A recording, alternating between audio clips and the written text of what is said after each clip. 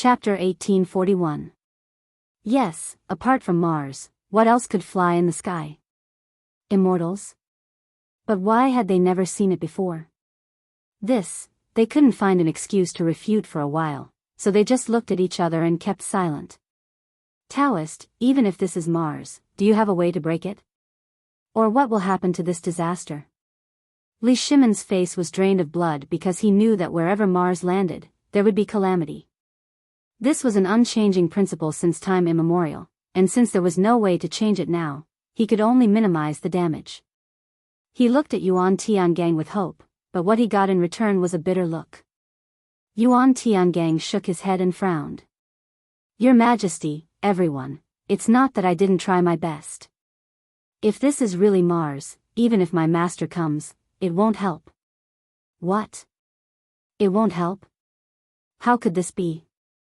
With tears in their eyes, everyone looked at the thing in the sky unwillingly and shouted that the heaven was unfair. At this time, they really believed what Yuan Tiangang said, because they knew that there was nothing that could fly in the sky. If there really was, it had to be Mars, and the Tang Empire was about to usher in an unprecedented disaster. Everyone kept crying and complaining.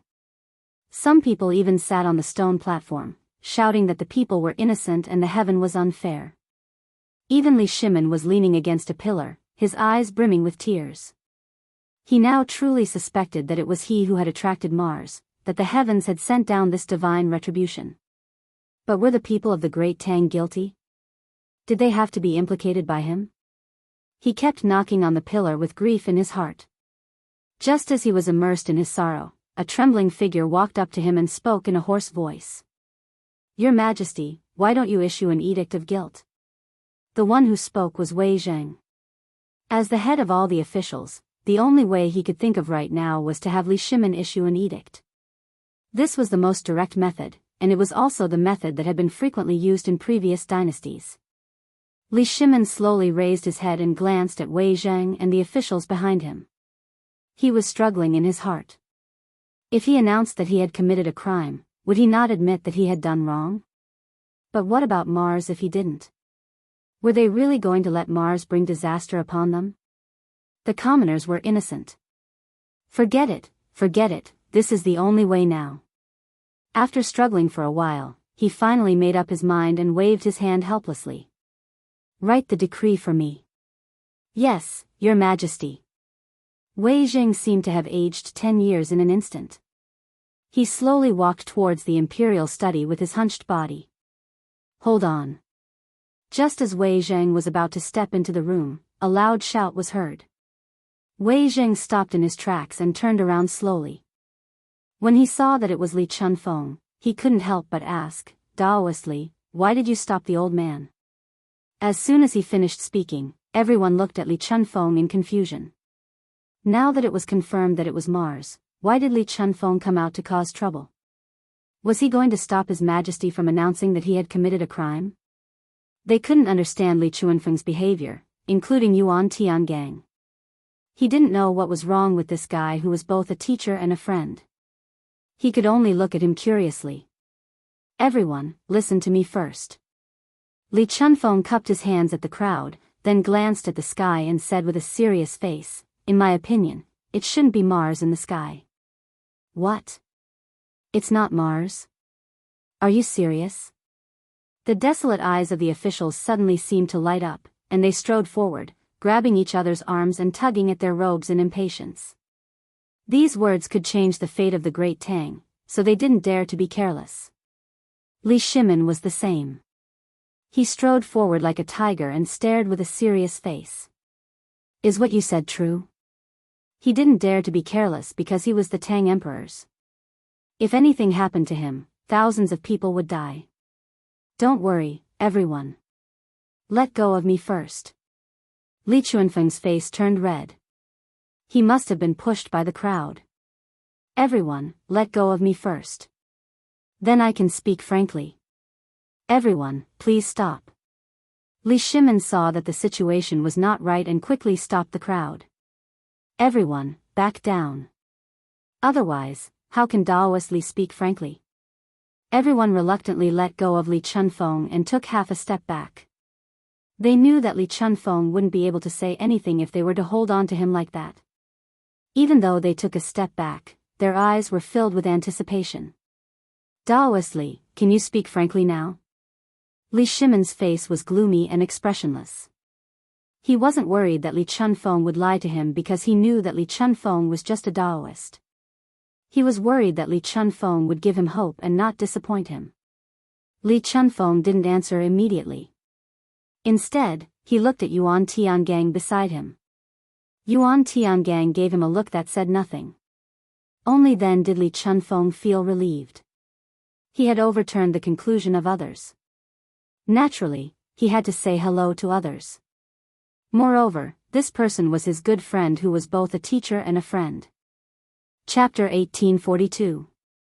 At the same time, in Chang'an City. At this time, it was the busiest time in Chang'an City. The streets and alleys were filled with the sound of merchants soliciting customers. Servants shuttled through the crowd. Peddlers were walking and stopping with goods on their shoulders. Pairs of men and women were choosing goods on the shelves. The whole city was bustling with people coming and going. It was very lively. Zhu Zi was still hawking on the street with the fermented glutinous rice as usual. Fermented glutinous rice, fermented glutinous rice. Just then, a roar came from behind. Zhu Zi. It's Hu Zi. Zhu Zi stopped and glanced behind him. Hu Zi held the load on his shoulder and quickly stepped forward to walk side by side with Zhu Zi. Zhu Zi, how's the business today? How can it be? It's the same as usual. Zhu Zi smiled and patted the jar with his left hand.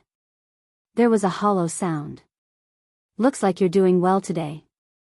Hu Zi glanced at the jar and smiled. Do you want to take a rest? Okay. Zhu Zi agreed without hesitation. Then, he glanced at the corner and said, let's go there to rest. After that, he walked to the corner with the load on his shoulder. Leaning against the corner, he put down the load. Hu Zi followed him closely. The two sat on the ground. Hu Zi wiped the sweat on his forehead and said with a smile, Zhu Zi, where's your fermented glutinous rice?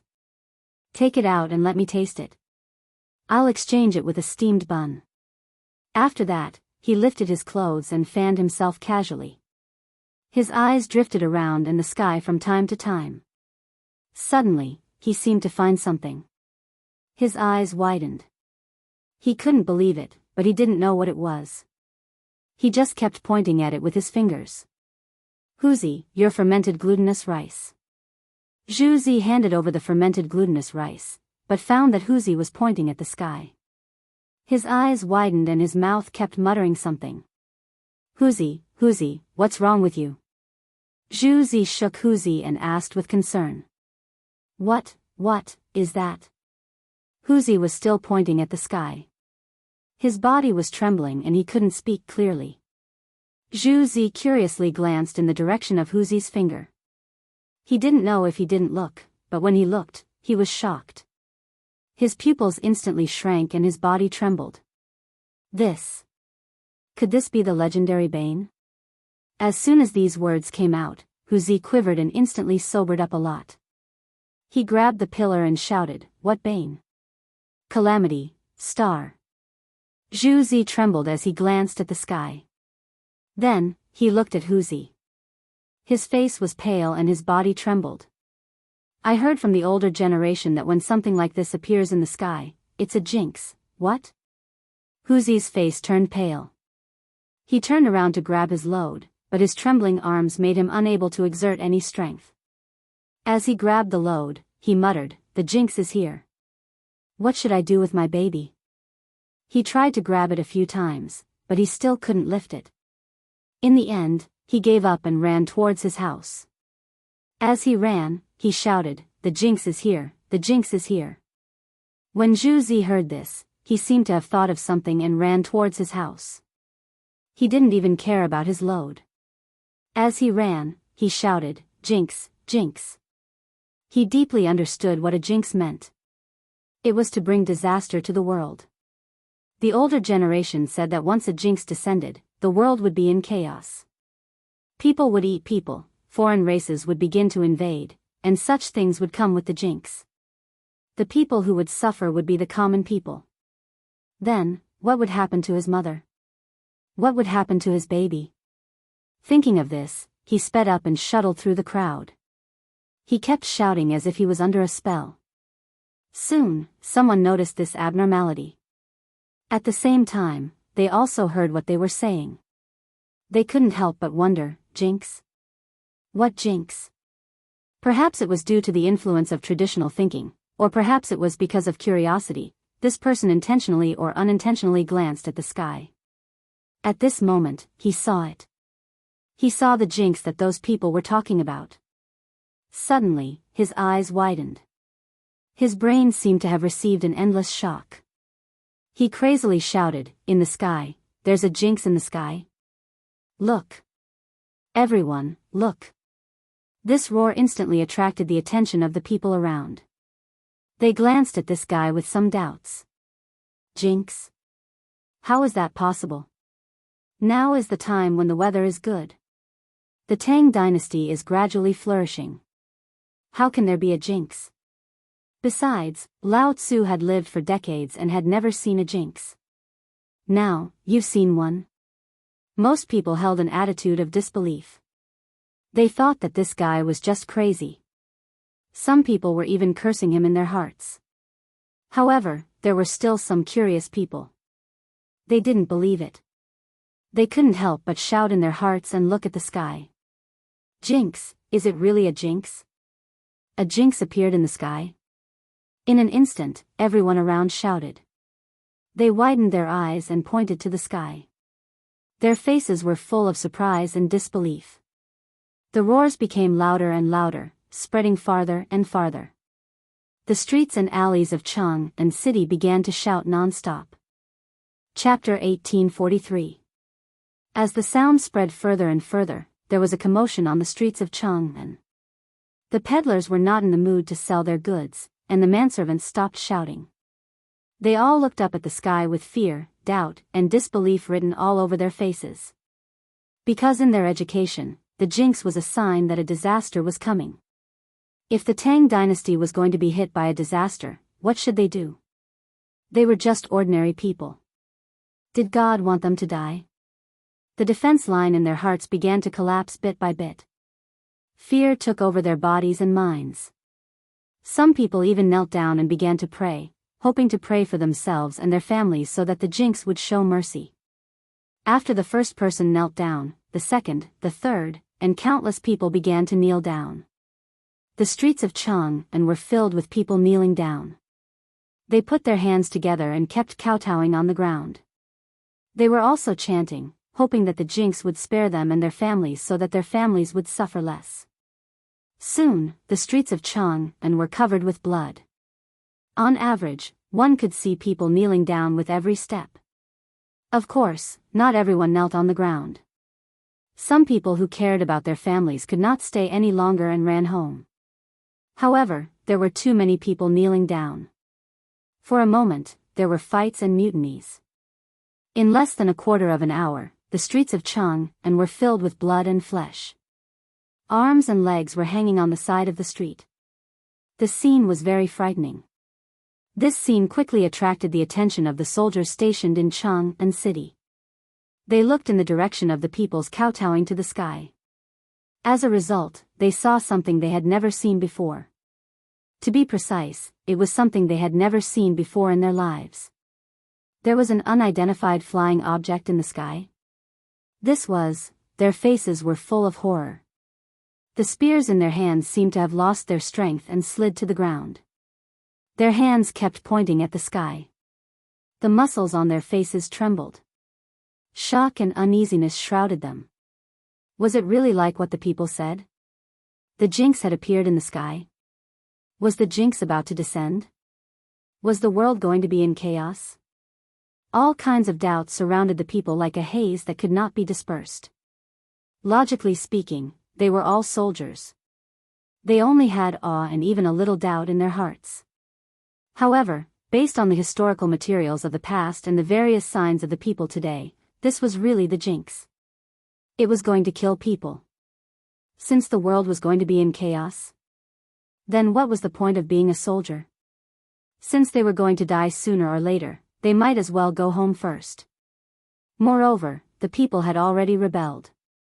As the guards of Chang'an city, they would definitely be punished.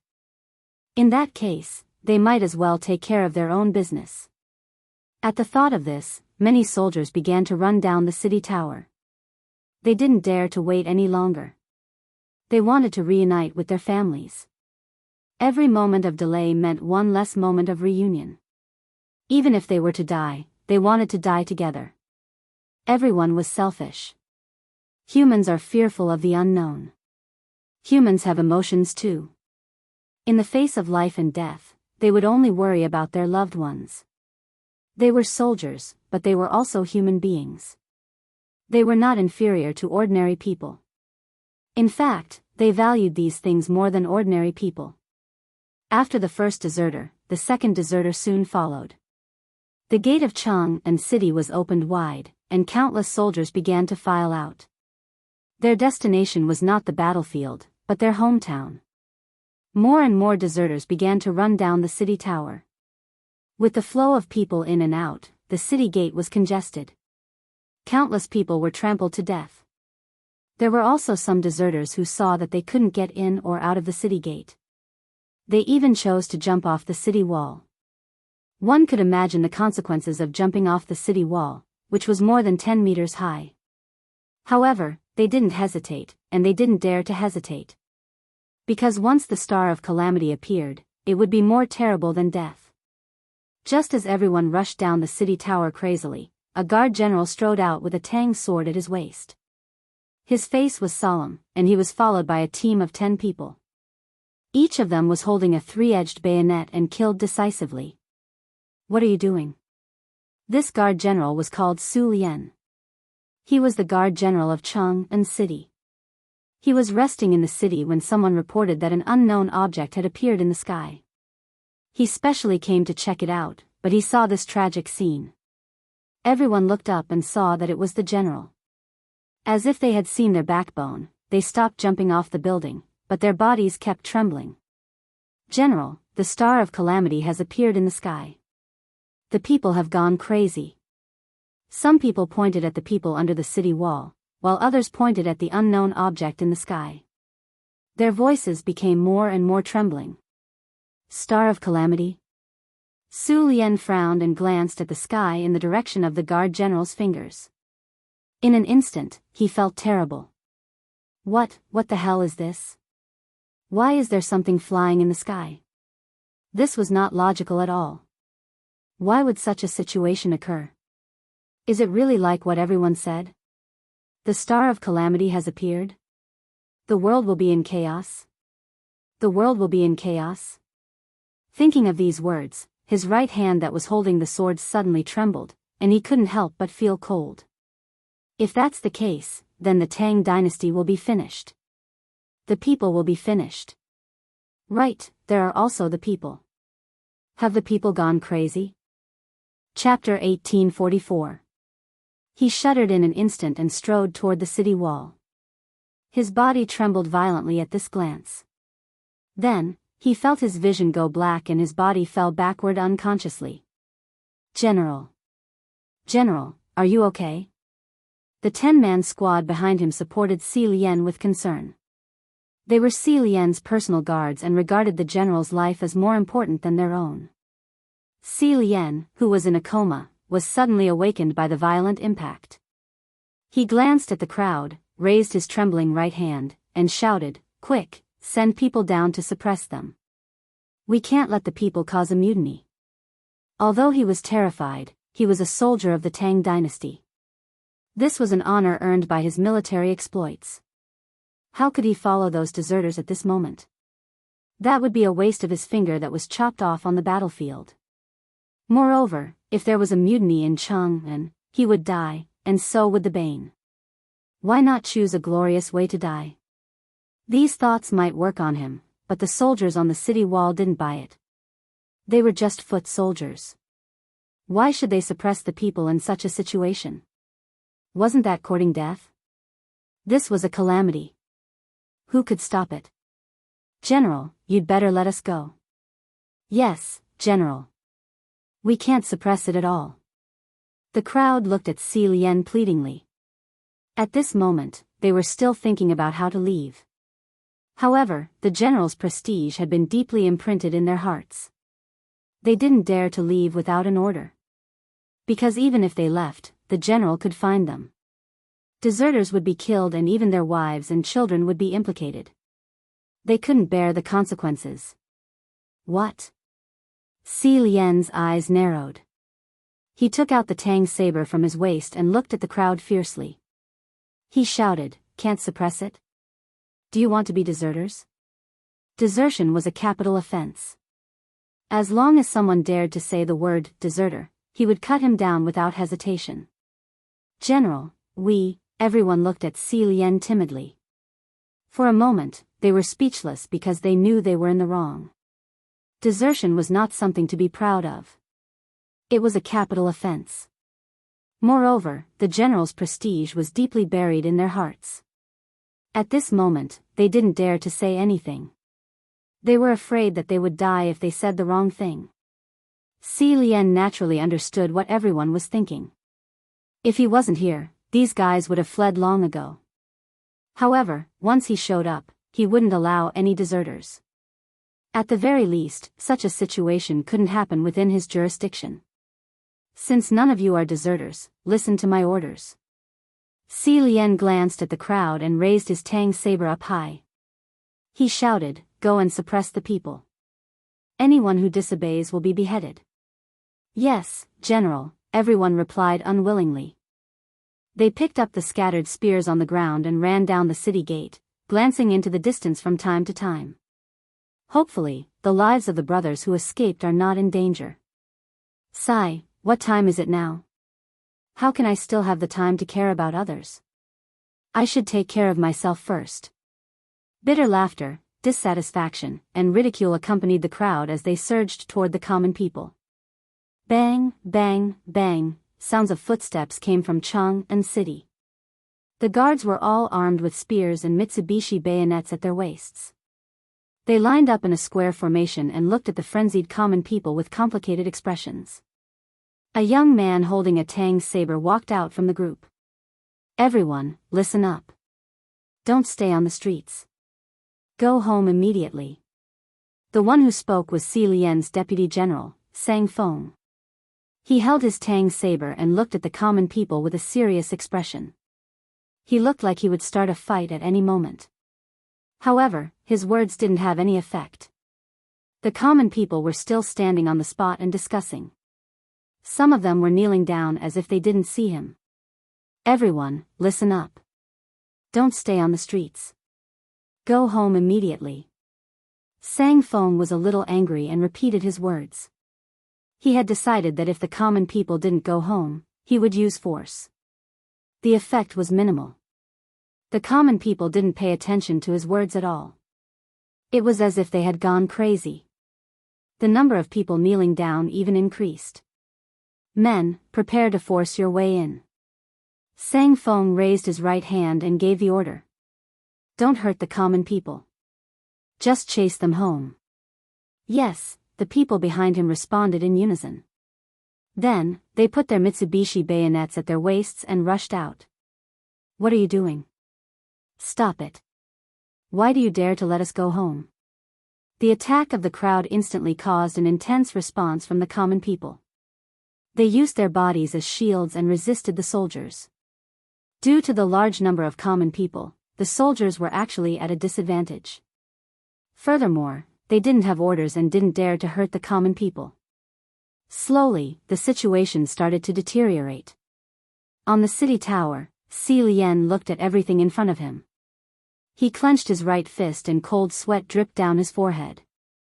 He had a bad feeling. The common people were gathering and kowtowing on the ground.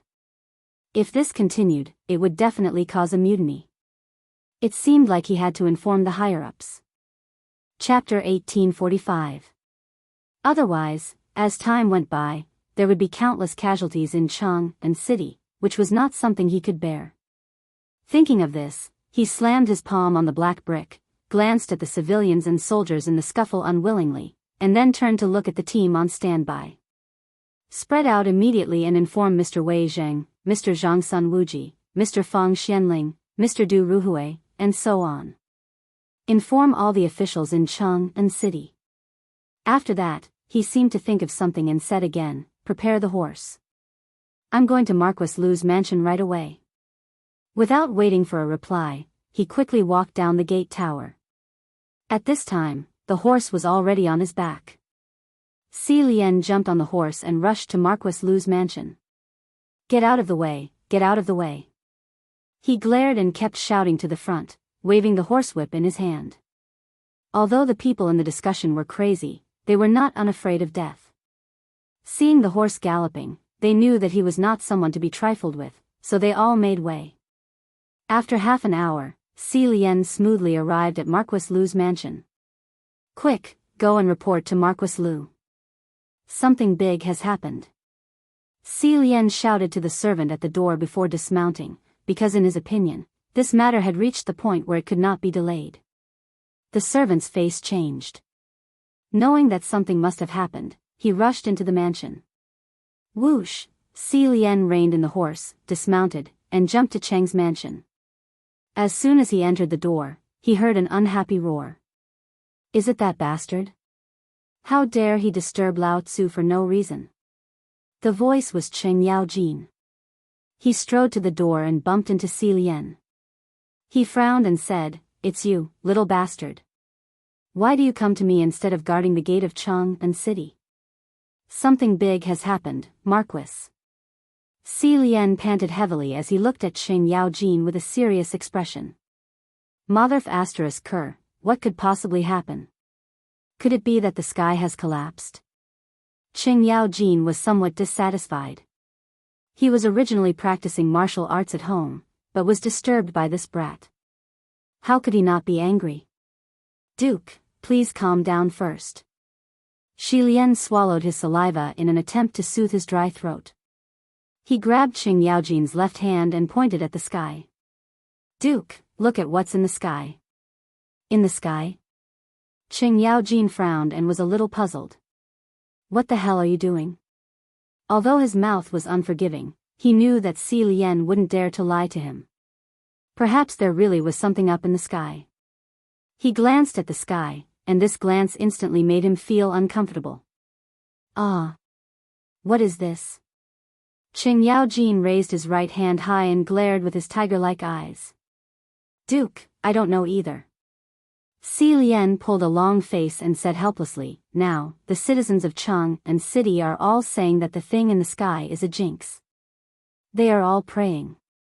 Chang'an City is already in chaos, and there are even casualties. What did you say? Cheng Yaojin's body shook violently, and he slapped him with a backhand. He glared at him and said, Why didn't you stop something like this from happening in Chang'an City? As a duke, he had the responsibility to protect Chang'an. Now that something like this had happened, the first thing he thought of was order. Duke, you can't blame me for this. Si Lian touched his burning cheeks and felt wronged. Duke, I've already sent people to stop it, but there's little effect. The citizens are convinced that the jinx is a jinx, and they are close to going crazy.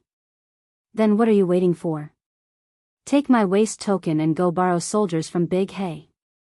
Cheng Yaojin looked as if he expected better from Si Lian. He took out a waist token from his waist and threw it to Si Lian. Go find Big He immediately. I have to go to the palace to discuss this with Her Majesty. Without waiting for Si Lian to reply, he walked to the door and said, Cheng Yi, prepare a horse to go to the palace. When he arrived at the door, the horse was already prepared. Cheng Yaojin jumped on the horse, held a long whip in his hand, and left in the direction of the palace. At the same time, in Wei Zheng's residence, groups of servants and maidservants gathered together.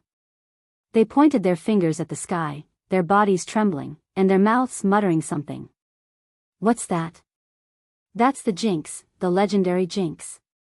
As soon as these words came out, the crowd exploded. Cries of surprise and pleas connected together. The entire front yard was like a sudden clap of thunder, and it was out of control. They were all ordinary citizens, and they had a deep fear of the jinx. Although this fear was passed down from the older generation, they finally understood what it was like after seeing it today. It was like the sky was falling and the earth was sinking. The cries of surprise in the courtyard became louder and louder until it spread throughout the Wei residence. "Why are you crying out?" A middle-aged man who looked like a servant walked out and pointed at the crowd. He was the steward of the Wei residence and was usually in charge of all matters in the residence, such as disciplining the servants. Usually, these fellows would refuse to do any work, but today, they actually had the leisure to talk about right and wrong.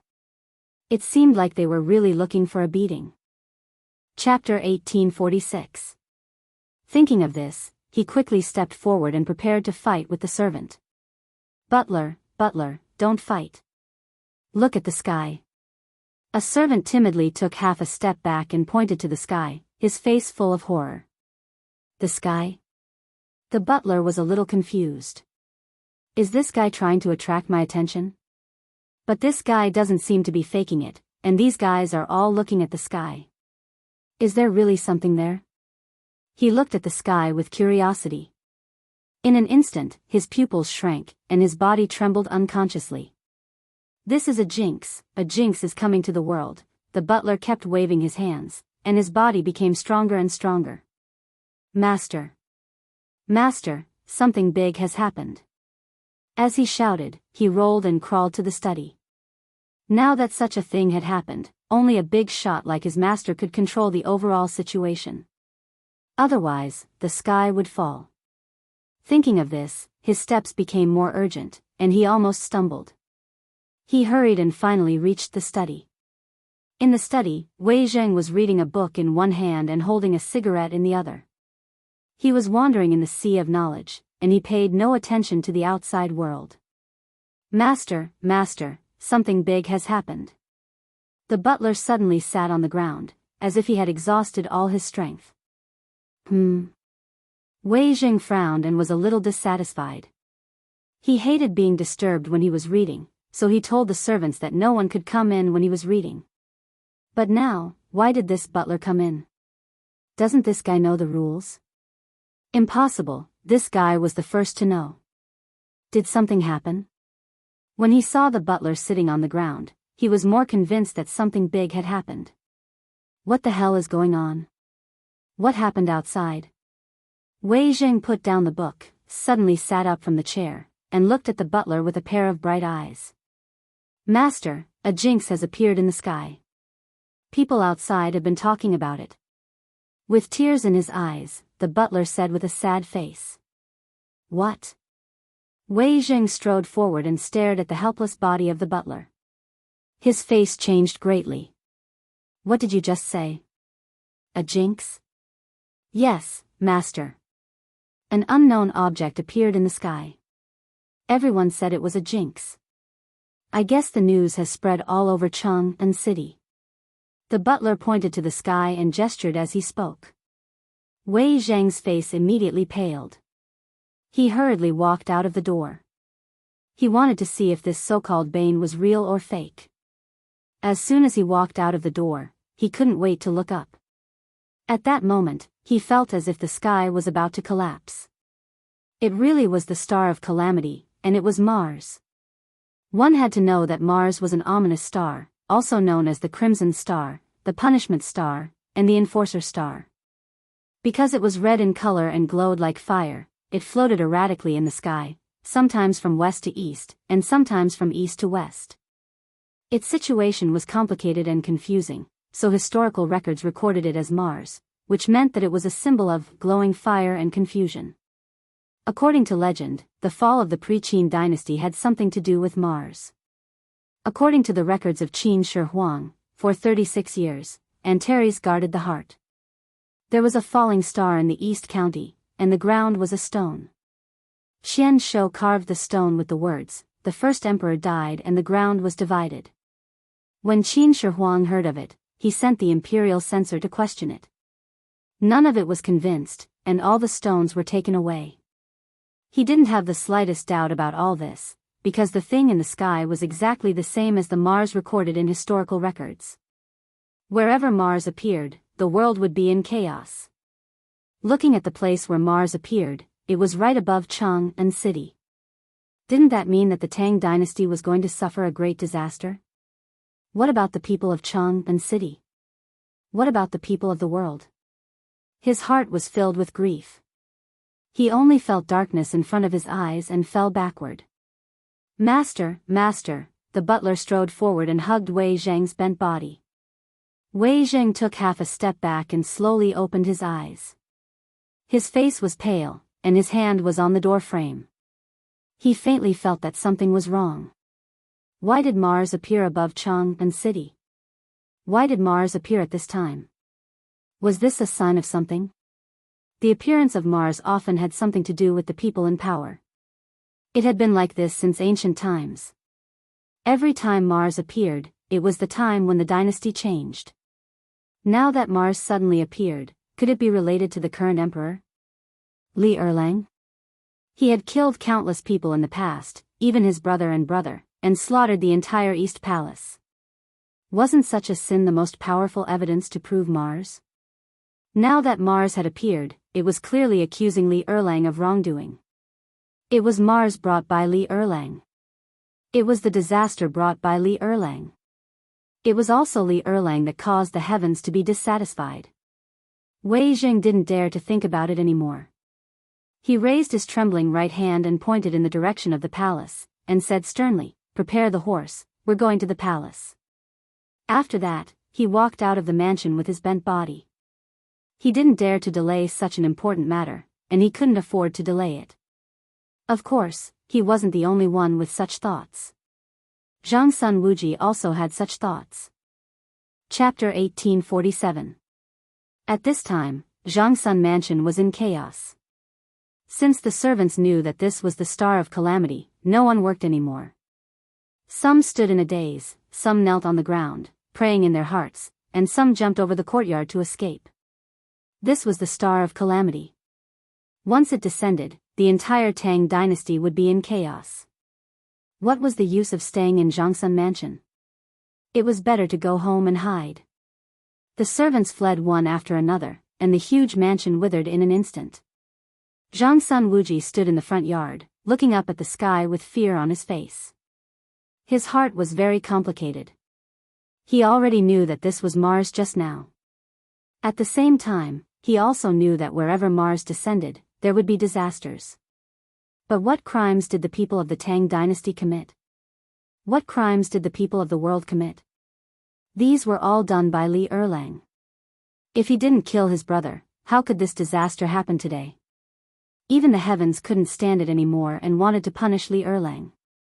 The funny thing was that he was once Li Erlang's accomplice.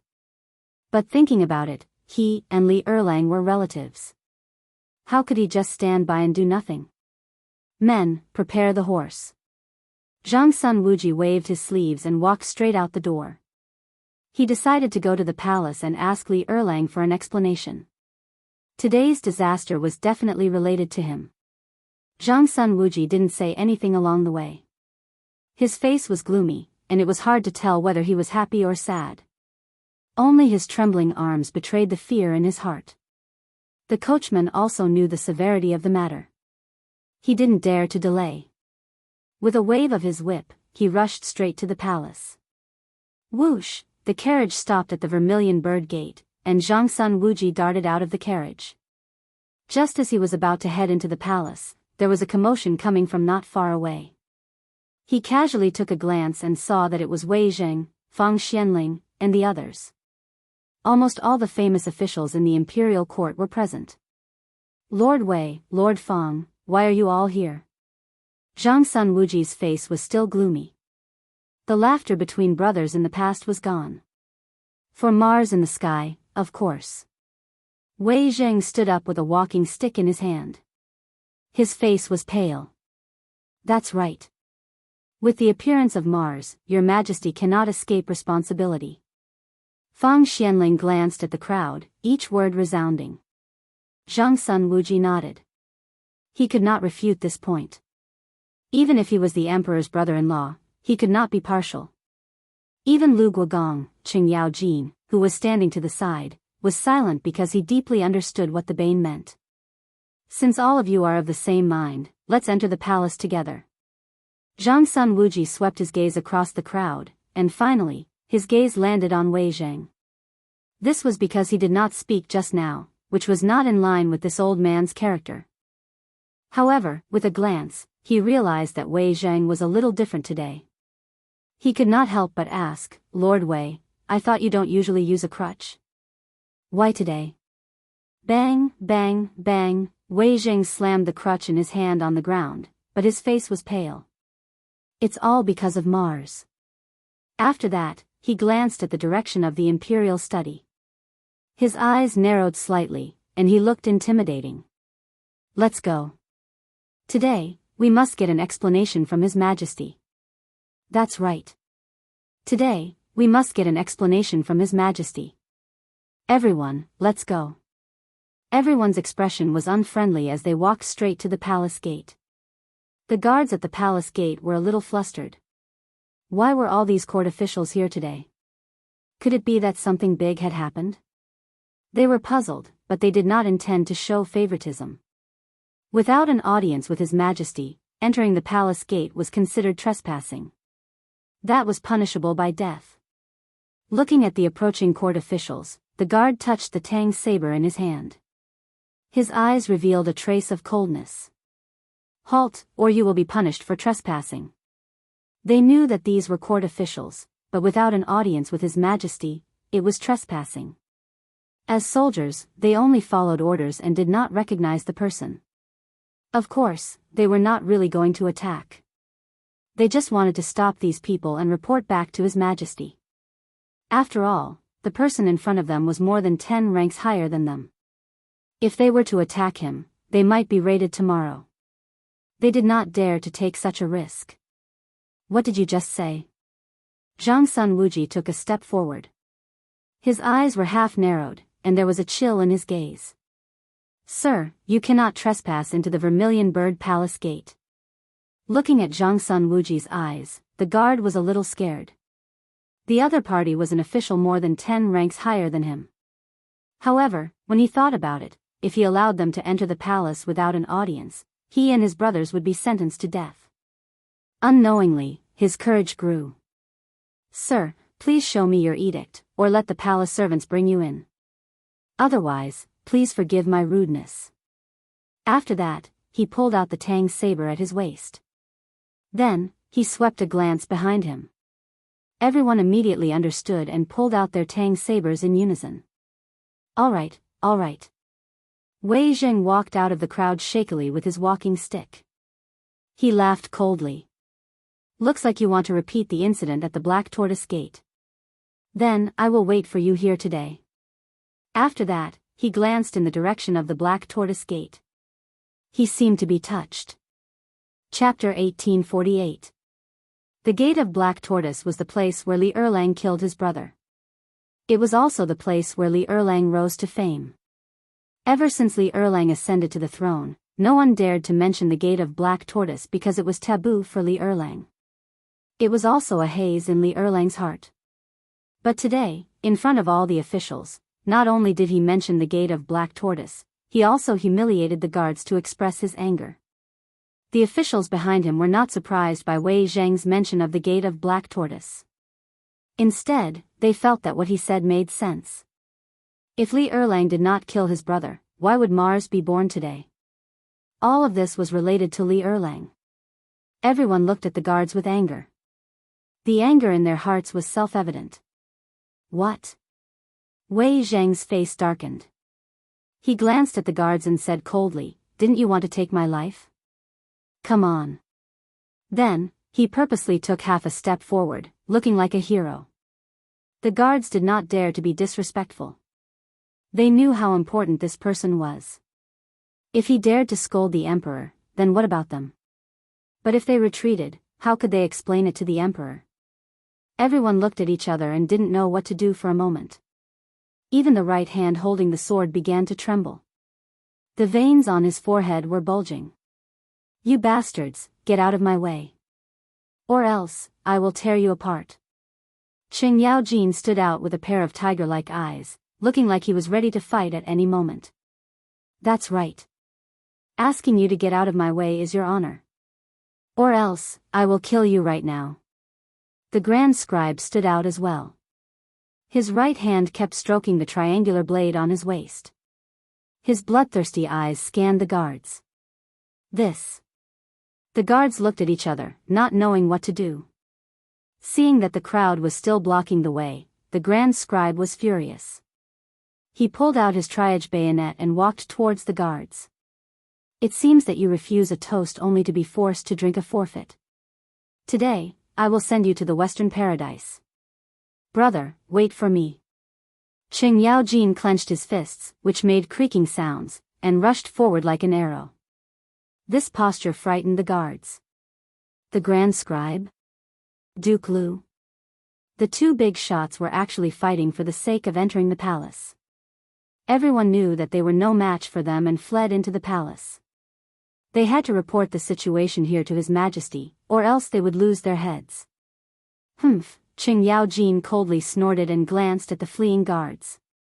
He secretly spat, luckily you bastards ran fast enough, otherwise Lao Tzu would definitely cripple you. After he finished speaking, he seemed to have thought of something. He turned around and said with a serious expression, Lord Wei, Lord Feng, Lord Zhangsun, please leave. Although he usually didn't like these guys, he still admired their attitude and appearance today, especially this Wei Zheng, who had a fearless face. Seeing that the palace door was no longer blocked, the officials all walked towards the palace door at the same time. They were heading towards the imperial study. Everyone was aggressive and had a serious expression. It was as if there was no one in the palace. Even if there were eunuchs and palace servants, when they saw this scene, they would stay far away for fear of attracting trouble. In a moment, they arrived at the door of the imperial study. At this time, little Gizi was standing at the door waiting for orders. When he saw the officials gathered, he was surprised. Why were so many officials gathered together? Could it be that something big had happened? However, he quickly suppressed the surprise in his heart. After all, he was His Majesty's personal eunuch. He couldn't be so ignorant. Sirs, why are you all gathered here today? Do you have something important to discuss with His Majesty? Shall I inform His Majesty? Little Gizi looked at the officials with a smile, nodding and bowing from time to time. Looking at these guys, it didn't look like anything good. It was better to be cautious. Get lost. Chang'an's face darkened. He kicked him and said coldly, what right does a eunuch like you have to speak? After speaking, he didn't wait for little Gizi's reaction and stepped into the imperial study. The other officials followed closely behind.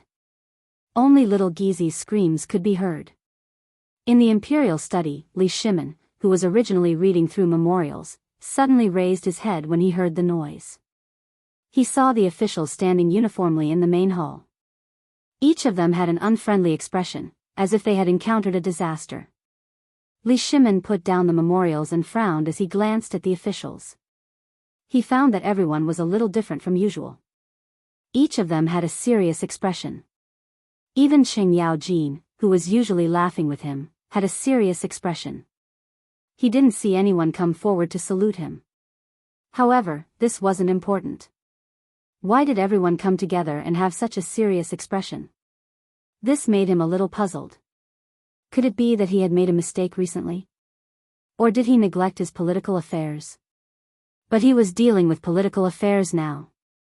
His mind was constantly turning, trying to find if he had done something wrong. However, he couldn't find anything. He could only ask tentatively, what's wrong with everyone today? Your Majesty, you are really leisurely. You even have time to read memorials now. Chapter 1849. Wei Zheng took half a step forward and sneered. Li Shimin frowned and was puzzled. Why do you say that? Does your Majesty not know what's going on outside? Wei Zheng snorted and asked in return. He did not believe that His Majesty did not receive any news in the palace. Outside? Li Shimin walked down from the dragon throne and glanced outside the door. He wondered, what could have happened outside? Your Majesty, something big has happened outside. Mars has descended. Qing Yaojin took a step forward and looked at Li Shimin as he spoke. He originally did not know the 3 words Mars, and only found out after a discussion with the officials. What? Mars? Li Shimin's expression changed and his body trembled. He did not doubt Qing Yaojin's words, nor did he doubt the officials. Today's situation was not simple. Moreover, he deeply understood what Mars was. It was a star of misfortune. As long as Mars descended, it would be accompanied by disaster.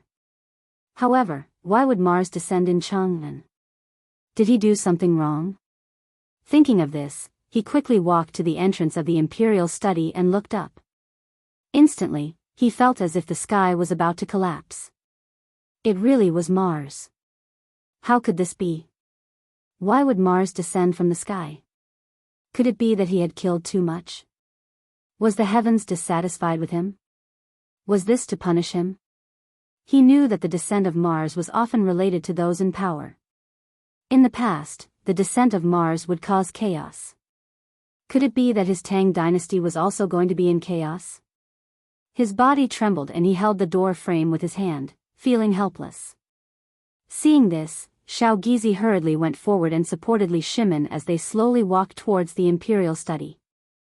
Just as they walked into the hall, Wei Zheng's cold voice sounded. Your Majesty, Mars has descended because you have killed too much in your early years. You should give the world an explanation.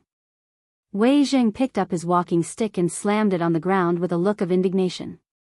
He thought that it was impossible for His Majesty to only know about it now. It must be an act.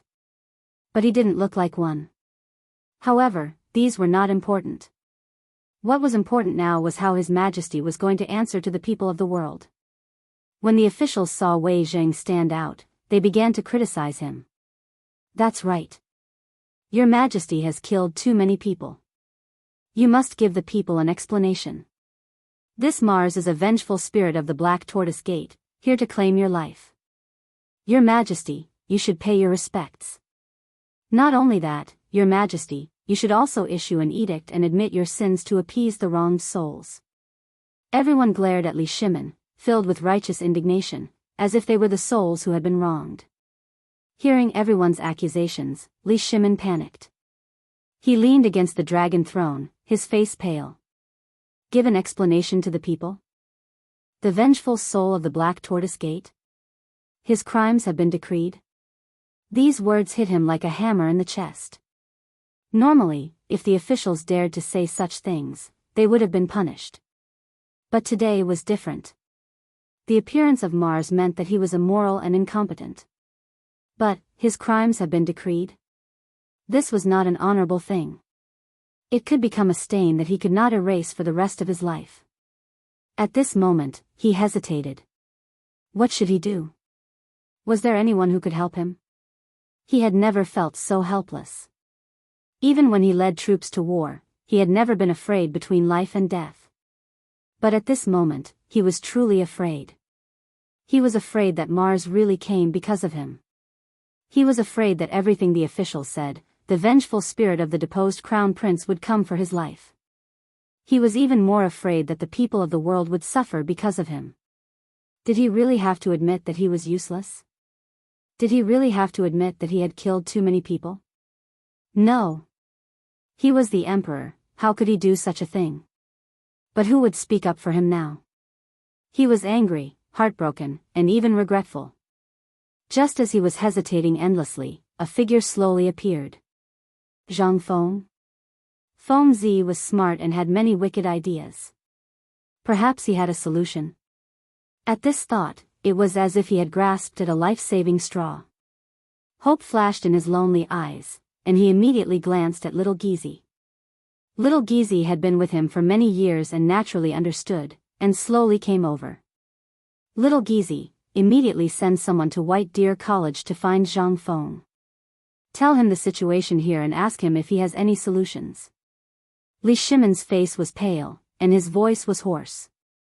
At this moment, he placed all his hopes on Zhang Feng. Little Gizi understood the severity of the matter, nodded, and left.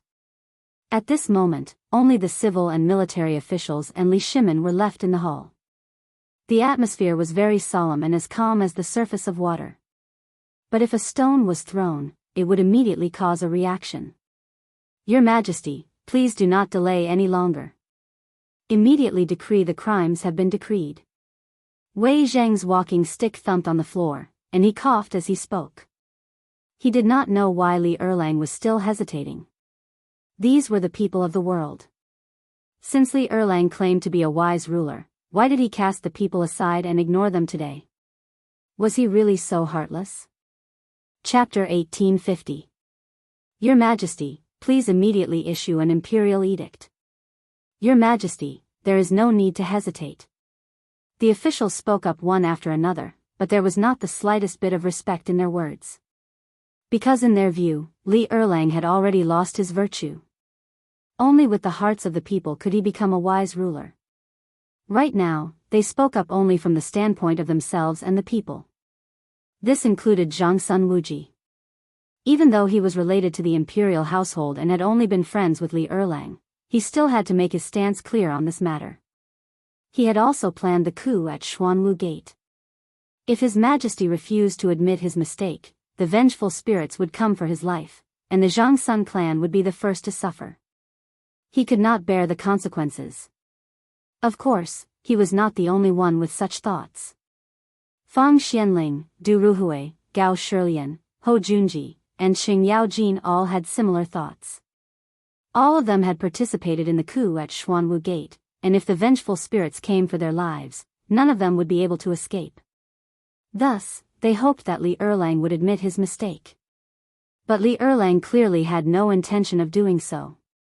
Li Shimin felt powerless as he listened to the advice of the officials, and a chill ran down his spine. But he still had a sliver of hope, Zhang Feng. As long as Zhang Feng had a plan, the crisis before him could be resolved. Yes, it could definitely be resolved. He constantly comforted himself. His lonely eyes would occasionally glance at the door, hoping that this person who carried his hopes would bring good news. But the advice of the officials was getting more and more intense, and he had no choice but to reply. He could only raise his trembling right hand and wave it. Everyone, withdraw for now. Allow us to reconsider. Wei Zheng glanced at Li Shimin and coldly chuckled. Does your Majesty not want to face the reality of Mars? After he finished speaking, he glanced at the officials behind him with a hint of disappointment in his eyes.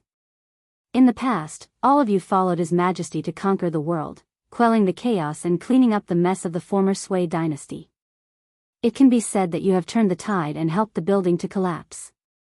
Within the four regions, the Tang dynasty was ruled by Emperor Yang of Sui. At this point, he looked at Li Shimin and said coldly, however, the incident at the Xuanwu Gate, Your Majesty killed your brothers, usurped the throne, and bullied other people's wives and daughters. This is a crime that cannot be reversed. Does your Majesty want to be slandered by the world? How could the officials face each other in the court? Are palace maids disloyal? You, Li Shimin pointed at Wei Zheng, his right hand trembling.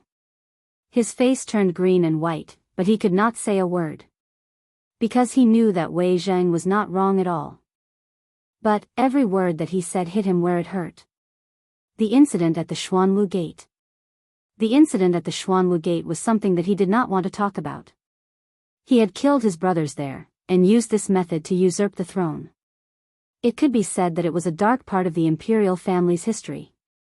After the incident, he did not want to talk about this sad incident, and also to prevent the world from talking about it. But today, Wei Zheng brought this incident up again.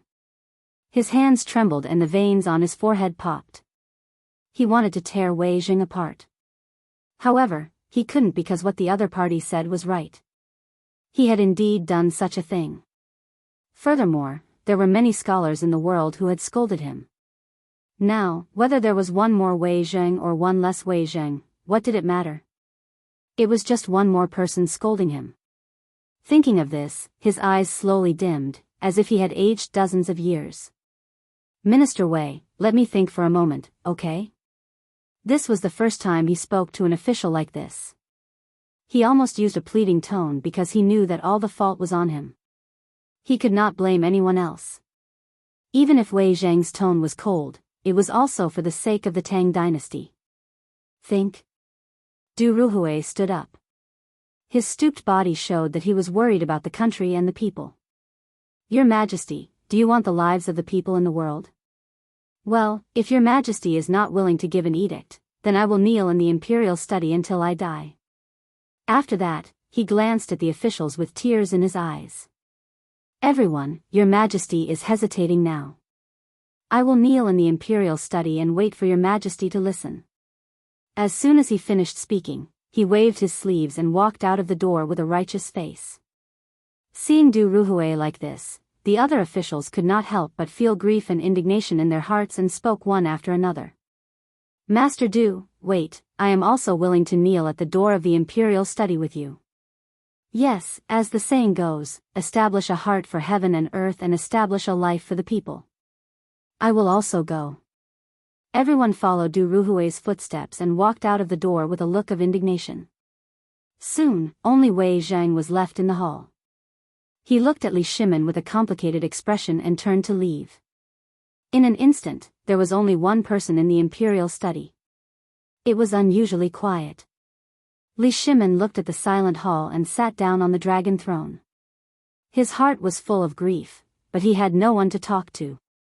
He slowly took out a cigarette from his waist with his trembling right hand, trying to numb himself with the cigarette. He took it out with a backhand, but there was no lighter. A wave of powerlessness came over him. Usually, for safety, little Gizi always carried the lighter with him. Now that little Gizi was not here, he could not even smoke. As the emperor, it was really ridiculous. Just as he was feeling sad, footsteps came from the door. Chapter 1851.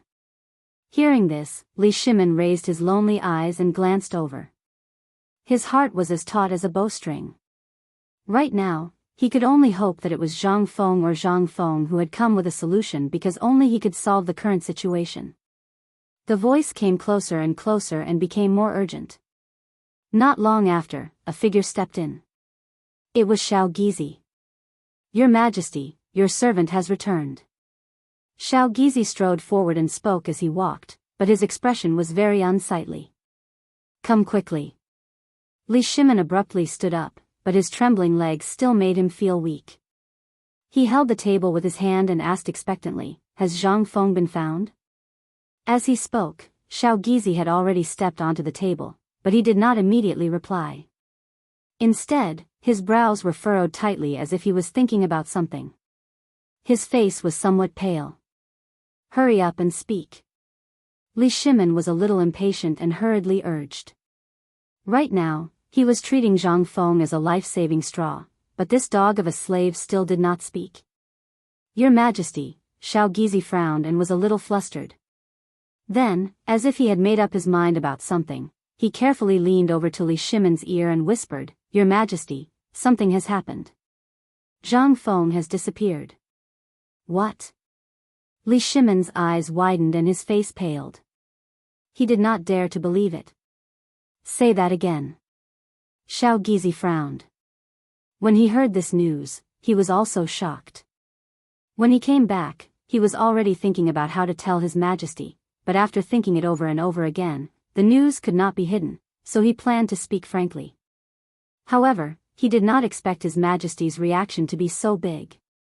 Your Majesty. Zhang Feng has disappeared.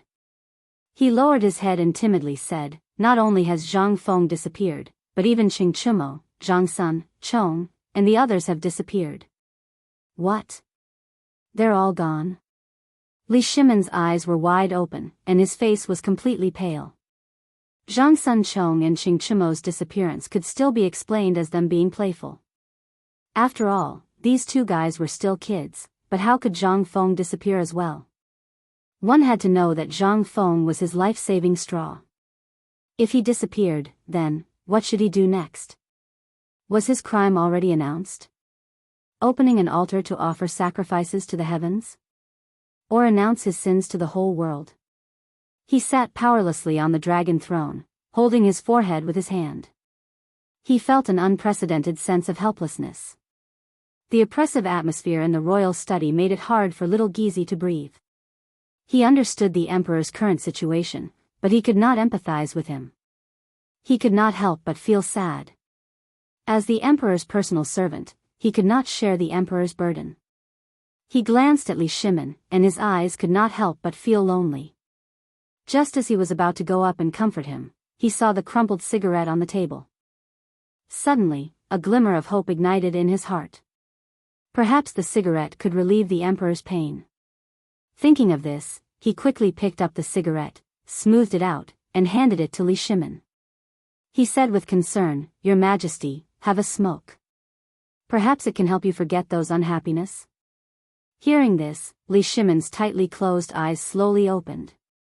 He rubbed his forehead with blue veins, looked at little Gizi, and nodded weakly. He knew that little Gizi was doing this for his own good. Moreover, he really did need the cigarette to relieve his tense nerves. Seeing the emperor nod, little Gizi was overjoyed. He quickly handed the cigarette over and lit it. The cigarette was slowly lit, emitting bursts of green smoke. Li Shimin took the opportunity to take a deep breath. The cigarette instantly entered his nose and stimulated his brain.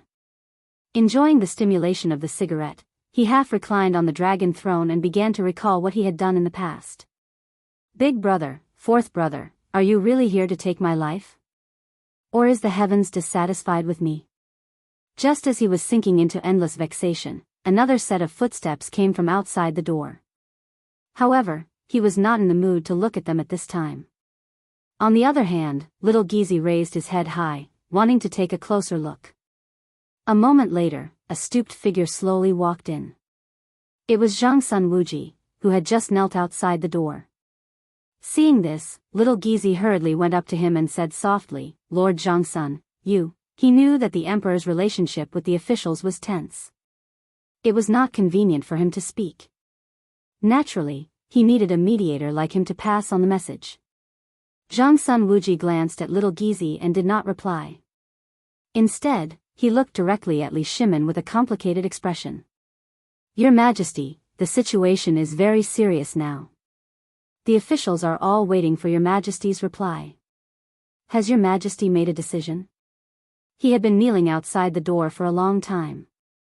Seeing that there was no news from Li Erlang and that the officials were anxious, as a relative of the emperor, he had to come in and ask. Li Shimin naturally knew what the other party was thinking. He raised his heavy head and glanced weakly at him. "Auxiliary machine, even you want to force me?" Erlang, Zhang Sun Wuji looked at Li Shimin and choked a little. In the end, he didn't say those words because he couldn't bear it. After all, Li Erlang was his brother-in-law. The Tang dynasty could not do without the support of Zhang Sun's family. Chapter 1852. Moreover, he and Erlang were friends. In those days, he followed Erlang to quell the rebellion and planned the change of the Xuanwu Gate.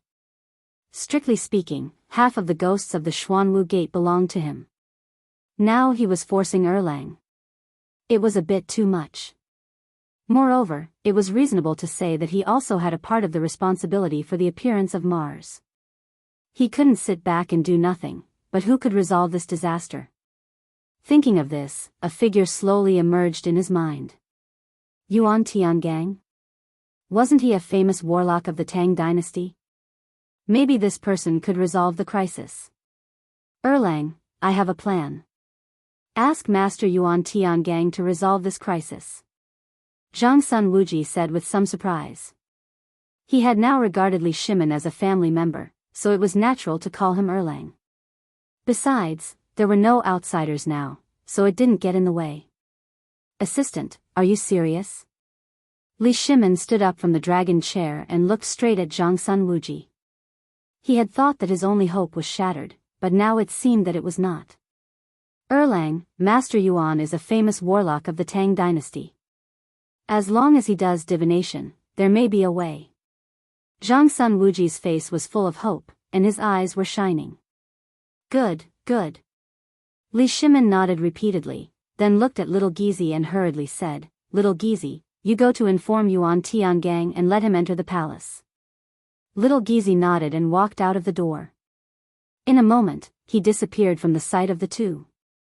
Looking at the receding figure, Li Shimin could no longer sit still. He slowly walked down from the hall, took a drag of the cigarette, and kept pacing in the hall. He was upset. He was a little worried. What if Yuan Tiangang couldn't do anything? What if Yuan Tiangang was not there? Now only Yuan Tiangang could save him. Seeing Li Shimin so anxious, Zhang Sun Wuji stepped forward and comforted him. Erlang, don't worry. When Master Yuan comes, everything will be clear. Hearing this, Li Shimin slowed down his steps and looked at Zhang Sun Wuji. He sighed and said with some sadness, maybe. After that, he took a deep puff of his cigarette and continued to walk around the hall. Zhang Sun Wuji didn't say anything else either. He clasped his hands behind his back and looked at the door from afar. Only the sound of footsteps could be heard in the huge imperial study. The atmosphere was a little tense. About half an hour later, the sound of footsteps came from outside the door. Hearing this voice, Li Shimin immediately stopped. His eyes kept looking out the door, hoping to see something. It wasn't that he didn't want to go out, but he didn't dare. With so many officials kneeling outside, if he went out, wouldn't he be torn apart alive? A moment later, two figures stepped into the imperial study. They were Little Gizi and Yuan Tiangang. Commoner Yuan Tiangang pays his respects to your majesty. Yuan Tiangang made a Taoist seal with his hands and bowed. Dispense with the formality, dispense with the formality. Li Shimin looked at Yuan Tiangang with surprise. He stepped forward and said directly, Master Yuan, I invited you here this time for the thing in the sky. I hope Master Yuan can divine it. He couldn't afford any delay now. He must solve it as soon as possible. Yuan Tiangang frowned and didn't answer immediately.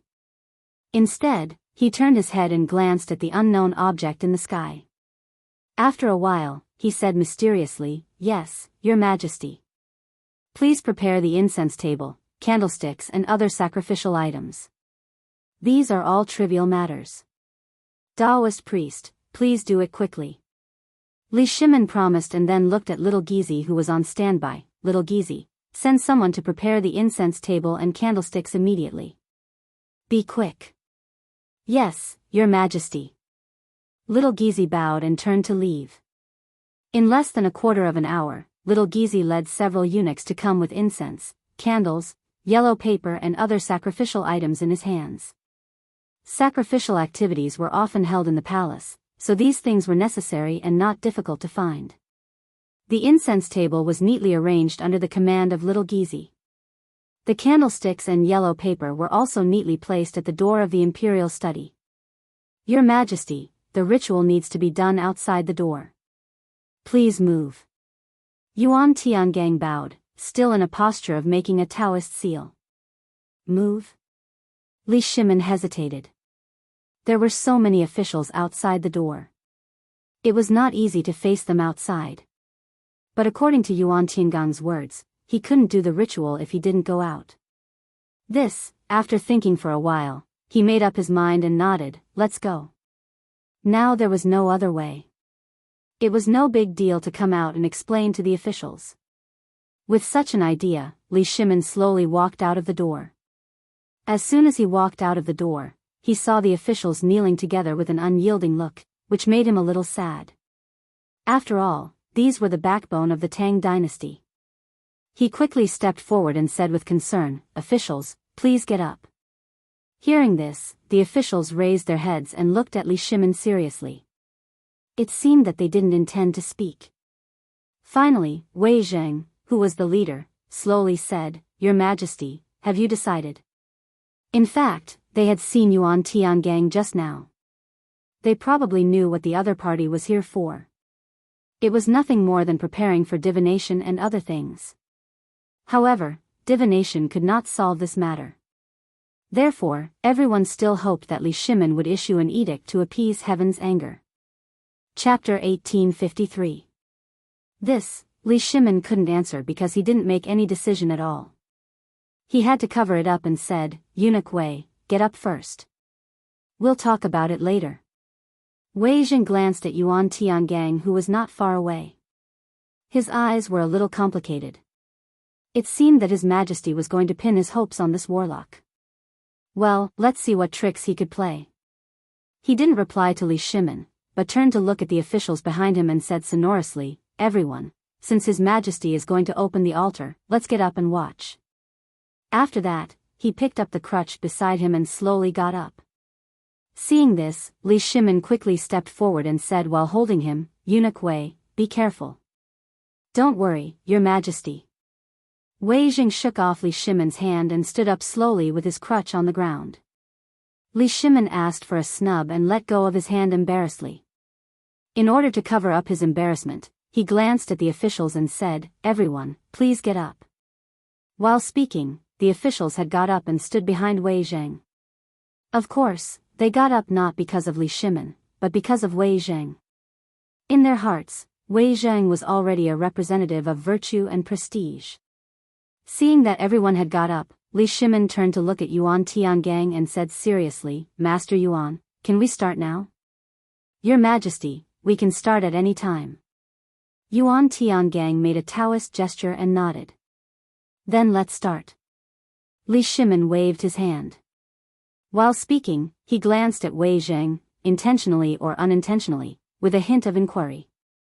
However, Wei Jing didn't seem to intend to speak. He just held the crutch in his hand and squinted his eyes, giving people a deep feeling. "Yes, Your Majesty." Yuan Tiangang nodded and waved his sleeves and walked to the incense table. He first glanced at the incense burner table and then glanced at the unidentified object in the sky. Then, he slowly picked up the wooden sword on the incense burner table with his left hand and held it vertically in front of him. His right hand formed a seal and placed it in front of his nose as he began to chant. Wearing an imperial canopy on the head, walking on Kuei Gang, supporting Lu Jia on the left, Lu Ding on the right, Lu Ding on the right, Huang Shen in front, and Yu Zhang behind. As soon as the words left his mouth, his eyes snapped open. In that instant, they seemed to emit a bright light that was impossible to see or touch. Then, he began to brandish the wooden sword in his hand. First up, then down. It seemed disorderly, but in reality, it contained the universe within it.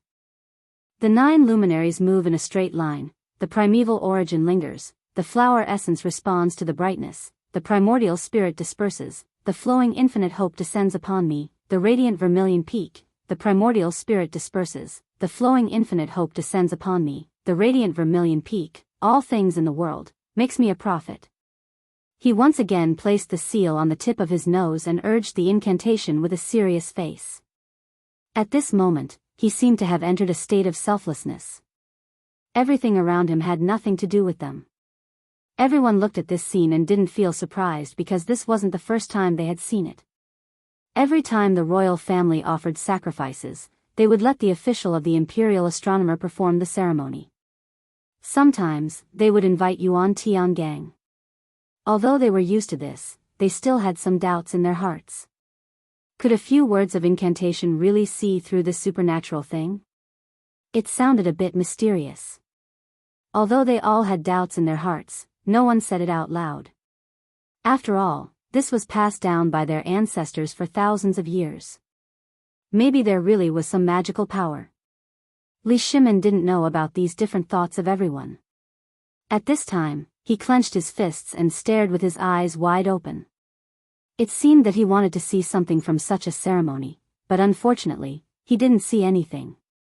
He now completely pinned his hopes on Yuan Tiangang, or this ceremony, so he was the most nervous and didn't want anything to happen. At this time, he was like a tight bowstring that would break with a little carelessness. Moreover, as the emperor of the Tang dynasty, he must give the world an explanation, an answer, and appease the restless people. Otherwise, how could he face the people of the Tang dynasty in the future? Thinking of this, Li Shimin's face showed the sadness again. He subconsciously took out a cigarette from his waist and stretched out his slightly trembling right hand to touch the fire roll, but he didn't feel anything. At this time, little Gizi quickly took out the fire roll from his waist and handed it over respectfully. He was the close eunuch of His Majesty, so it was necessary for him to have sharp eyes.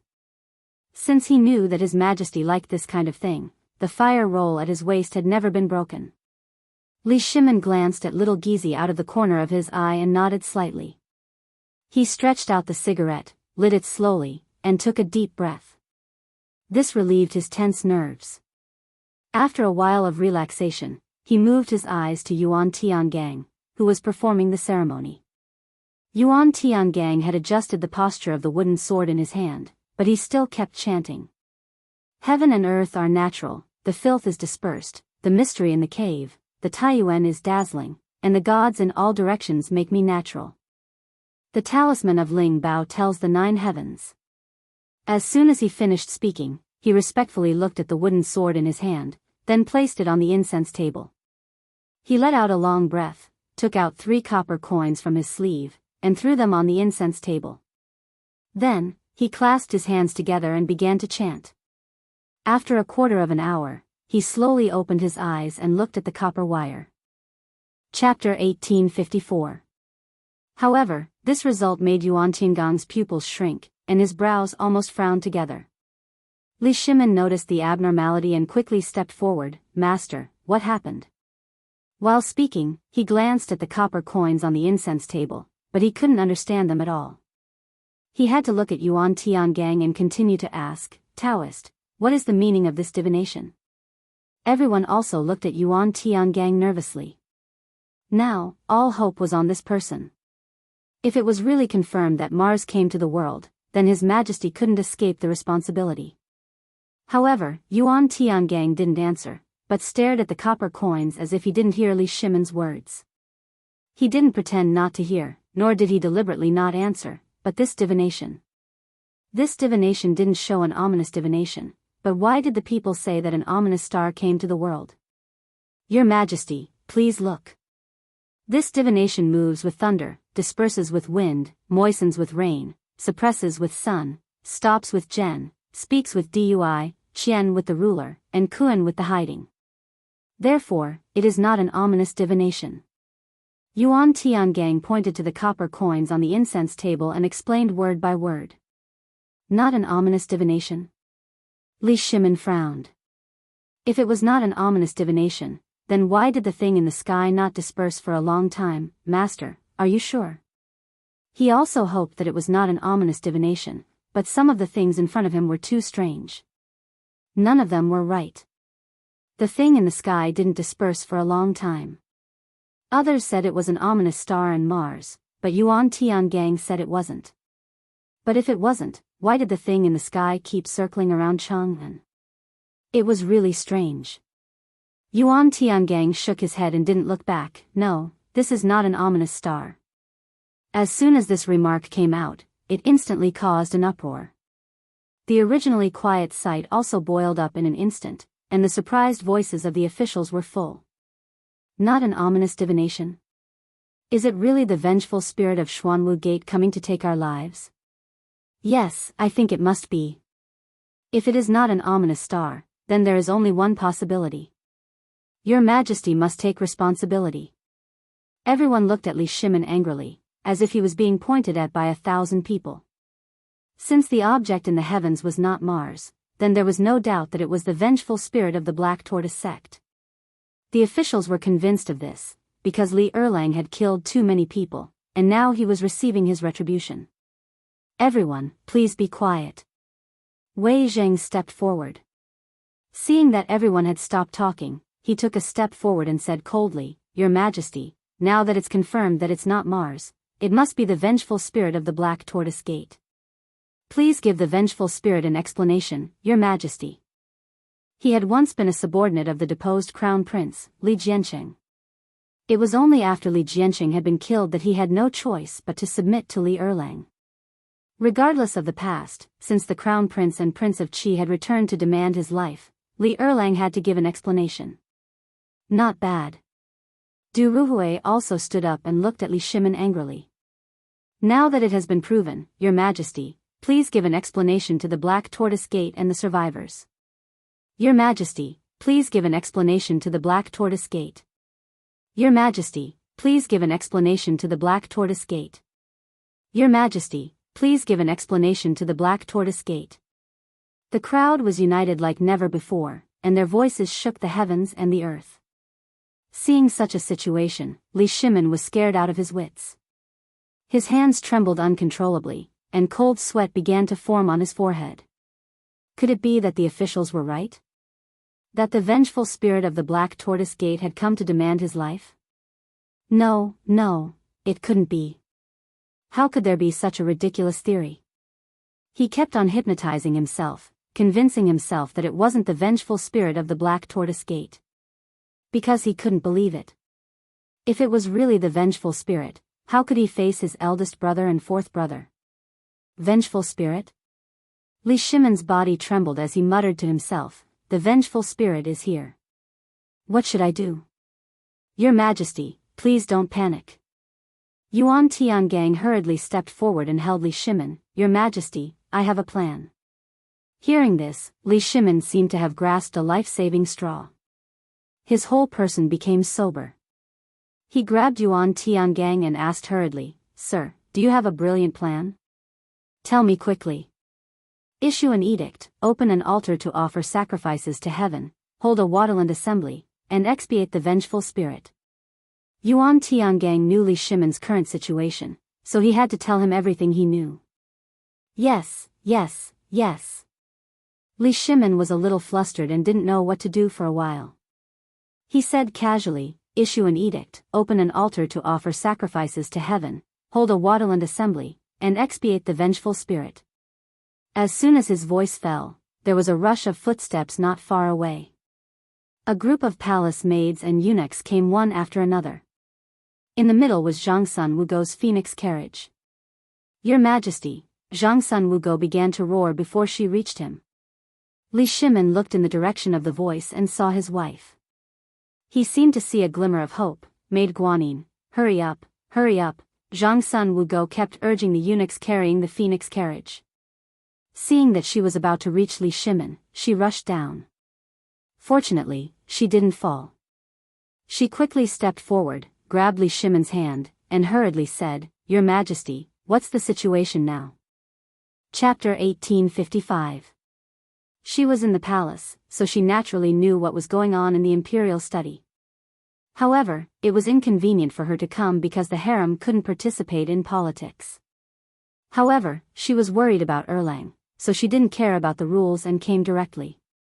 Guanyin maid, Li Shimin stroked Zhang Sun Wugo's tear-stained face and said sorrowfully, "It's the vengeful spirit of the Xuanwu Gate."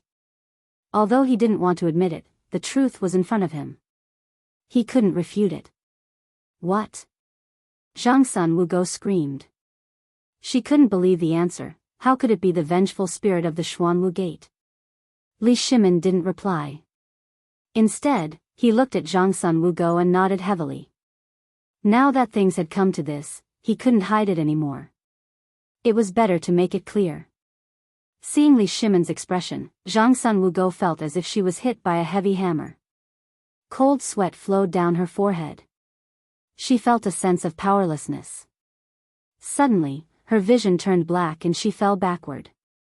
Guanyin maid, Li Shimin hugged Zhang Sun Wugo and kept shaking her. His voice was a little hoarse. After a violent shake, Zhang Sun Wugo slowly opened her beautiful eyes. She looked at the person in front of her and grabbed Li Shimin's wrist. Her face was a little pale. "Your Majesty, what should we do now?" "According to Master Yuan, I need to announce the punishment." Li Shimin looked at Zhang Sun Wugo and said with a sorrowful face. "Your Majesty, how can you make such a sacrifice?" Zhang Sun Wugo suddenly stood up. Her face was full of disbelief. "Sigh," Li Shimin sighed and said helplessly, "This is the only way now." "How could this be?" Zhang Sun Wugo's face was pale. Cold sweat flowed down her forehead. She glanced at the civil and military officials on the ground and her husband in front of her. She really believed the vengeful spirit of the Xuanwu Gate. So many civil and military officials were present, and even the famous Yuan Tiangang of the Tang dynasty was doing divination. It seemed that things had come to an irreversible point. She could be considered as the second beneficiary of the Black Tortoise Gate's change. Now that Erlang was in trouble, as the Empress, how could she sit by and do nothing?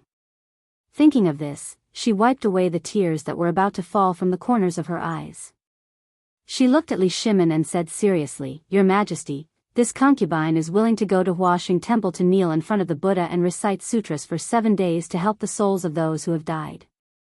Once these words were spoken, the officials who were originally indignant couldn't help but feel that the Empress seemed to be more pleasing to the eye. Li Shimin didn't think so. This was his wife. When he thought of his wife praying to Buddha for what he had done, he couldn't help but feel touched. Guanyin maid, Your Majesty. Zhang Sun Wugo slowly pushed Li Shimin away and said with concern, "Your Majesty, please personally preside over the Water and Land Assembly and release the souls from purgatory." "Good, Jin will preside over the Water and Land Assembly." Li Shimin nodded heavily. Now that the Empress could make such a sacrifice, as the Emperor, of course, he had to set an example. "Thank you, Your Majesty." Zhang Sun Wugo bowed and then turned to walk towards the phoenix carriage. Now she didn't dare to delay. Every moment she went to Huaxing Temple meant that she could release one more soul. Watching the Empress figure gradually disappear, Li Shimin withdrew his gaze and looked at the officials. With a solemn expression, he said, "Wei Zheng, write an edict for Jin. Zhang Sun Wuji, prepare for the Water and Land Assembly. Xu Jindo, the imperial astronomer, prepare for the sacrificial ceremony." "Yes, Your Majesty." The officials looked at each other, and the expressions on their faces finally eased a bit. "In that case, everyone can go and prepare." Li Shimin had a bitter expression as he responded. Finishing, he turned and walked towards the imperial study. After returning to the imperial study, he sat weakly on the dragon throne. He slowly took out a cigarette from his waist and put it in his mouth. Little Gizi hurriedly took out a match and lit it. He took a deep breath and tried to relax himself. Now that the dust had settled, the edict had been issued, the preparations for the Water and Land Assembly had begun, and the sacrificial ceremony was about to begin. He had given an explanation to the people of the world. But this also confirmed that he was incompetent and had killed the innocent. But what else could he do? He glanced at the officials who had left the imperial study. Waves of helplessness spread through his body. The officials had forced him to abdicate, the people were at odds with him. This was a last resort. He hoped that after the storm, the people of the world would forget about this matter. Even if he broke his teeth and swallowed it down, he couldn't find anyone to talk to because he could only blame himself for this matter. These were the souls of Xian Wu sect. Basically, each one of them was his family. Yet these family members had died under his blade. Now that they were coming for his life, what could he blame them for? He could only silently endure it. But, if Feng Zi was here, he might be able to turn the tide. That guy had a lot of ideas. Thinking of Feng Zi, he suddenly trembled. He seemed to have thought of something. Feng Zi was missing. That guy hadn't shown up. Could it be that something had happened? Ever since he met Zhang Feng, he deeply understood his talent. It could be said that he was one of a kind in the Tang dynasty. He had also become friends with him. Unknowingly, Zhang Feng had also become one of the most important people in his life. Chapter 1856. Now that he was missing, how could he not be worried? If something happened to him, what would happen to White Deer College? What about the workshop? What about the research institute? Who else would help him? Who else in the world would speak up for him? What about the Tang dynasty? No. He didn't dare to think about it anymore. He only felt his body tremble. Little Gizi immediately asked Cheng Yaojin to go to White Deer College to find Feng Zi. "No matter what, we must find her." Li Shimin stood up and raised his trembling right hand. He was a little emotional. "Your Majesty, are you okay?" Little Gizi hurriedly went forward to support Li Shimin and asked worriedly. "I'm fine." Li Shimin shook his head and hurriedly said, "Quickly send Cheng Yaojin to find Feng Zi." "Yes, Your Majesty." Little Gizi nodded, but he didn't leave immediately. Instead, he looked at Li Shimin and asked worriedly, "Your Majesty, President Zhang went missing with Qing Chumo and Zhang Sun. If you ask High Duke Lu to find them, is it? He didn't finish his sentence because eunuchs couldn't participate in politics. He just wanted to remind His Majesty. What if Qing Yaojin caused trouble? It's fine. Just do as I say. Li Shimin waved his hand and didn't care so much. In his opinion, once Qing Chumo went missing, Qing Yaojin would be the most anxious. He would definitely do his best to find them. Besides, the news couldn't be hidden. He would find out sooner or later. Yes, Your Majesty. Little Gizi nodded. Although he was worried about His Majesty, he didn't dare to disobey. He could only quickly walk out of the imperial study, hoping to help His Majesty a little more.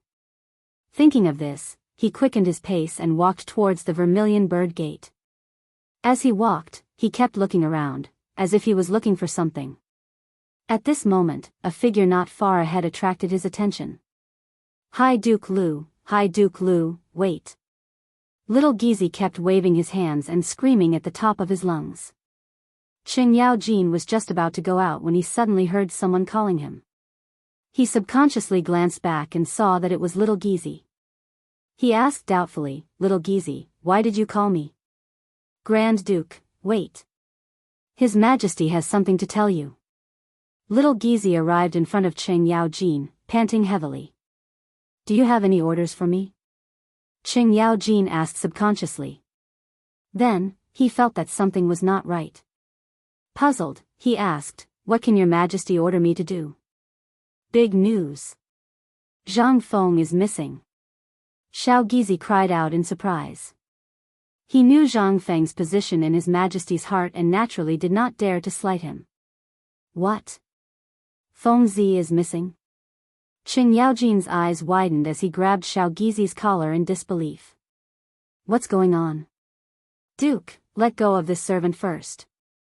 Xiao Gizi tugged at Qing Yaojin's arm and was a little out of breath. Speak quickly. Qing Yaojin let go of Xiao Gizi with a malevolent expression. Xiao Gizi tugged at his collar and hurriedly said, His Majesty just sent people to find Zhang Feng, but there was no one in White Deer College. He should be missing. How could he be missing? Qing Yaojin cried out in surprise. Then, he seemed to have thought of something and hurriedly said, Then what about my son? He's always with Feng Zi. Now that Feng Zi is missing, what about my son? His son was currently working under Zhang Feng. If Zhang Feng was missing, then what about his son? Would he be missing as well? These were all possibilities, so he had to ask clearly. This, Xiao Gizi was a little guilty. He knew Qing Yaojin's temper. If he said something wrong, he would beat him up. If he said it now, he might end up with a black nose and swollen eyes. What is this? Hurry up and King say it. Qing Yaojin waved his clenched fists impatiently, as if he was going to beat someone up at the slightest sign of something wrong. Duke, please calm down. Xiao Gizi hurriedly fawned over him and smiled charmingly. Duke, your son went missing with Zhang Feng, what? Qing Yaojin widened his eyes in disbelief. In his eyes, his son was the lifeblood of the Qing family. He couldn't go missing, and he wasn't allowed to go missing. Now that something had happened to him, he couldn't accept it. You bastard, why didn't you say so earlier? He cursed silently. Then, without waiting for Xiao Gizi's reaction, he turned and walked out of the palace gates.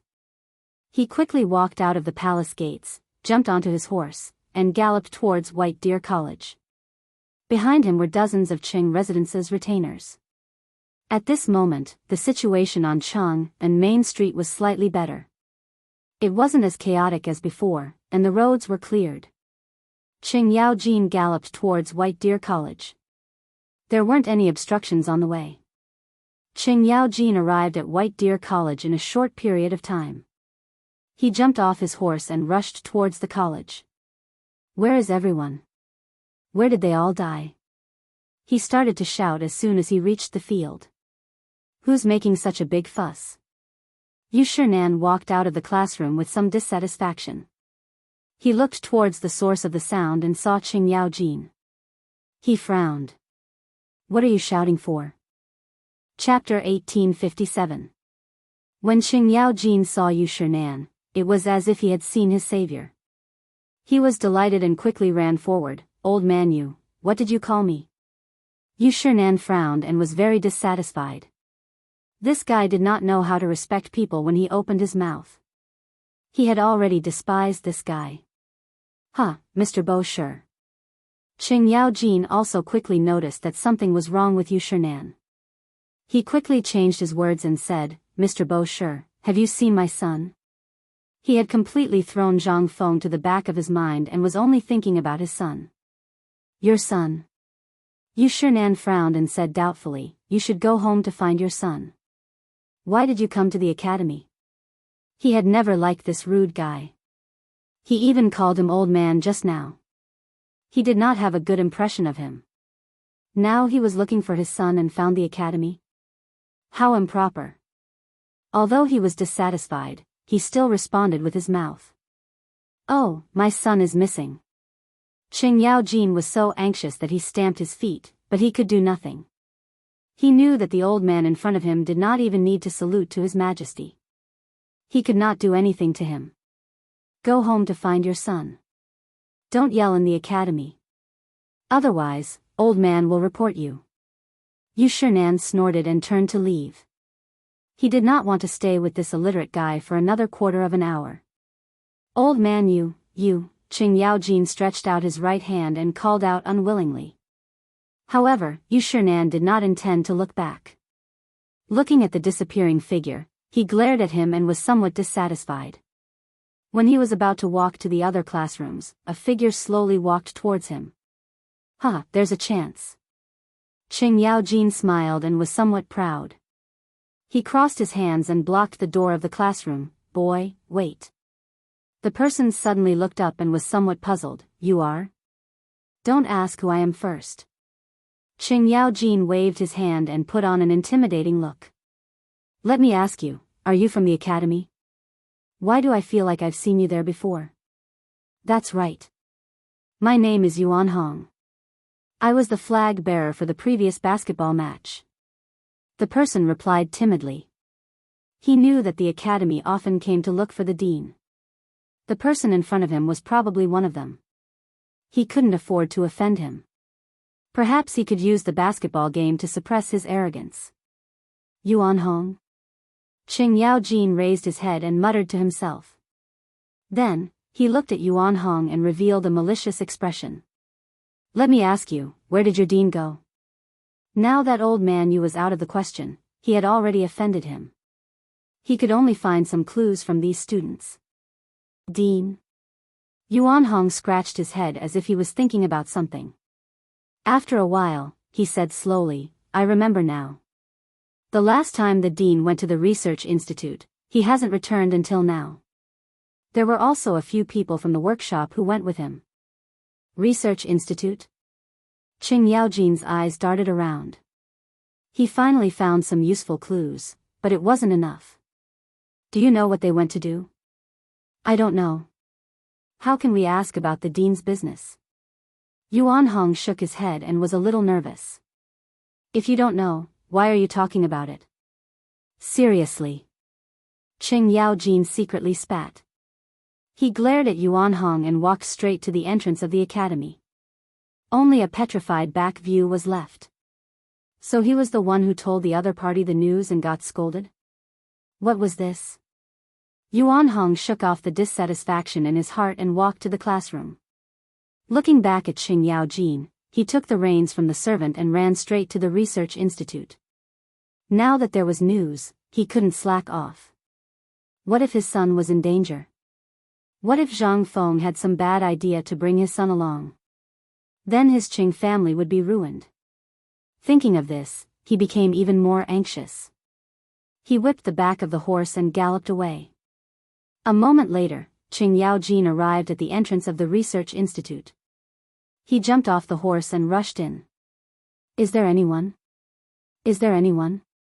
He shouted at the top of his lungs, trying to find someone he knew. Coincidentally, Ma Zhou and Hao Chujun were on the field. When they heard the shout, they subconsciously glanced over. Who is it? What are you shouting about? Huh, it's you too. Chang'an looked in the direction of the voice. It was as if he had discovered a new continent. This was because he still remembered the scene of Zhang Feng scolding these two fellows. Who are you? Do we know you? Hao Chujun looked at Ma Zhou with a face full of question marks. The two of them were waiting here for their teacher. In the end, this person came over.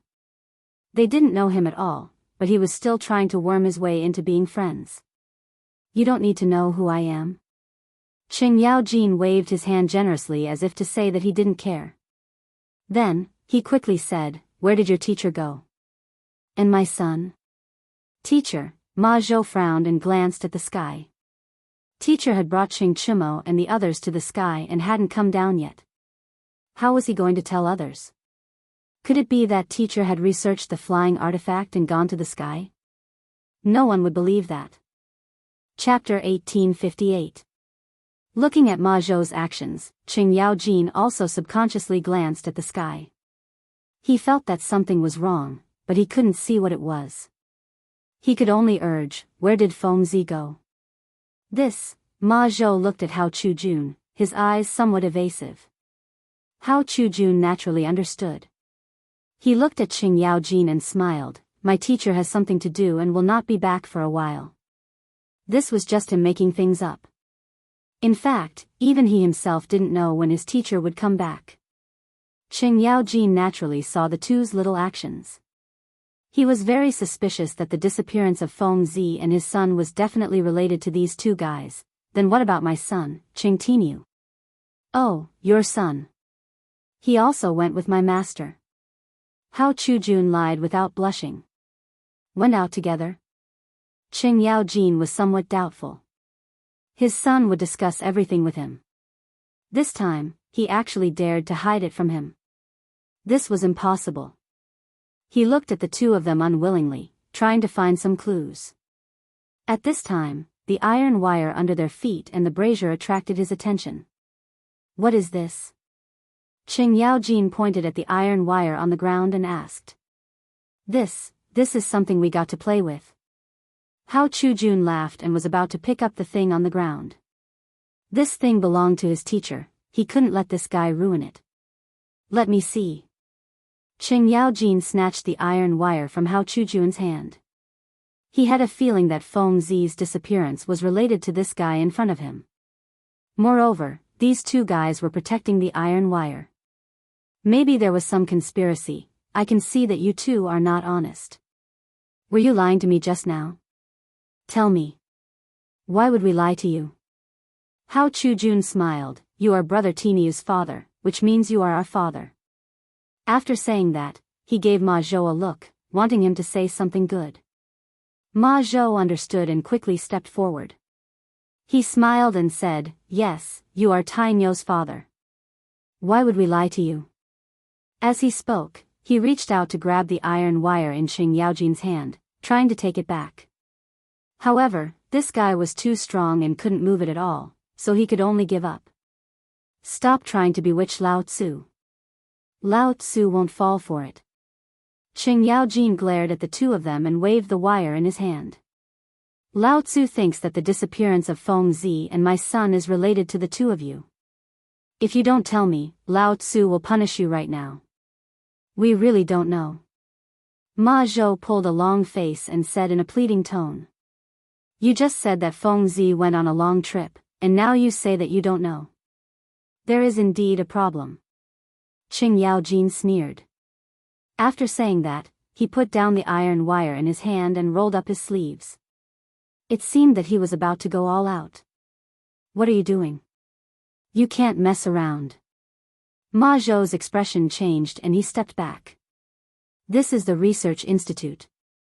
You can't behave atrociously here. Yes, this is the Research Institute. You can't mess around. Hao Chujun was also a little scared and stepped back. Can't mess around? Chang'an sneered and said indifferently, Lao Tzu doesn't care about you. After saying that, he strode forward, grabbed Ma Zhou's arm, and threw him over his shoulder. Ma Zhou was a scholar. How could he withstand Xing Yaojin's torment? He immediately fell to the ground and wailed. Seeing this, Hao Chujun's face changed. He was about to run away when Xing Yaojin used total annihilation. Hao Chujun fell forward and fell on his face like a dog eating mud. Humph, Lao Tzu could beat 10 of you back then. Xing Yaojin glanced at the two people on the ground with disdain. After saying that, he pulled Ma Zhou's left leg with his left hand and Hao Chujun's right leg with his right hand. He pulled the two people together, then picked up the iron wire on the ground and tied their left and right legs together. Okay, are you willing to talk now? Xing Yaojin sat on the ground and looked at the two people in front of him who were somewhat aggrieved. He smiled. Brother, please let us go. We really don't know anything. Hao Chujun wiped the dirt from the corner of his mouth and begged. Shut up. Xing Yaojin roared. Just now, he was trying to talk nicely to these two guys. In the end, these two guys refused to listen to him. Now that they had been defeated, they were still so stubborn. Did they not know the feeling of losing a son? They really had a heart of stone. You two dogs. Now that my son is missing, of course you are not worried. But I am. I don't care if you are Feng Zi's disciples or not. If you don't talk, Lao Tzu will throw you under the tree for 3 days and 3 nights. I guarantee that you will become dry corpses. After saying that, he glanced at the locust tree on the side of the field and said with a fierce look, how about it? Are you going to talk or not? This, Ma Zhou trembled and looked at Xing Yaojin. He didn't know what to say. He was very afraid that this guy in front of him would really hang him under the tree. How could he establish a foothold in the institute in the future? However, he was afraid that if he said it, his teacher would be unhappy and expel him from the institute. Chapter 1859. What are you talking about? You motherf **Ker, are you a scholar again? Xing Yaojin glared and slapped Ma Zhou's face. As he slapped him, he said unhappily, Lao Tzu asked you to stay here. Hurry up and say it. Stop hitting me. I'll say it. Hao Chujun looked at Ma Zhou who was being abused. He couldn't bear it because he wasn't sure if he would be the next one. It was better to say it earlier. However, he couldn't say everything. He decided to leave out half of it. You want to say it? Xing Yaojin glanced at Hao Chujun and was delighted. Then, he looked at Ma Zhou and put down his half-swollen face. See, you should have said it earlier. You just like to be abused. After he said that, he looked at Hao Chujun and smiled. Hurry up and say it. Lao Tzu doesn't wait for anyone. Hao Chujun glanced at Ma Zhou who wanted to cry but had no tears. He seemed to have made up his mind and said, we only know that our teacher has been researching something that can fly into the sky. These few days, Tai Miao and the others have been helping our teacher. Then, he disappeared. We don't know what happened to him. We don't dare to ask about our teacher. After he said that, he glanced at Ma Zhou as if to say, look, what did I say? Ma Zhou gave him a look of disdain. Something that can fly into the sky? Xing Yaojin raised his head and glanced at the sky. He was a little confused. What could fly into the sky? Was this **King dream? He didn't believe it. He turned and stared at Hao Chujun. Are you **King lying to Lao Tzu? What can fly into the sky? Unless it's that jinx. How would we dare to lie to you? Look, Ma Zhou has been beaten up to this state. I wouldn't dare to lie to you even if I had 8 guts. Hao Chujun looked troubled. He said it as if he was more wrong than Ma Zhou. Xing Yaojin nodded. He also believed that this guy wouldn't dare to lie to him. However, this was a little unbelievable. Something that could fly into the sky? What kind of **King genius could do this? However, the jinx in the sky was also something that could fly into the sky. It was hard to say. Ah, a jinx. Could the thing that Feng Zi created be related to the thing in the sky? If this was true, then it would be terrible. Right now, the entire country thought that it was the vengeful spirit of the Black Marital School. If Feng Zi and Tai Nyo were up there, would they be in any danger? Thinking of this, he was a little uneasy. He turned around and walked towards the entrance of the research institute. He had to go back and report to Her Majesty about such an important matter. Don't go. Untie us. Wait. Hao Chujun and Ma Zhou's screams came from behind him, but it did not affect his determination to return to the palace. Qing Yaojin quickly walked out of the research institute, jumped onto the back of a horse, and galloped in the direction of the palace. Now that his son was in danger, all the more he couldn't slack off. If the two of them fell from the sky, then the Qing family's bloodline would end. With that thought in mind, he whipped his horse and arrived at the palace in no time. Within the imperial study, Li Shimin was sitting on the dragon throne, thinking about what to do next. Now that the commoners had been pacified, the punishment had already been announced, and it would probably cause another storm. What should he do then? This was giving him a headache. Just as he was worrying, there was a rush of footsteps outside the door. Your Majesty, something has happened. Qing Yaojin began to shout as soon as he stepped into the imperial study. What happened? Li Shimin slowly raised his head, looking listless. For him, there was nothing worse now. After all, he had already prepared to announce his punishment. Could there be anything worse than this? The thing in the sky was made by Feng Zi. Qing Yaojin quickly stepped forward with a face full of impatience. What? Li Shimin suddenly stood up and widened his eyes. What did you just say? Say it again. Your Majesty, the thing in the sky was made by Feng Zi. He is now in the sky, and even my son is there. Qing Yaojin looked embarrassed and said in a wronged tone. What the hell is going on? Li Shimin frowned, his hands trembling. How did you know? He still found it hard to believe because he didn't dare to believe that people could go up to the sky, and more than one person. He also didn't know why Feng Zi made this thing. Your Majesty, I heard it from his disciple. It is all true. Qing Yaojin had a long face, as if something had happened to his son. He had always treated his son like a treasure, and now that something like this had happened, he was actually more anxious than anyone else. How could this be? What does Feng Zi want to do? Li Shimin seemed to have lost all his strength as he sat on the dragon throne. He had always thought that the thing in the sky was the vengeful spirit of the Xuanwu Gate, but now he was being told that it was man-made? He really couldn't accept it. Moreover, the punishment had been announced, the Water and Land Assembly, and the sacrificial ceremony had already begun. To say this now was simply a blow. These things had already begun to be prepared, and it was impossible to take them back. If he had known about this earlier, he might have had a chance to salvage everything. Now, there was no chance at all. Chapter 1860. But there were both good and bad things. Since there were no vengeful spirits in the sky, he was no longer so worried. He let out a long sigh and glanced at Qing Yaojin. Do you know what Feng Zi wants to do with all this? Your Majesty, this lowly subject also does not know. I only heard from his disciple that he wants to do some research. Qing Yaojin spread out his hands. He was also very helpless. Not only had his son been kidnapped, he had also worked for nothing. Since you don't know, then forget it. Li Shimin helplessly replied. Then he seemed to think of something and hurriedly said, immediately send someone to find Yuqi Gong and see where Feng Zi is preparing to go. Also, inform Li Jing and have him lead an army to investigate.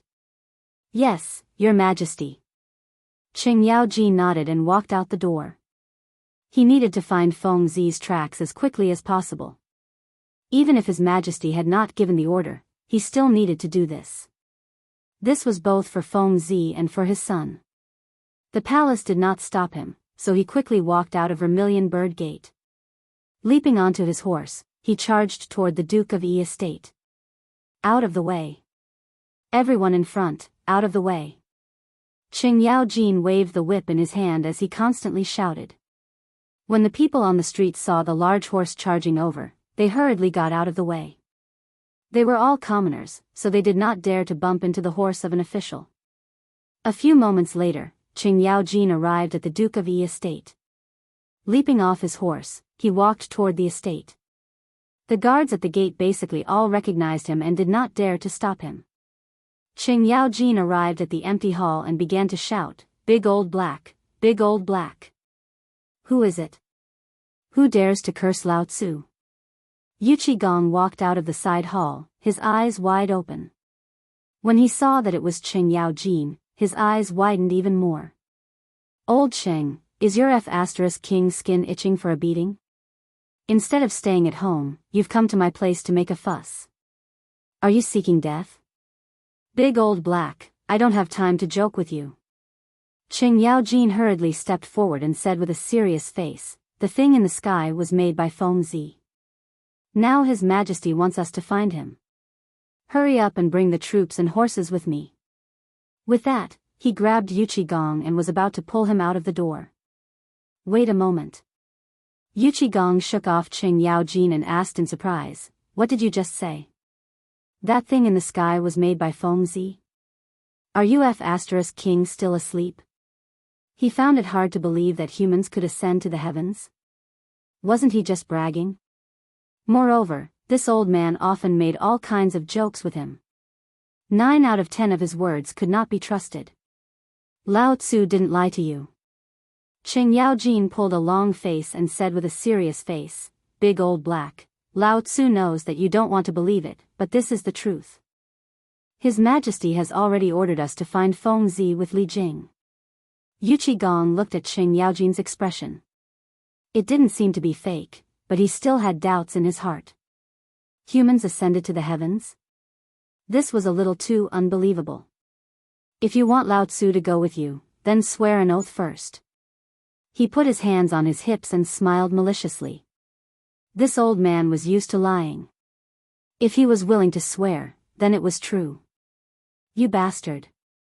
Qing Yaojin cursed silently and rolled his eyes at Yu Qigong. However, he still swore unwillingly.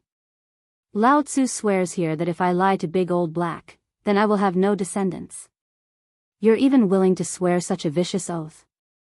Yu Qigong's eyes widened. Now he believed that the other party was telling the truth.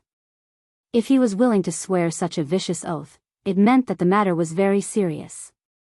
"Okay, Lao Tzu will go with you." Then, he pulled Qing Yaojin out of the door.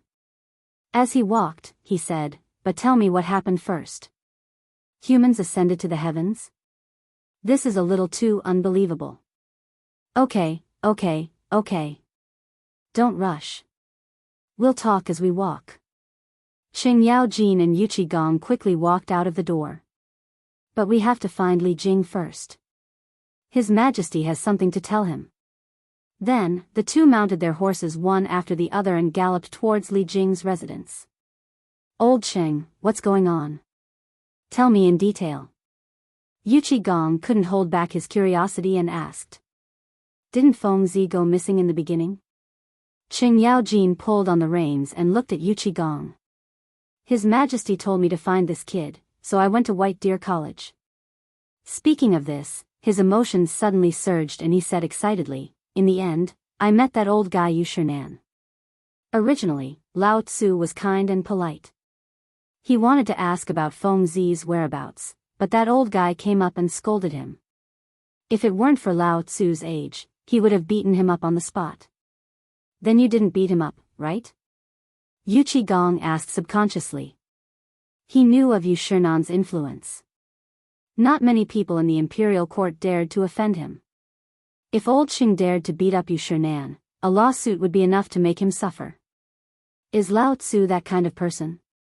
Qing Yaojin pursed his lips, clearly unconvinced. He thought to himself, how could I, old Qing, do something like digging my own grave? However, his mouth was still unforgiving. Although that old guy said a few words to Lao Tzu, I'm not the kind of person who would casually beat people up.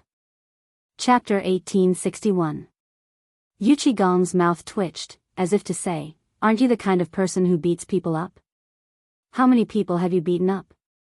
However, he didn't want to argue with him, so he continued to ask, what happened after that? How did Feng Zi get into the sky? After that. Qing Yaojin glanced in the direction of Shao Mountain, and a smug look flashed across his eyes. I met a student from the academy, and he told me that Feng Zi went to the research institute. Lao Tzu went all the way to the research institute to take a look. Guess what? What? You saw Feng Zi fly into the sky? Yu Qigong widened his eyes and looked at Qing Yaojin curiously. That's not it. Qing Yaojin smiled awkwardly, but he quickly covered it up and smiled. Lao Tzu saw Feng Zi's 2 students fiddling with the things in the sky. Damn, Lao Tzu thought you were going to say something. Yu Qigong waved his hand disdainfully. He thought there would be some good news, but this guy was talking nonsense. Why are you in such a hurry? Let's listen to Lao Tzu first. Qing Yaojin rolled his eyes at Yu Qigong and said angrily, at first, those 2 students didn't want to say where Feng Zi went. Lao Tzu saw that they were acting weird, so he taught them a lesson. Only then did those 2 guys say that Feng Zi was researching flying things. How was it? Lao Tzu did well, right? He raised his eyebrows and looked proud, as if to say, look at how good Lao Tzu is. However, Yu Qigong ignored all of this and sneered. How was it? How embarrassing. You beat up 2 weak students, and you still have the nerve to show off in front of Lao Tzu? Lao Tzu was trying to find out where Feng Zi was. Qing Yaojin widened his eyes and looked unconvinced. Lao Tzu's Tainyo and Feng Zi disappeared together. How can Lao Tzu not be worried? Iron Bull is gone too. Yu Qigong frowned as a bad premonition struck him. Yeah, it's not just Tainyo. There's also Zhang Sun Wuji's kid and Old Man Du's kid. Qing Yaojin added. So many people have disappeared? Yu Qigong muttered to himself. He didn't expect so many people to disappear. It seemed like things weren't as simple as they seemed. With that, he whipped his horse and galloped forward. A hurried voice came from the original spot, Old Sheng, run faster. Wait for me, Big Blackie. Qing Yaojin urged the horse's belly and hurriedly followed. The 2 of them dashed through the streets and soon arrived at Li Jing's residence. Yu Qigong dismounted from his horse and rushed straight into the mansion. Behind him, he could hear Qing Yaojin's shouts. Big Blackie, wait for Lao Tzu. However, Yu Qigong acted as if he didn't hear him. He walked wholeheartedly towards Li Jing's residence. As soon as he entered, he began to shout, Medicine Master Li, where did he die? Just as he finished speaking, Qing Yaojin stumbled in, panting. Big Blackie, don't you know how to F***king wait for Lao Tzu? Why should I wait for you? Yu Qigong rolled his eyes at Qing Yaojin and said in a bad mood, look at you. All you do is drink all day. You ride a horse like a woman who just gave birth. You're so weak. Lao Tzu, Qing Yaojin was unconvinced. Just as he was about to scold him, a figure walked over. Upon closer inspection, he saw that it was Li Jing. He had no choice but to suppress his anger. He threw Yu Qigong aside and walked towards Li Jing. Medicine Master, we've been looking for you for a long time. Come with us. There's something important. With that, he grabbed Li Jing's right hand and prepared to leave. Thinking of this, Li Jing threw him aside and said unhappily, if you have something to say, say it. Don't drag me around. He didn't have a good impression of the 2 in front of him. They were both big and burly. The moment they came in, they shouted. If they weren't officials of the same court, he would have thrown them out. Hee hee. Qing Yaojin smiled awkwardly. He wanted to get angry, but when he thought of His Majesty's decree, he suppressed his anger. He rubbed his wrist and said, Medicine Master, His Majesty just ordered you to track Feng Zi. That's why we came to find you. We'll move together. Why track Feng Zi? Isn't he at White Deer College? Li Jing didn't doubt Qing Yaojin's words. He knew that although Qing Yaojin was bold, he wouldn't dare to fake an imperial decree. However, he didn't understand. Why track Zhang Feng? Was His Majesty going to put Zhang Feng under house arrest? Was that why he wanted him to track him? You still don't know, right? Feng Zi is missing. Qing Yaojin looked at Li Jing. He thought that Li Jing knew, but it seemed like that wasn't the case. What? Feng Zi is missing? Li Jing was shocked. He grabbed Qing Yaojin and asked anxiously, what is going on? Don't be anxious. Listen to me first. Qing Yaojin pushed Li Jing's right hand away and said solemnly, I just received the news today. His Majesty told me that Feng Zi was missing. Later on, I went to look for him and found out that the thing in the sky was created by Feng Zi. Later on, His Majesty asked you and Big Black to track down Feng Zi's traces, which is the thing in the sky. You're saying that the thing in the sky was created by Feng Zi? Chapter 1862. Lord Li Jing's eyes widened in disbelief. That's right, and he's already in the sky. Qing Yaojin nodded and looked at the sky. Even my iron bull has gone up. Why are you only telling me such an important thing now? Lord Li Jing frowned, clearly unhappy. With that, he glanced at the sky and turned to walk out of the residence. Let's go. Follow me to the barracks to gather the troops. Oh, I'm coming. Qing Yaojin pulled Yu Qigong and quickly followed. The three of them hurriedly walked out of the door and rode their horses to the barracks. Since they were tracking that thing in the sky, the more people there were, the better. With one more person, they would have one more pair of eyes and one more strength. The three generals who led troops to war knew this very well. After rushing all the way, the three of them finally arrived at the barracks. They hurriedly gathered 20,000 troops and left the barracks. Yao Jin, in my opinion, we should split up. Lord Li Jing glanced at the blurry hot air balloon in the sky and said solemnly. The hot air balloon was drifting further and further away, and it was easy to get lost if they followed it together. The best way was to split up. Moreover, this fellow was a veteran commander, so there was no problem with this. Alright, I'll go with Big Black. You go alone. Is that okay? Qing Yaojin nodded and immediately agreed with Lord Li Jing's opinion. As a veteran commander, he naturally had such strategic foresight. Alright, then I'll go first. Lord Li Jing nodded and then looked at the soldiers behind him. He shouted, 10,000 men come with me. As soon as he finished speaking, he waved his horsewhip and rushed forward. The soldiers behind him followed closely behind, raising a cloud of dust. Looking at the gradually disappearing figures, Yu Qigong looked at Qing Yaojin and said solemnly, Old Qing, let's go too. Alright, let's go. Qing Yaojin nodded. With that, he pulled the horse's head and shouted, Everyone, follow me. The soldiers immediately opened up a path in the middle. Qing Yaojin whipped his horse and galloped off. Yu Qigong followed closely behind. Seeing that the two commanders had already set off, the soldiers followed behind. Although the hot air balloon had drifted far away, its speed was not very fast. Occasionally, one could still see the shadow of the hot air balloon.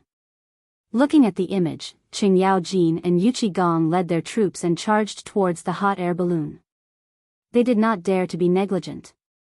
This was not only because of His Majesty's imperial edict, but also because of some personal reasons. Both of them were on good terms with Zhang Feng, especially Yu Qigong. His cousin even had some sort of entanglement with Zhang Feng.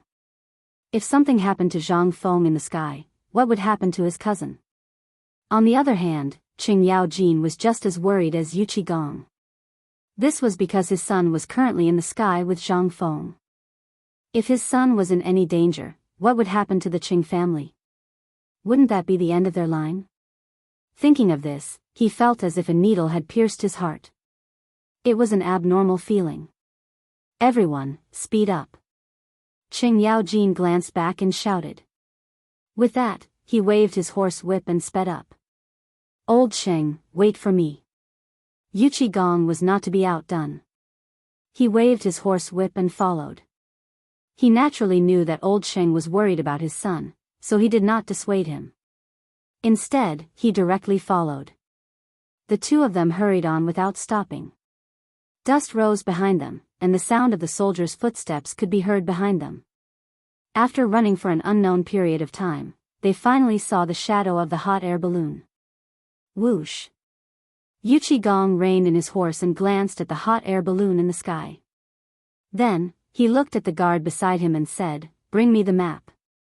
"Big Black, why aren't you continuing to chase?" Jin also stopped and looked at Gong beside him. He was a little puzzled. After all, they had just seen a shadow and it was still far away. Why was this guy still stopping here? Wait a minute. We've been running for so long. Even if the people aren't tired, the horses still need to rest. Gong looked at Jin with a serious expression. After that, he did not wait for the other party to reply. He took the map from the guard and looked at it seriously. A moment later, he frowned and handed the map in his hand to Jin. "Old Cheng, look. We've left Chang'an." "Left Chang'an?" Jin took the map with a puzzled expression and glanced at it roughly. "As expected, it's just that Fengzi is still floating ahead. Look in the direction Fengzi is floating in." "That's it?" Gong pointed in the direction of the hot air balloon with a solemn expression. Jin looked in the direction Gong was pointing in. At first, he did not notice it. After looking for a while, he suddenly felt that something was wrong and exclaimed, "That's the direction of Xingzhou?" "That's right. I looked at the map just now. Fengzi is going in the direction of Xingzhou." Gong took a deep breath and furrowed his brows as if he was worried about something. If it's really in the direction of Xingzhou, then we're in trouble. There are 200,000 Xiongnu soldiers stationed there. Jin looked ahead and widened his eyes. He had been to Xingzhou with Big Black before. Not only was it barren, but there were also Xiongnu soldiers stationed there. If Fengzi and Tai Niu went there, it would be very dangerous. Chapter 1863. Thinking of this, he couldn't wait any longer. He said impatiently, "We can't rest anymore. We have to go to Xingzhou immediately and save them." With that, he prepared to whip his horse and gallop in the direction of Xingzhou. Unexpectedly, Gong pulled him back. "Big Old Black, what the hell are you doing? Lao Tzu is going to save Tai Niu." Jin turned to look at Gong, the veins on his forehead bulging. "This matter must be reported to His Majesty. After all, His Majesty has given a decree before." Gong didn't get angry. Instead, he spoke unhurriedly because he knew how old Qing felt. His son was missing. Now that he had finally received some news, how could he not be anxious? However, he couldn't be impulsive at this time. Jin panted heavily, trying to suppress the anger in his heart. However, on second thought, Big Old Black was right. This was His Majesty's decree. Now that he had received the news, he had to report it. After a pause, he said, "All right then. Quickly send someone back to the palace to report to His Majesty. Don't waste Lao Tzu's time." Gong nodded. He glanced at the guard leading the horse and said, "Lu Tian, give me the reins. Then, pick a horse from behind. Take my token and enter the palace to meet His Majesty. Tell His Majesty everything that has happened here without leaving out a single word." After he finished speaking, he took out a military order from his waist and tossed it to Lu Tian. This military order was a symbol of status. As long as one had this military order, they could enter the palace at will and would not be stopped. It was the most suitable thing for a messenger. "Yes, General." Lu Tian cupped his hands and handed the reins to Gong. Then, he turned and walked away. Seeing that everything had been settled, Jin hurriedly said, "Can we go now?" He was already very anxious. He knew that if he went a moment later, his son would be in more danger. He didn't dare to take such a risk. "Let's go." Gong nodded. He waved the horsewhip in his hand and galloped forward. Jin also hurriedly followed, galloping in the mountain road. At the side, Lu Tian also obtained a horse. He immediately turned it around and galloped in the direction of Chang'an. He was only a guard, so he did not know much about these matters. However, he could tell the severity of the situation from the general's expression. Therefore, he did not dare to be negligent. With a wave of his whip, he left in a cloud of dust. In less than a moment, he arrived at Chang'an city. As soon as he entered the city, waves of wailing could be heard incessantly.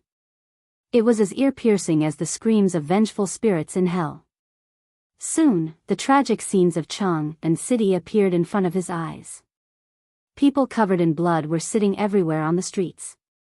There were women, children, and even old people. They sat on the steps and kept murmuring something. When he got closer to listen, he found that they were all about vengeful spirits, evil spirits, and so on. There were also many soldiers patrolling the streets. They carried stretchers and carried the injured to the side. The doctors saw this and immediately went forward to treat them. Although Lu Tian sympathized with all this, he knew that he had a more important mission. He chose to turn a blind eye to it and ran toward the city gate. The gate of Chang'an city was not very far away. Lu Tian arrived in a few breaths. However, at this time, the gate of Chang'an city was closed. The gate was full of guards, each of them holding a spear and looking serious. Guards of Chang'an, opened the gate immediately. I have important military information to report to the emperor. Lu Tian took out the token at his waist and shouted with his head held high. With his status, he would definitely not be able to persuade these guards. The most effective way was to take out the token. This was the direct reason why the general gave him the token. When the guards saw the token in Lu Tian's hand, their expressions changed drastically. They thought that some great general had come. They bowed together and said, "General, please." After that, the leader of the guards gave the crowd at the gate a look. The latter immediately understood and opened the gate. Seeing this, Lu Tian spurred his horse and left. After galloping all the way, Lu Tian finally arrived at the gate of the palace. With the experience at the gate of Chang'an city, he took the initiative to take out the token. The guard hesitated for a moment but still chose to let him in. This was because people who could hold such a token usually had important information. They did not dare to stop him privately. There were no obstructions at the gate. Lu Tian was led to the imperial study by the guard. At this time, two strong men were standing at the gate of the imperial study. They were Li Shimon's personal eunuchs. Little Gizi was serving Li Shimon inside, so they needed to serve him outside. Strong men, I have urgent military information to report to His Majesty. Can you let me in? Lu Tian bowed and smiled at the two strong men. In the palace, he had to be careful. Who knew what kind of people were in front of him? They might be able to kill him with a slap, so it was better to be careful. When the two heard the sound, they turned their heads and glanced at him with a trace of disdain. They seemed to be sizing him up. After a while, one of them slowly said, "Do you have proof?" "Yes, yes, yes." Lu Tian quickly replied. Then, he took out the token at his waist and handed it over. "This is General Yuchi's token. He ordered me to see His Majesty." Chapter 1864. The strong man took the token and looked at it as if he was looking for something. After a while, he seemed to have confirmed something and put the token into his sleeve. He then looked at Lu Tian. However, the disdain in his eyes lessened. "Wait here. I'll report to His Majesty." With that, the strong man turned and walked towards the imperial study without waiting for Lu Tian's reply. In less than half an hour, the strong man walked out again. He glanced at Lu Tian and said calmly, "Go in. Be careful not to say anything." "Thank you, strong man." Lu Tian cupped his hands and walked towards the imperial study. As soon as he entered, he felt an oppressive atmosphere that made it hard for him to breathe. At this moment, a hoarse duck's voice was heard. "Halt. Why don't you bow when you see His Majesty?" Lu Tian was startled and subconsciously looked up.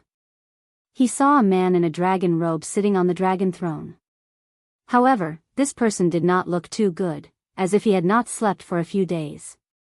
He shook his head and threw away the distracting thoughts in his mind. When he realized that the person in front of him was His Majesty, he quickly bowed.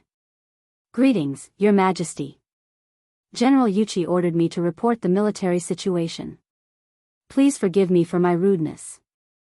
Lu Tian lowered his head tightly and said in a trembling voice. He did not bow immediately, which was a little rude. However, Li Shimin was not in the mood to care about this. He slowly raised his head and said tiredly, "What military situation did Yuchi Gong ask you to report?" Hearing that His Majesty did not care about his rudeness, Lu Tian was delighted and blurted out, "Your Majesty, General Yuchi and General Qing followed Your Majesty's imperial edict to track that thing in the sky. They have been rushing all the way and have already left Chang'an. General Yuchi has a premonition that the thing in the sky is heading towards Xingzhou." "What?" Li Shimin stood up from the dragon throne and widened his eyes. "What did you just say? Say it again." "Your Majesty, please forgive me." Lu Tian suddenly knelt on the ground. His face was a little pale. He did not know why His Majesty suddenly became angry, nor did he know that he had said something wrong to make His Majesty so angry. If he really angered His Majesty, he would not be able to leave the imperial study today. He was very worried. "I asked you to say it again. Did you not hear me?" Li Shimin's eyes were bloodshot, and he looked a little ferocious. "Yes. Your Majesty." Lu Tian's legs trembled incessantly. His forehead was already dripping with cold sweat. He crawled on the ground tightly, not daring to raise his head at all. "General Yuchi has a premonition that the thing in the sky is going to float in the direction of Xing province. General also said that there are 200,000 Xiongnu soldiers stationed in Xing province. General is currently leading the troops in the direction of Xing province." "The direction of Xingzhou?" Li Shimin put his hands on the table, his face pale. If Feng Zi and the others went to Xingzhou and fell into the hands of the Xiongnu people, they would definitely die. Thinking of this, he quickly said, "Go back and tell Yuchi Gong to protect Zhang Feng at all costs, even if it means starting a war with the Xiongnu people. Go quickly." After saying that, he covered his chest with his hand as if something was blocking his throat. "Cough cough, Your Majesty, Your Majesty." Little Gizi quickly went forward and supported Li Shimin. He patted his chest and asked with concern, "Your Majesty, are you okay?" "Cough cough." Li Shimin coughed violently again. After a while, he seemed to have recovered a little. He waved his hand. "I'm fine." After saying that, he glanced at Lu Tian, who was kneeling on the ground. "Let this guy go quickly. Did you hear that? His Majesty wants you to go back and tell Yuchi Gong." Little Gizi supported Li Shimin with one hand and scolded Lu Tian. Oh. Lu Tian suddenly realized that he had been frightened by His Majesty and lost his mind for a moment. Now that he had recovered, he quickly said, "I'll go back and report immediately." After saying that, he quickly got up and turned to walk out of the imperial study. At the same time, on the hot air balloon, Zhang Feng and the others were huddled together as if they were hugging each other for warmth. They hugged each other tightly, their lips pale, and even their eyelashes were stained with the moisture in the air. It seemed that they were quite cold. White clouds floated past their eyes, but they were not in the mood to enjoy the scenery. After an unknown period of time, Zhang Feng started to tremble from the cold. He subconsciously touched the blanket that was originally covering him, but found that it was gone. He could only open his half-closed eyes and glance to the side, only to see that the blanket had run to the three guys. This angered him. Damn it, he was still cold, and they actually dared to take the blanket away. The more he thought about it, the angrier he became. He could not help but curse, "Damn it, you idiots, hurry up and wake up Lao Tzu." After a round of scolding, no one moved at all. This angered Zhang Feng, and he kicked them. "Idiot, wake up. Don't King pretend to be dead." Violence was indeed the most direct way to solve problems. Under Zhang Feng's torture, everyone woke up one after another. The first to wake up was Qing Chimo. He rubbed his sleepy eyes and was somewhat puzzled. "Feng Zi, I dreamed that someone kicked me." What do you think is going on? Chapter 1865. Yeah, I dreamt of it too. Not only did he kick me, but he also kept scolding me. Chang'an patted his butt. He also felt it deeply. Dugo spread his hands, indicating that he didn't know. He wanted to get rid of the suspicion first. Besides, he was also kicked. It was Lao Tzu who kicked me just now. Zhang Feng put his hands on his hips and glared at the crowd. Motherf asterisk cur, you idiots. Lao Tzu said he was going to sleep for a while. Where did the blanket that covered his body go? Are you trying to rebel? Recently, the hot air balloon and the academy had caused him to not have a good night's sleep. Now that he finally had some time, he wanted to sleep for a while and let these guys look after the hot air balloon. They readily agreed, so he didn't care. However, when he woke up, not only were these guys lying beside him, he didn't even know where the hot air balloon had drifted to. How could he not be angry? These fellows were simply incapable of accomplishing anything but good at spoiling things. Blanket? Dugo subconsciously looked at the blanket on his body and scratched his head awkwardly. Feng Zi, we saw that you were too hot just now, so we borrowed it to cover you. Don't be angry. Borrowed? Zhang Feng opened his mouth wide in disbelief. He instantly had a new understanding of these guys. He fell asleep and took his things. This was called borrowing. Hearing these words, he was instantly furious. He pointed at the three's noses and scolded, "Are you motherf asterisk curs shameless? Is this called borrowing? This is called stealing. Lao Tzu was sleeping well, but you took away Lao Tzu's blanket. Now you're in the right. Do you believe that Lao Tzu will immediately deflate the hot air balloon? Will he drop all of you to death?" As he spoke, he held the iron wire and took out a lighter from his waist. He really did look like he was going to deflate the air. This scared the three of them. They quickly grabbed Zhang Feng's thighs and begged, "Feng Zi, don't be impulsive.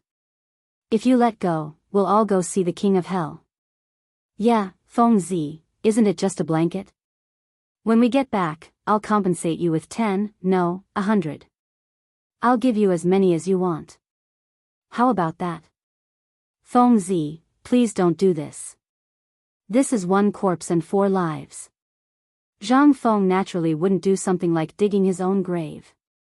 He only said that to scare the three of them. Now that the three of them had given in, he naturally felt greatly relieved. He deliberately coughed twice and said, "Ahem, you guys are used to being dandy. You actually dared to steal from Lao Tzu. This time, I'll teach you a lesson. If you do it again, Lao Tzu will kill you." "Definitely not. Feng Zi, don't worry. If it happens again, we'll jump down ourselves." "Yeah, I won't." The three of them kept nodding and bowing, as obedient as they could be. Seeing this, Zhang Feng proudly glanced at everyone before putting away the fire starter in his hand with satisfaction. "You even gave me a blanket. Are you trying to freeze me to death?" He glared at Dugo, his gaze not leaving the blanket in the other's hand. Here. Dugo hurriedly handed the blanket over, afraid that the other party would be dissatisfied and prepare to release the gas again. If that happened, they would all be wiped out. After all, he hadn't lived long enough yet. That's more like it.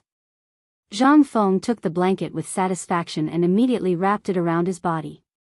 Instantly, he felt a wave of warmth. However, Chang'an and the other two felt uncomfortable. The three of them could only curl up together and shiver. There was nothing they could do. The air and the sky blew, forming waves of cold wind that were bone-chilling. The three of them hugged each other and shivered non-stop. Their lips were turning blue. Just like this, after the time it took for a stick of incense to burn, Zhang San, who was outside, couldn't stand it anymore. He said with a trembling voice, "Tai Nyo, when you came up, didn't you bring a package? Go and see if there's anything that can keep out the cold." "Yeah, I brought something when I came up. How could I forget? Look at my dog head." Chang'an suddenly stood up and patted his head. He then went to rummage through the package beside him. After rummaging for a long time, he seemed to have seen something and exclaimed, "Why is this thing in the hot air balloon?" With this roar, everyone's attention was focused on him. "What is it?" Zhang Feng looked at Ching Chimo with a puzzled face. "Come and see for yourself." Ching Chimo pulled at the package, as if unwilling to say more. Trying to be mysterious. Zhang Feng secretly spat. He frowned and walked towards the package. When he glanced at it, he felt unwell. The package was filled with gunpowder. He roughly estimated that there were 10 stones. One stone was equivalent to 120 kilograms. That would be 1,200 kilograms of gunpowder. He subconsciously exclaimed, "Gunpowder? Why is there so much gunpowder in the package?" He remembered that when he went up the hot air balloon, he didn't bring any gunpowder. Why was there this thing now? If it was other things, it would be fine. However, gunpowder was very dangerous, especially in the sky. If there was any danger, there would be no way out. Moreover, there was a lot of gunpowder. If they weren't careful, everyone could be smashed to pieces. "I don't know either." Ching Chimo pulled a long face, expressing his innocence.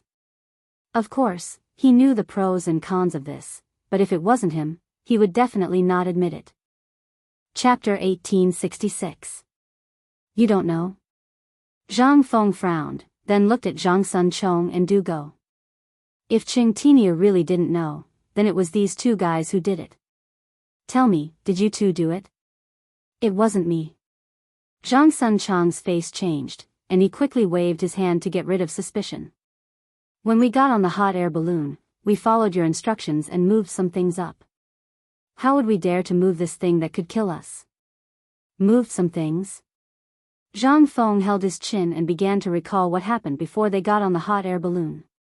He did ask these guys to move some sandbags to stabilize the hot air balloon, but he didn't ask them to move gunpowder.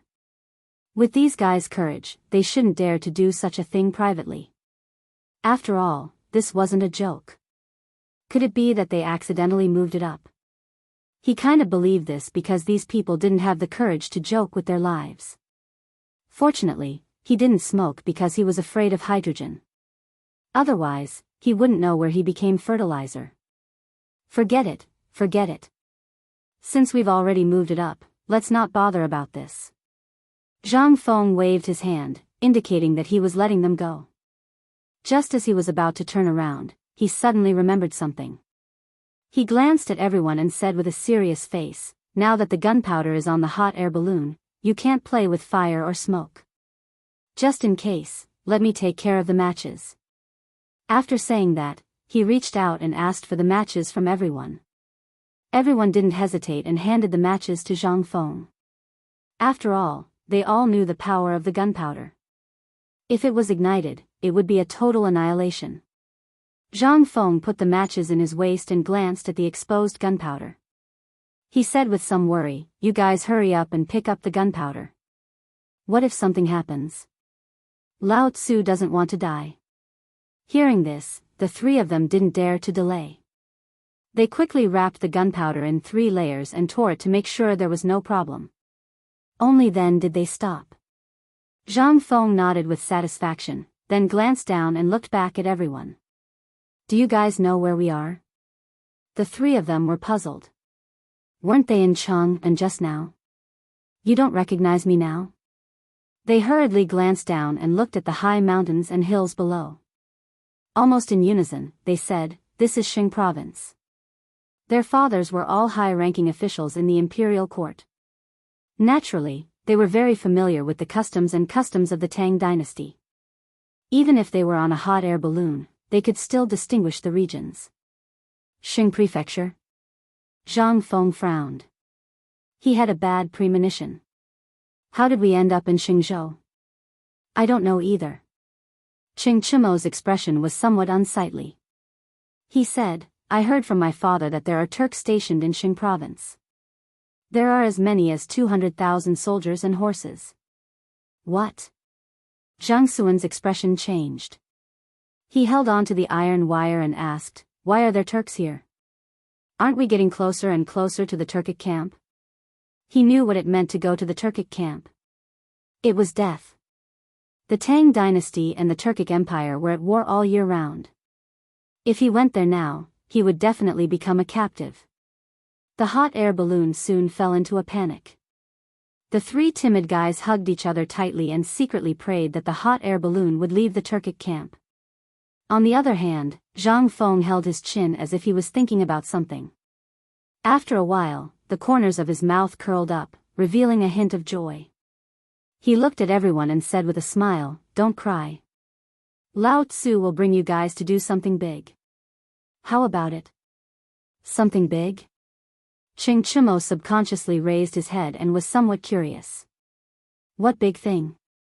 You're not thinking of pushing us into a pit of fire, are you?" He did not think that Feng Zi had anything big to do. Now that they were close to the Turkic camp, what big thing could they do? Could it be that they were going to court death? "Yes, Feng Zi. We're all brothers. You can't harm us." Dugo was also worried. His thoughts were similar to Chang'an's. He did not think that Feng Zi could bring them to do anything big. On the contrary, he knew how to play tricks. "Don't worry. It's definitely not a bad thing." Zhang Feng revealed a harmless smile. "I guarantee that you guys will feel that this trip was not in vain." The three of them looked at each other. For a moment, they did not know how to answer. This was because they knew that Feng Zi was not a kind person. He said that he was going to do something big, but he did not specify what it was. This caused their hearts to be in a mess. They were afraid that this fellow would leave them to be fed to the Turks if they were not careful. No, they had to ask more clearly. "Feng Zi, what big thing are you bringing us to do? Can you be a little clearer?" Chang'an looked curiously at Zhang Feng. As he spoke, he held tightly onto Zhang Sun, afraid that Zhang Feng would have some improper thoughts about him. "That's right, Feng Zi. You should have told us earlier so that we would have been prepared." Dugo could not help but interject. His body was trembling, but it was unknown whether it was from the cold or from fear. "What's with all this nonsense?"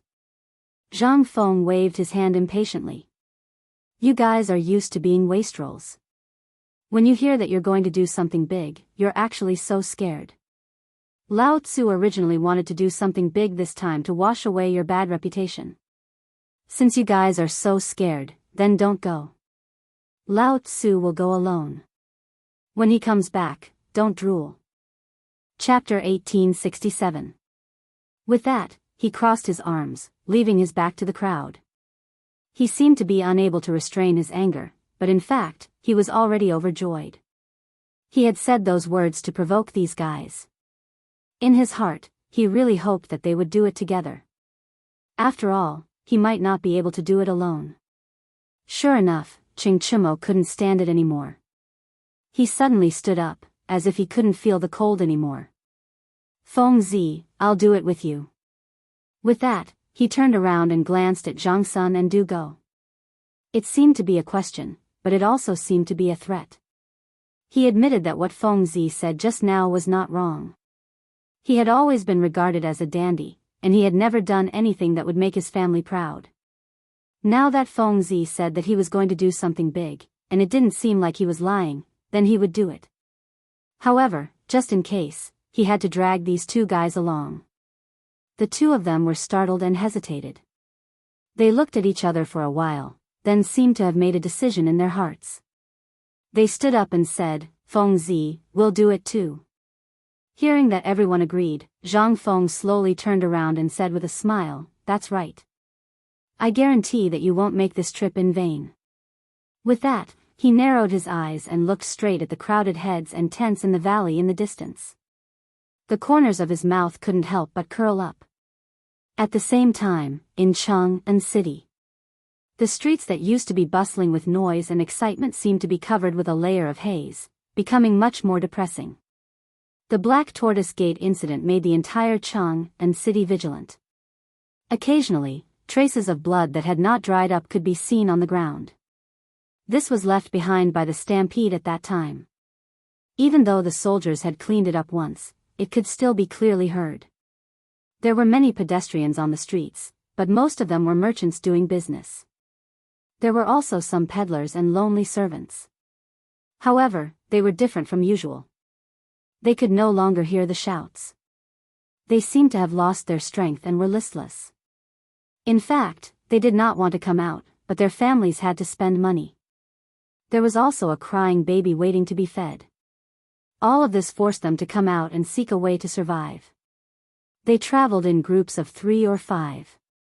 Usually, this kind of situation would not be seen at all. After all, everyone was selling similar things. When the customers saw that there were still people to choose from, naturally, it would be survival of the fittest. There were even some who would bargain. However, it was a little different these days.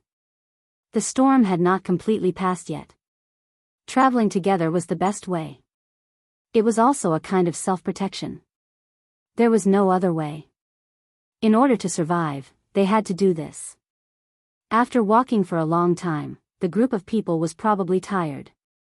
Among the crowd, Huzi proposed to take a break. Seeing that this thing could not be sold, they might as well take a break. Thus, they simply agreed. Everyone seemed to have lost their strength and sat down on the steps, complaining incessantly. "Old Wang, when do you think this Black Tortoise Gate incident will pass?" Huzi put down the load in his hand and glanced at the white-bearded old man in the crowd. "Be careful with your words." The old man called Old Wang glared at Huzi. He put his finger to his mouth and looked cautious. Then, he glanced at the side of the street. Seeing that there were no soldiers, he slowly looked at Huzi. "You bastard. You really don't know the immensity of heaven and earth. How dare you talk about this kind of thing? Do you want your whole family to be buried with you?" He was the oldest in the group. Back then, he was lucky enough to be a study companion of a rich family. He could recognize a few words and could be considered half a cultured person. In the village, he taught the children to read. Thus, everyone called him Old Wang out of respect. Usually, when people did not understand something, they would ask him. However, the things they asked this time seemed to make him a little angry. Huzi seemed to have noticed Old Wang's anger, but he did not dare to talk back. He could only take out a steamed bun from the basket and chew it to vent his anger. "Old Wang, don't be so angry." Zhu Zi's eyes were sharp. He quickly scooped out a bowl of fermented glutinous rice from the jar and handed it to Old Wang. He said with a smile, "Old Wang, Brother Huzi was just curious. Don't blame him. Moreover, you can see through our little thoughts." After speaking, Zhu Zi glanced at the crowd. His gaze paused on Huzi for a moment. Finally, he looked at Old Wang. "Old Wang, you also know that we rely on selling these steamed buns and fermented glutinous rice to support our family. Now that the imperial court has cut off our livelihood, you have to think of a way." After speaking, he glanced at Huzi and signaled with his eyes. Then, he handed the bowl of fermented glutinous rice to Old Wang. Huzi instantly understood. He quickly took out the steamed bun in his mouth and took out a new one from the basket. He handed it to Old Wang and smiled. "Old Wang, I said something wrong just now. I apologize." However, Zhu Zi's words are not without reason. Now that the storm is so big, we can't sell our things. Are we waiting for death? Yes, Old Wang, you are experienced and knowledgeable. Give us an idea. If we really can't do it, let's change our profession. We really can't do this anymore.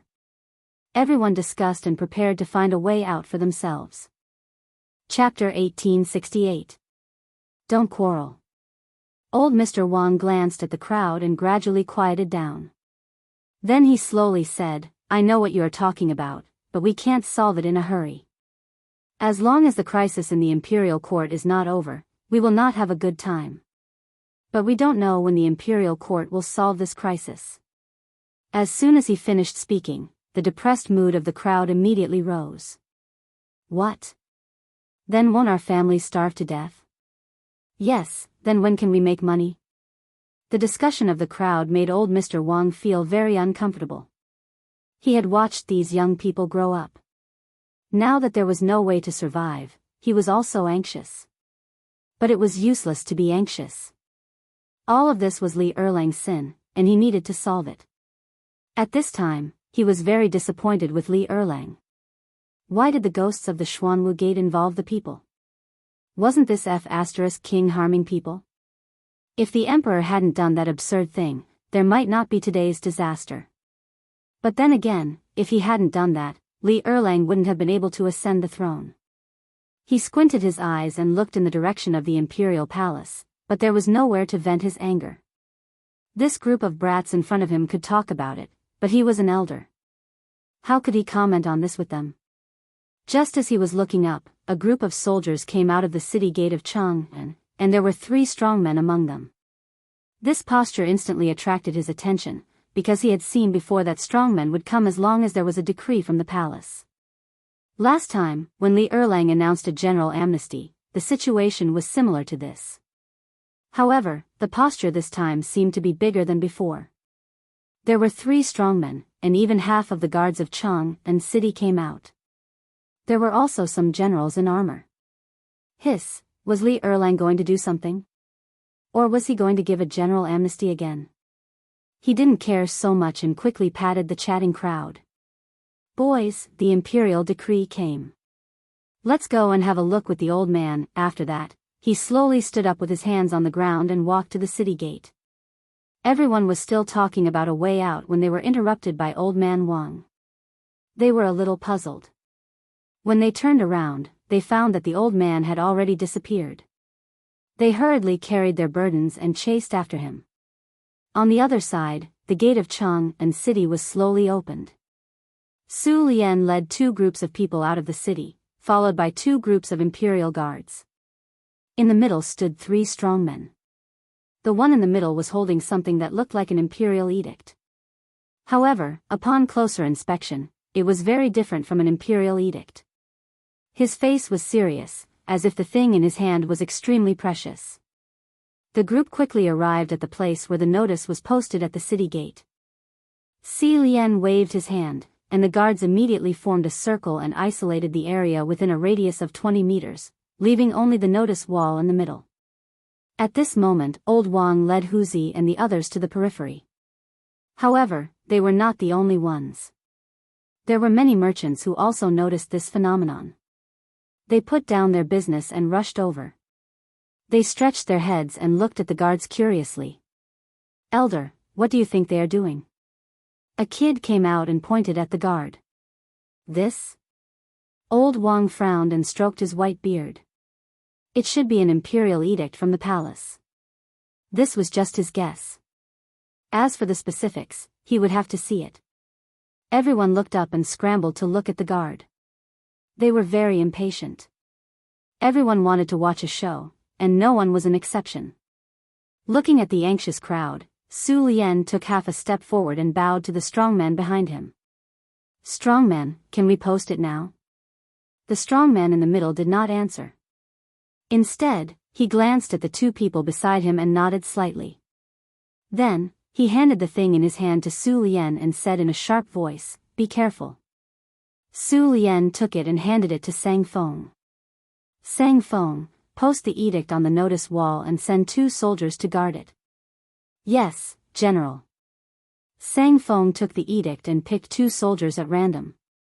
Then, he walked directly to the notice wall. The notice wall was where the government usually issued announcements. All the edicts would be posted here for the people to read. After posting the edict, Su Lian waved his hand and ordered the soldiers to withdraw. The guards immediately rushed back into the city and closed the city gates. Seeing that the soldiers had left, everyone rushed forward, wanting to see what the decree was about. Old Wang also slowly squeezed his way forward with the help of Huzi. Someone in the crowd shouted, "Crimes have been decreed." Instantly, it caused an uproar. The entire scene was like a stone thrown into a calm lake, causing an uproar. What? Crimes have been decreed? How could His Majesty decree crimes? That's right. Someone like His Majesty has always thought that his merits surpass the 3 sovereigns and his power surpasses the 5 emperors. How could he decree crimes? He must have seen wrongly. Many people did not even believe that Li Shimin would decree crimes. This was because in everyone's impression, Li Shimin was a murderer who killed his brothers. He had long lost his humanity. How could such a person decree crimes? Chapter 1869. They widened their eyes and craned their necks to see what was going on. Even the merchants behind them tried their best to squeeze forward when they heard the news. For a moment, the notice wall was overcrowded, and there was a stampede. "Stop! Don't make a fuss!" The guards guarding the edict shouted. They were afraid of the stampede, so they had to stop it. After the shout, the crowd quieted down a little, but the noise was still incessant. They pushed each other, trying to get closer. With the help of Huzi, Mr. Wang finally found a position close to the front. He glanced at the notice wall, and his eyes suddenly widened. Was it really an edict? How could it be an edict? When he heard the words just now, he didn't believe it. But now he saw that it was true. An edict was made by an emperor who reflected on his own mistakes. How could Li Erlang make such an edict? Was he reflecting on his own mistakes? No, impossible. How could a bastard like him, who killed his brother, issue an edict? The tragedy in Chang'an city was caused by Li Erlang. How could a person like him issue an edict? Mr. Wang instantly felt that his worldview had been turned upside down. Of course, he was not the only one. Anyone who knew what an edict meant felt that they had been hit. They widened their eyes, unwilling to believe that Li Erlang wrote the edict. Because in their eyes, Li Erlang was already an emperor who brought disaster to the country. Without him, how could there be such a tragedy in Chang'an city? Without him, how could their relatives and friends be disabled and die? Without him, how could the ghosts of the Xuanwu Gate come back to take their lives? However, the truth was right in front of them. The edict was right in front of them. Could it be fake?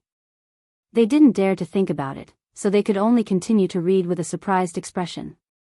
Since the Xuanwu Gate, I have been unable to sleep at night. I know that I am not virtuous. However, I am guilty, but I can't blame 10,000 people. Mr. Wang couldn't help but tremble when he read this. He didn't expect that Li Erlang would dare to talk about the Xuanwu Gate so openly. Didn't he know that the ghosts in the sky were watching? Or, since he had issued an edict, he was not afraid of these. However, in the second half of the sentence, Li Erlang was talking about his own sins. Was Li Erlang really going to repent? Getting rid of the thought in his mind, Old Man Wang continued reading. If I cannot protect my children and grandchildren, Li Min, they will perish. The prosperity of a nation depends on one person, the glory of a nation depends on one person's celebration. If the year is plentiful and the world is at peace, I will remove the calamity from my body and save all nations. That is my wish. I am willing to be unstingy.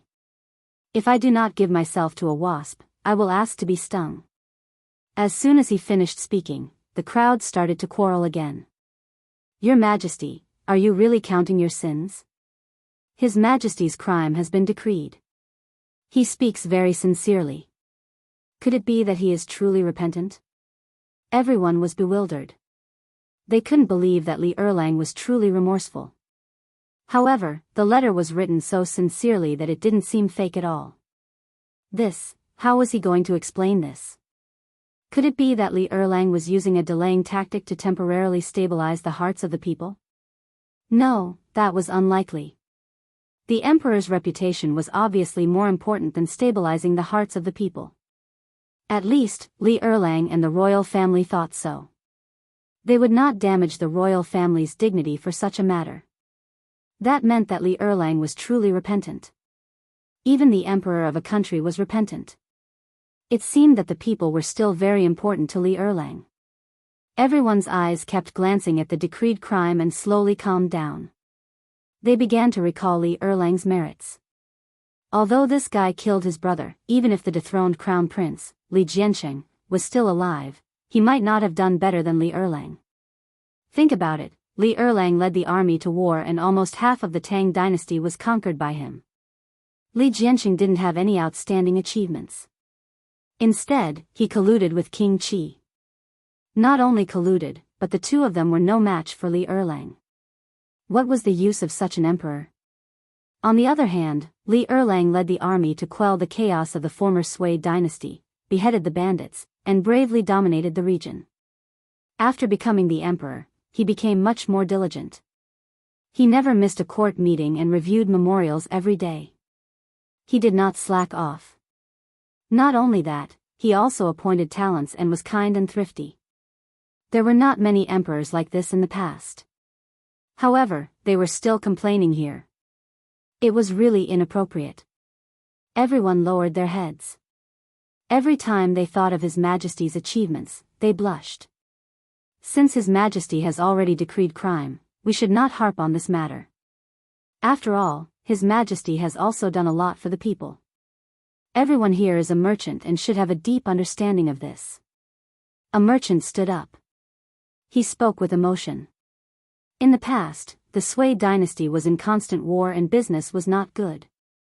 Now that His Majesty was on the throne, although there was no war, it had reduced a lot. His life was gradually getting better. As soon as this was said, everyone nodded secretly. Most of the people present were merchants and naturally knew the relationship between the two. That's right. Everyone, don't harp on it. Chapter 1870. Old Wang stroked his beard, but soon he frowned again. The crime has been committed, but this matter will not pass so easily. Think about it, the Black Tortoise Gate incident involves the royal family. I'm afraid it won't work if no one can speak up. The retired emperor? A young merchant stepped forward and glanced at the crowd. Only the retired emperor can resolve this matter. I heard that he has reconciled with the emperor. If the retired emperor is willing to speak up, I believe it can be resolved immediately. At the same time, he can shut the mouths of the people and we can do our business smoothly. Old Wang nodded. The only person who could speak up now was the retired emperor. The one who died in the Black Tortoise Gate was his son. It was impossible to say that he did not mind. Everyone in the world knew this. However, if the retired emperor was willing to speak up, he could shut the mouths of the people in the world. After all, this was the royal family's matter. No one had the right to interfere. If the retired emperor spoke up, who would dare to say anything? However, the retired emperor was not stupid. Would he speak up for such a matter? The eldest son and the second son fought for the throne. The second son killed the eldest son. This was not something to be proud of. Just as the crowd was in doubt, someone in the crowd shouted, "The retired emperor is preparing to worship heaven." This sentence brought everyone's attention back. They looked in the direction of the voice and saw a middle-aged man standing in the crowd. He was the one who said this. How do you know? Old Wang asked with a serious face. This was a matter of great importance to the world. It was related to the survival of their entire village. He did not dare to be careless. This news came from a brother of mine who works in the palace. The middle-aged man raised his head and looked proud. I travel extensively and am very well informed. This kind of news is just a rumor. As soon as he finished speaking, the entire street was silent. One could hear a pin drop. What shocked everyone was not the identity of this person, but the words that this person had just said. The retired emperor was preparing to sacrifice to the heavens. Originally, everyone had some doubts that this person was boasting. However, since the news came from the palace, then it might be true. Since the news was true, the retired emperor would appear to worship heaven. The storm would be over. Then, Chang'an would be able to regain its peace and they could make a living again. Since the retired emperor is preparing to offer sacrifices to heaven, when exactly will it be? Someone couldn't help but ask. Offering sacrifices to the heavens was a major event, and it would be best if they could go and take a look. Who knows, they might be able to benefit from the imperial aura. Probably in a few days. The middle-aged merchant frowned, and he seemed to be deep in thought as he said, I wonder if Dean Zhang of White Deer Academy will be participating? It's such a big matter. President Zhang should be involved, right? Most of them had received favors from Zhang Feng, so they still wanted to meet Zhang Feng. Yes, not bad. President Zhang is young and promising. She should attend such a grand event. Old man Wang stroked his beard with a smug look on his face, as if he was talking about a junior. The crowd didn't mind and just nodded vigorously. They all felt that old Wang's words made sense. Obviously, Zhang Feng had already left a good impression in their hearts as a young and promising man. At this moment, they felt that anything good they said about Zhang Feng was right. At the same time, in Shaoshan White Deer College. Following Zhang Feng's departure, the crowd didn't notice anything wrong at first. However, as time passed, some people realized that something was wrong. The first person to notice was Yuan Hong. He would usually go to the dean's place after class and ask some questions. However, when he went to look for the dean today, not only was there no one, he didn't even eat the food that was delivered. This made him very puzzled. Hence, he waited in his residence. After waiting for about 4 hours, he finally realized that something was wrong. Usually, even if the dean went out, he would be back in 2 to 4 hours at most. However, he wasn't back after so long. There was something wrong. Furthermore, the food on the table was untouched. This didn't seem like the dean's character. Could it be that he encountered some danger? Or was he kidnapped by some criminals? He shuddered and didn't dare to think about it anymore. If he continued to think about it, there wouldn't be a corpse left of the dean. Hence, he hurriedly went to look for Yu Shinan and the rest. Now that the dean wasn't around, only these few teachers could take charge of the situation. After rolling and crawling all the way, Yuan Hong finally arrived at the classroom. Say. Teacher, the dean is missing. He panted heavily and said with a flushed face. Yu Shinan was teaching in the classroom. When he heard the commotion, he wanted to reprimand them. However, when he heard that Feng Zi was missing, he immediately perked up. What did you just say? The dean is missing. Yuan Hong swallowed his saliva and said with difficulty. Why is Feng Zi missing? Yu Shinan put down the book in his hand and walked quickly to Yuan Hong. He said with a serious face, hurry up and explain the matter clearly. He treated Feng Zi as his disciple. Now, this disciple was missing? How could he not be anxious? This student went to look for the dean just now. However, after waiting for 4 hours, I didn't see the dean. At first, I thought that the dean was out, so I waited for a while. However, the more I waited, the more I felt that something was wrong. I realized that the dean didn't even touch his food. Chapter 1871. Yuan Hong had a troubled look on his face. Halfway through his sentence, he realized that Yu Shinan was already preparing to leave. He hurriedly chased after him. Sir, wait for me. Immediately informed Xue Ji, Chu Suiliang, Ouyang Xiu, and the other old men to come over. After Yu Shinan finished his sentence, he rushed straight to Zhang Feng's residence. His speed was not any slower than an ordinary person's. This shocked Yuan Hong. Didn't they say that these teachers were all old?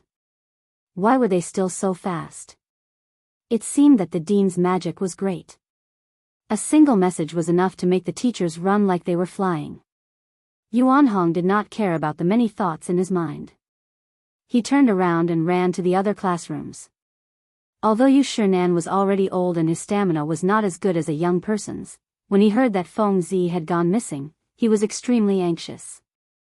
He strode toward his residence. Fortunately, there were no stones on the road. Otherwise, he would have been thrown off his feet. After rushing all the way, he finally arrived at Zhang Feng's residence. He pushed open the door and rushed in. When he went in, there was indeed no one. There was still some food on the table, but no one had touched it. That kid really went missing. Yu Shinan frowned. His face was a little pale. Where can he go? After saying that, he seemed to have thought of something and hurriedly walked out of the door. Just as he stepped out, he saw Chu Suiliang and the others walking toward him. Brothers, you're finally here. Yu Shinan quickly stepped forward and said impatiently, Feng Zi is missing. Chu Suiliang had his hands behind his back. When he saw that it was Yu Shinan, he immediately stopped and frowned. We already know the news. The most important thing now is to find Feng Zi. After saying that, he turned his head and glanced at Xue Ji and the others behind him. That's right. Feng Zi's disappearance is a big matter. We need to treat it seriously. Xue Ji stroked his sparse beard and frowned. However, with us old men, I'm afraid we don't have enough manpower. In old man's opinion, we should borrow the strength of all the students in the academy to search together. Right. Yu Shinan nodded repeatedly. Then, he looked at Yuan Hong and said hurriedly, Yuan Hong, immediately mobilize all the students to search for Feng Zi's whereabouts. Remember, don't let go of the entire Shao Mountain. Yuan Hong nodded and turned to run towards the classroom. Xue Ji still felt that it was not safe enough. He waved his hand and added, remember to look for it in the Forging Workshop and Research Institute. After saying that, he turned to look at Yu Shinan and the others. Let's go look for him too. Maybe that kid ran over there? Not bad. Chu Suiliang nodded with a worried look on his face. I don't think the two girls know about this yet. Let's go there and look for them. We'll tell them while we're at it. Jingshu and Zhang Yuyao were both Feng Zi's unmarried wives. She had to inform them of such a big event. This, Ouyang Xiu frowned and stroked his beard. I'm afraid it's inappropriate. If we old men go to the girls' residence, what if we bring gossip to Feng Zi? What's inappropriate about it? Yu Shinan glared and seemed to be dissatisfied. As Feng Zi's teachers, we naturally have to take charge of the situation now that Feng Zi is not around.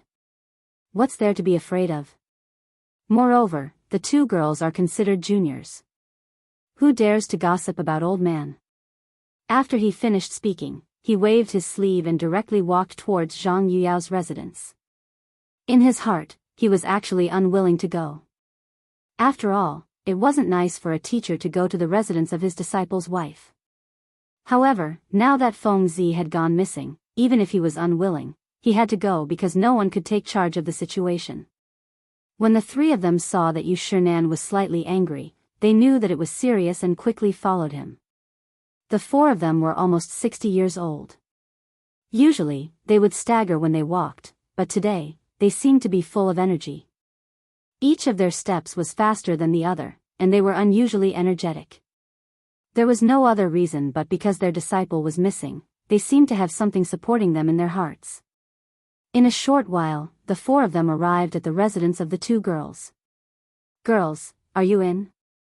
It was not easy to enter, so Yu Shinan could only shout outside the door.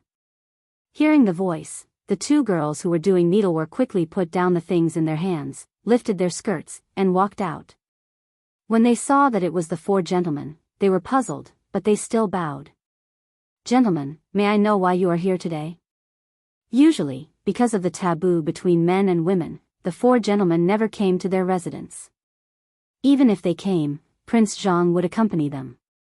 Why did the four gentlemen come together today? Although they were puzzled, the two girls only lowered their heads. Did Feng Zi come to your place? Yu Shinan looked at the two girls and asked nervously. Prince Zhang. Jingshu raised her head and looked at Zhang Yuyao. She was puzzled, and then looked at Yu Shinan. No, why? Gentlemen. Oh, that's bad. Xue Ji spread his hands and said bitterly, Feng Zi is missing. Ah, Prince Zhang is missing? Zhang Yuyao's expression changed and she exclaimed, how can Prince Zhang be missing? Isn't he at the academy? Chapter 1872. That's right. How could a living person go missing? Jingshu stepped forward, looking nervous. We don't know yet. Since Feng Zi isn't here, let's go somewhere else to look. Yu Shinan sighed and was a little disappointed. He then looked at the other old fellows. Let's go somewhere else to look. With that, he waved his sleeves and turned to leave. Xue Ji and the others followed closely behind. Only two lonely girls were left. Sister Jingshu, what should we do now? Zhang Yuyao grabbed Jingshu and stomped her feet anxiously. She treated Prince Zhang as her husband. Now that her husband was missing, she was the most anxious. Don't worry, don't worry. Let me think. Jingshu patted Zhang Yuyao's shoulder and lowered her head to think. After a while, she looked up and said, "We two weak girls can't do anything now. Why don't we go and look?" Okay. Zhang Yuyao nodded hurriedly. In fact, her mind was already in a mess. She didn't have any ideas. Now that Jingshu suggested it, she naturally agreed. Then let's go. Without hesitation, Jingshu pulled Zhang Yuyao and ran toward the classroom. When they reached the field, they saw a large group of students coming out of the classroom. The leader was Yuan Hong. Yuan Hong, how is it? Do you know where Prince Zhang is? Jingshu stopped Yuan Hong and asked anxiously. So it's Miss Jingshu. Yuan Hong stopped and wiped the sweat on his forehead. He said, "We don't know where the dean is yet. I'm going to look for him. I'll talk to you later." With that, he ran forward and waved to the students behind him. You guys go to the workshop. You guys go to the research institute. You guys go to the cafeteria. The rest of you go up the mountain. We must find the dean. As soon as he finished speaking, everyone split up into groups of 3 and 5 and ran in different directions. The news of the dean's disappearance swept through the entire academy like a hurricane. Everyone began to move out with only one goal, and that was to find the dean. For a moment, the whole Shao Mountain was filled with students of the academy. Everyone kept searching on the mountain, as if they had forgotten the time. The winter weather seemed to pass very quickly, and soon the sun was setting in the west. They had no choice but to hold up their torches and search every corner of the mountain carefully. However, no matter how hard the students searched, it was as if the dean had evaporated into thin air. There was no trace of him at all. Even the cafeteria, the chicken coop, and other places that they could think of were searched. However, they still couldn't find the dean's figure. This made everyone extremely anxious. Yu Shinan and the others even planned to meet the emperor and ask for help from the imperial court. They knew that Li Erlang would not ignore Feng Zi's disappearance. At the same time, on the hot air balloon, gusts of cold wind blew, causing Zhang Feng and the others to curl up together due to the cold. Where are we? Zhang Feng pulled out the blanket and looked at Tai Niu beside him. Ching Chimo snorted softly and slowly opened his half-closed eyes. He glanced down. However, he couldn't see anything in the boundless dark night. He only saw some light and could only reply faintly, "I don't know where we are." With that, he wrapped the spy around him again. It seemed that he was quite cold. Zhang Feng wasn't used to his bad habit. He pulled the spy back and glanced down. Why does this light look like fire? With that, he frowned and felt that something was wrong. This was Xing State. There weren't even any soldiers here. How could there be fire? Could it be the Turks? Yes, it must be the Turks. Only the Turks had such a habit. He sat up abruptly and rubbed his eyes. It was indeed fire, and there was more than one fire. Tai Niu, De Bing, Worm, get up quickly. Zhang Feng pushed the 3 of them, looking anxious. What's wrong? Zhang Sun yawned and glanced at Zhang Feng lazily. He was sleeping, but he was woken up by this fellow. He was furious. Look over there. Zhang Feng pulled Zhang Sun up and pointed in the direction of the fire. That should be the main camp of the Turks. The main camp of the Turks? Ching Chimo grabbed the metal wire and looked in the direction of the fire. Indeed, there were quite a few fires. It was nighttime, and based on the habits of the Turks, they would light a campfire near their main camp. The main reason was to prevent the ambush of wild beasts, and another reason was to provide warmth. Seeing so many campfires below, it must be the main camp of the Turks. That meant that he was moving toward the main camp of the Turks. What if a hot air balloon landed in the main camp? Wouldn't he become a captive of the Turks? Thinking of this, he shuddered. Fengzi, hurry up and think of a way to return. This is the main camp of the Turks. We'll die if we go there. Chang'an grabbed Zhang Feng's shoulders and pleaded. Zhang Sun and Du Go seemed to have understood the severity of the matter. They turned to Zhang Feng and pleaded, Fengzi, hurry up and think of a way. My family is counting on me to carry on the bloodline. I don't want to die here. Chapter 1873. Why are you all so cowardly? Zhang Feng swung Chang'an's arm. You were the one who said that you wanted to do something big with Lao Tzu. Why are you so cowardly now? He thought that these fellows would have some guts, but he didn't expect them to wet their pants before they even reached the Turkic camp. Fengzi, you can't say that. Du Go said with a sullen face. You only said that you wanted to do something big, but you didn't say what it was. We didn't expect you to come to the Turkic camp. That's right, Fengzi. Didn't you say that you wanted to do something big? Let's go back to Chang'an. Zhang Sun Chong pulled Zhang Feng and tried to change the topic. After saying that, he glanced at Chang'an and signaled him with his eyes. Chang'an immediately understood and pulled Zhang Feng back. Fengzi, let's go. Let's go back to Chang'an. Even if you want to blow up the imperial city, I'll go with you. Wait. Zhang Feng waved his hands and pushed their arms away. He sneered. The big thing I said just now is to blow up the Turkic camp. As soon as he finished speaking, the three of them were stunned. They stared at Zhang Feng as though they were looking at an alien. At this moment, their first reaction was that Fengzi was crazy. He wanted to blow up the Turkic camp with just 4 people. If that wasn't crazy, then what was going on? Fengzi, are you okay? Did you freeze? Chang'an stepped forward and took off his clothes as he spoke. He was very nervous. Come, Fengzi, put on my clothes. Don't talk nonsense. If Fengzi really went crazy, they wouldn't be able to explain themselves when they returned. They could only take off a few clothes to protect this fellow. Zhang Sun Chong and Du Go were also nervous. They hurriedly picked up the blanket in the basket and passed it to Zhang Feng. They were also worried that Fengzi had gone crazy. After all, they were all in the same boat. If this fellow went crazy, how could they get off the pirate ship? Everyone's actions made Zhang Feng a little confused. Damn it, he asked them to blow up the Turkic camp out of goodwill to earn some merit, but these fellows said that Lao Tzu had gone crazy. However, Chang'an was still a loyal fellow. He knew that he had to take off his shirt to protect himself from the cold. It's indeed a little cold. Zhang Feng took the coat and put it on. Then, his expression changed.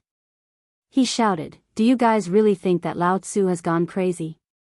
Zhang Sun Chong was stunned. Fengzi's words didn't sound like something a lunatic would say. Was this fellow fine? So, he probed, you're not crazy? Of course Lao Tzu isn't crazy. Zhang Feng straightened his coat and glared at the crowd. You bastards, Lao Tzu brought you to blow up the Turkic camp out of goodwill to earn some merit, and you say that Lao Tzu has gone crazy. If not for the fact that you gave your coat and blanket to Lao Tzu would have kicked you off the ship. The scolding made the 3 of them shudder. They were now certain that this fellow wasn't crazy. A lunatic wouldn't say so much at once, not to mention Lao Tzu. But why did this fellow want to blow up the Turkic camp? Wasn't he courting death? After all, there were only 4 of them. Even if they went down, they wouldn't even be enough to fill the gaps between their teeth. Fengzi, since you aren't crazy, why did you urge us to blow up the Turkic camp? Chang'an hugged his chest and shivered in the cold wind. The Turkic incident made him forget that his coat was still in Fengzi's hands. Yes, there are only 4 of us. Aren't we courting death if we go? Du Go was also puzzled. His side was so weak. Wouldn't they be courting death if they went? You don't know shit. Zhang Feng glared at the crowd and spat. Then, he looked in the direction of the Turkic camp and struck a pose that he thought was very handsome. The Turkic people have been invading the Tang dynasty for many years. They can be said to be the enemy of the Tang dynasty. Now that they are stationed in Xingzhou, it's probably because they don't have enough food and are preparing to raid. As men of the Tang dynasty, of course, we have to get rid of these guys. After that, he turned to the crowd and smiled. I know you're afraid, but we have gunpowder. Later, we'll throw the gunpowder down from the sky. It'll definitely blow up these sons of B** cheese. What do you think? The three of them didn't immediately respond. Instead, they looked at each other as if they were thinking about something. Damn it. What are you guys waiting for? Zhang Feng was a little unhappy. He glared at the crowd and said, don't you want to get rid of your reputation as a foppish son? Now is an opportunity. As long as we kill the Turkic leader, these guys will definitely withdraw their troops. At that time, not only you guys, but even your families will benefit from your glory. Have you thought it through?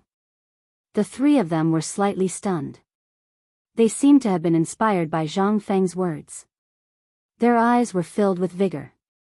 Fengzi was right. If he were to blow up the Tujue's camp this time, then when he returned to Chang'an, wouldn't he have to give face to his family? If he were to blow up Xieli, then his family would have to put him on a pedestal, and he would be able to get rid of his reputation as a dandy. Chapter 1874. However, on second thought, there were only 4 of them while there were tens of thousands of Turks. Maybe there were even hundreds of thousands of them. How could they blow up this small amount of gunpowder? They couldn't even move a hair of the Turks.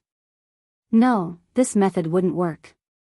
The 3 of them looked at each other and talked for a while as if they had reached some kind of agreement. Wait, let us think about it first. Chimo said casually.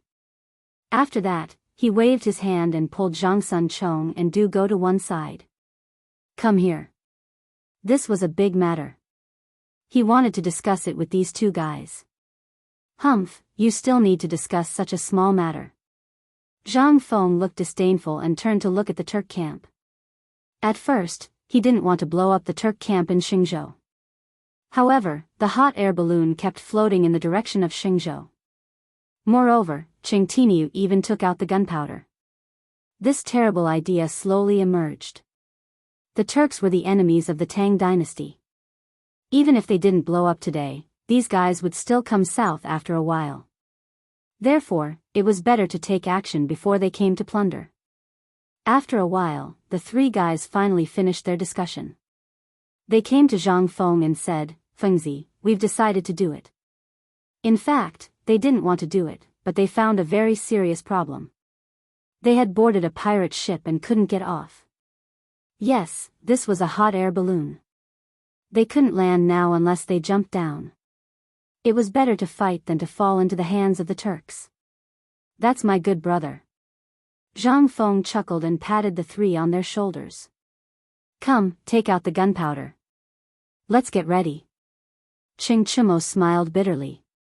Who was your good brother? Was this how good brothers should be? However, he naturally didn't dare to say these words.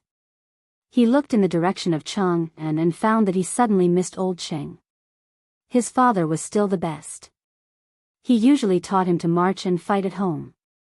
He also said that a real soldier wasn't a hothead, but someone who could eat and sleep. Once on the battlefield, don't rush to charge first. You must hide at the back and fight for the head. Although he was afraid, when he thought of his father's teachings, he couldn't help but feel more confident. Back then, his father treated him very well. He heard from his mother that when he was just born, his father boasted to everyone about how amazing the sons of the Qing family were. He said that they would definitely do great things in the future. When he was 3 years old, his father taught him how to drink. When he was 4 years old, he taught him how to ride a horse. When he was 7 years old, his father told him what kind of woman would give birth to the best children. Thinking about it carefully, it would be pretty good if his father didn't beat him often. But now, he was going to accompany this guy to his death. If his father was here, he would definitely be sad. Not only him, but also Zhang Sun Chong. His heart was like a bottle of mixed feelings. No matter what, he was still a relative of the royal family and had countless honors. It was not an exaggeration to say that he could do whatever he wanted on the streets of Chang'an. The emperor was his uncle, the empress was his aunt, the crown prince was his cousin, and his father was the Duke of Qi. Who dared to provoke Lao Tzu? But now, he had to throw his life away with this lunatic. It wasn't worth it. However, he had already boarded the pirate ship. There was no room for regret unless he jumped down from here. Glancing at the height of 1,000 feet, he shuddered. If he jumped down, he would probably be smashed to pieces, right? He would also be trampled by the Turks. It was scary just thinking about it. It was better to obediently pack up the gunpowder. Even if he died, he had these guys with him. It was not a loss. Under the reluctant packing of the three, the gunpowder was finally ready. With this gunpowder, we can definitely blow these sons of B***cheese to death. Zhang Feng looked at the bundled gunpowder in front of him and couldn't help laughing. Then, he glanced at everyone and instructed, "Listen to my orders later. Throw it when I tell you to. Don't throw it randomly. Otherwise, you won't be able to blow Shili to death." There was only 1,200 caddies of gunpowder, while the Turks had at least 10,000. If they wanted to blow Shili to death, they had to throw it all into Shili's main tent. This couldn't be sloppy, so he instructed everyone. "Got it." Ching Chimo reluctantly replied. Right now, he just wanted to end this quickly and return to Chang'an. He didn't want to play with this madman anymore. Every time he played, it was a matter of life and death. He still had to carry on the Cheng family's ancestral line and couldn't bear this kind of torment. Zhang Sunchong and the other two were silent because their thoughts were similar to Ching Chimo's. They just wanted to leave this troublesome place as soon as possible. Moreover, they had already discussed earlier that the three of them would advance and retreat together.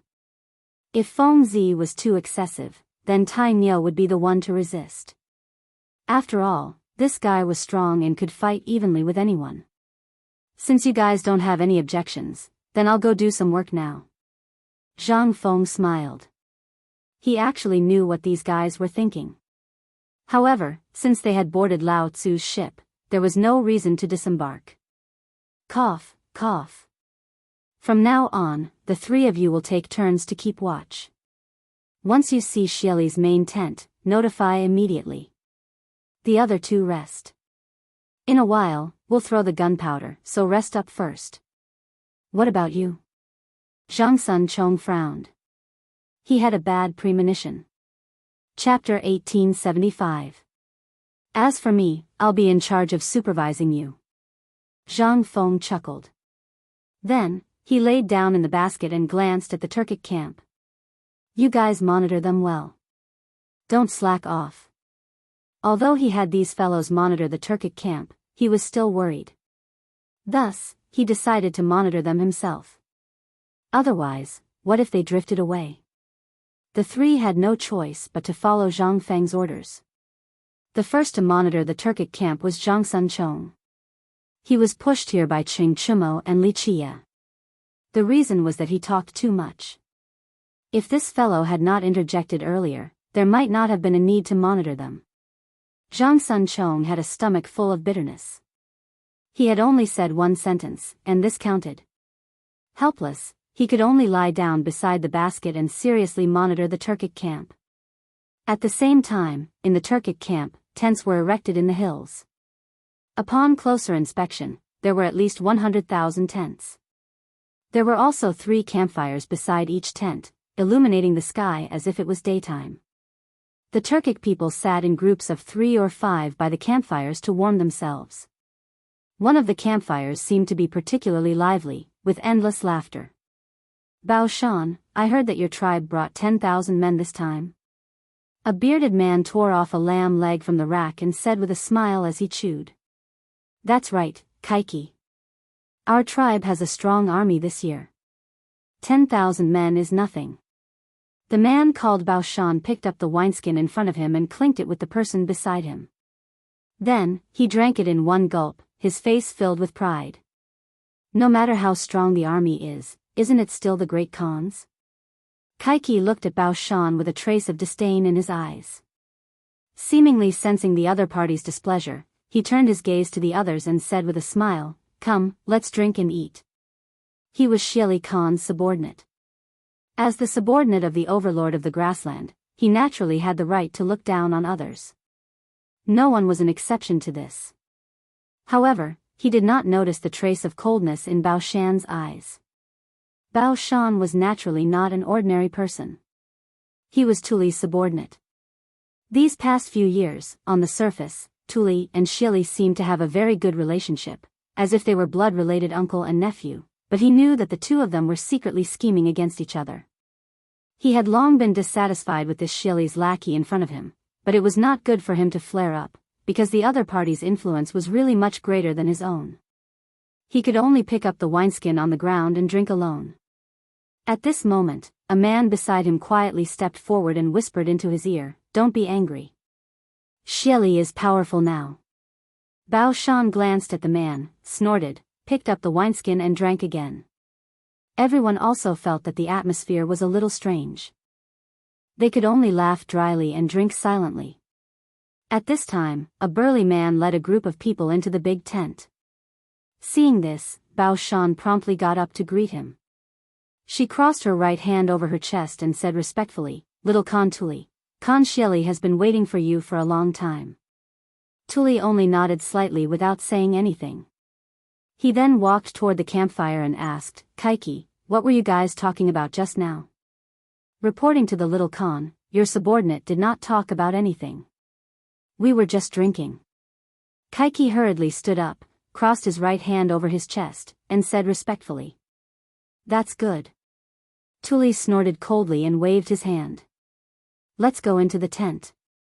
Seeing that Tuli had left, Kaiki slowly got up. However, a trace of coldness flashed in his eyes. Inside the tent, as soon as Tuli led the group into the tent, they saw many people sitting high up in the tent eating meat and drinking wine. In the middle stood Han dancers, and at the highest point was his uncle, Shili. "Tuli, why are you only here now? Take a seat."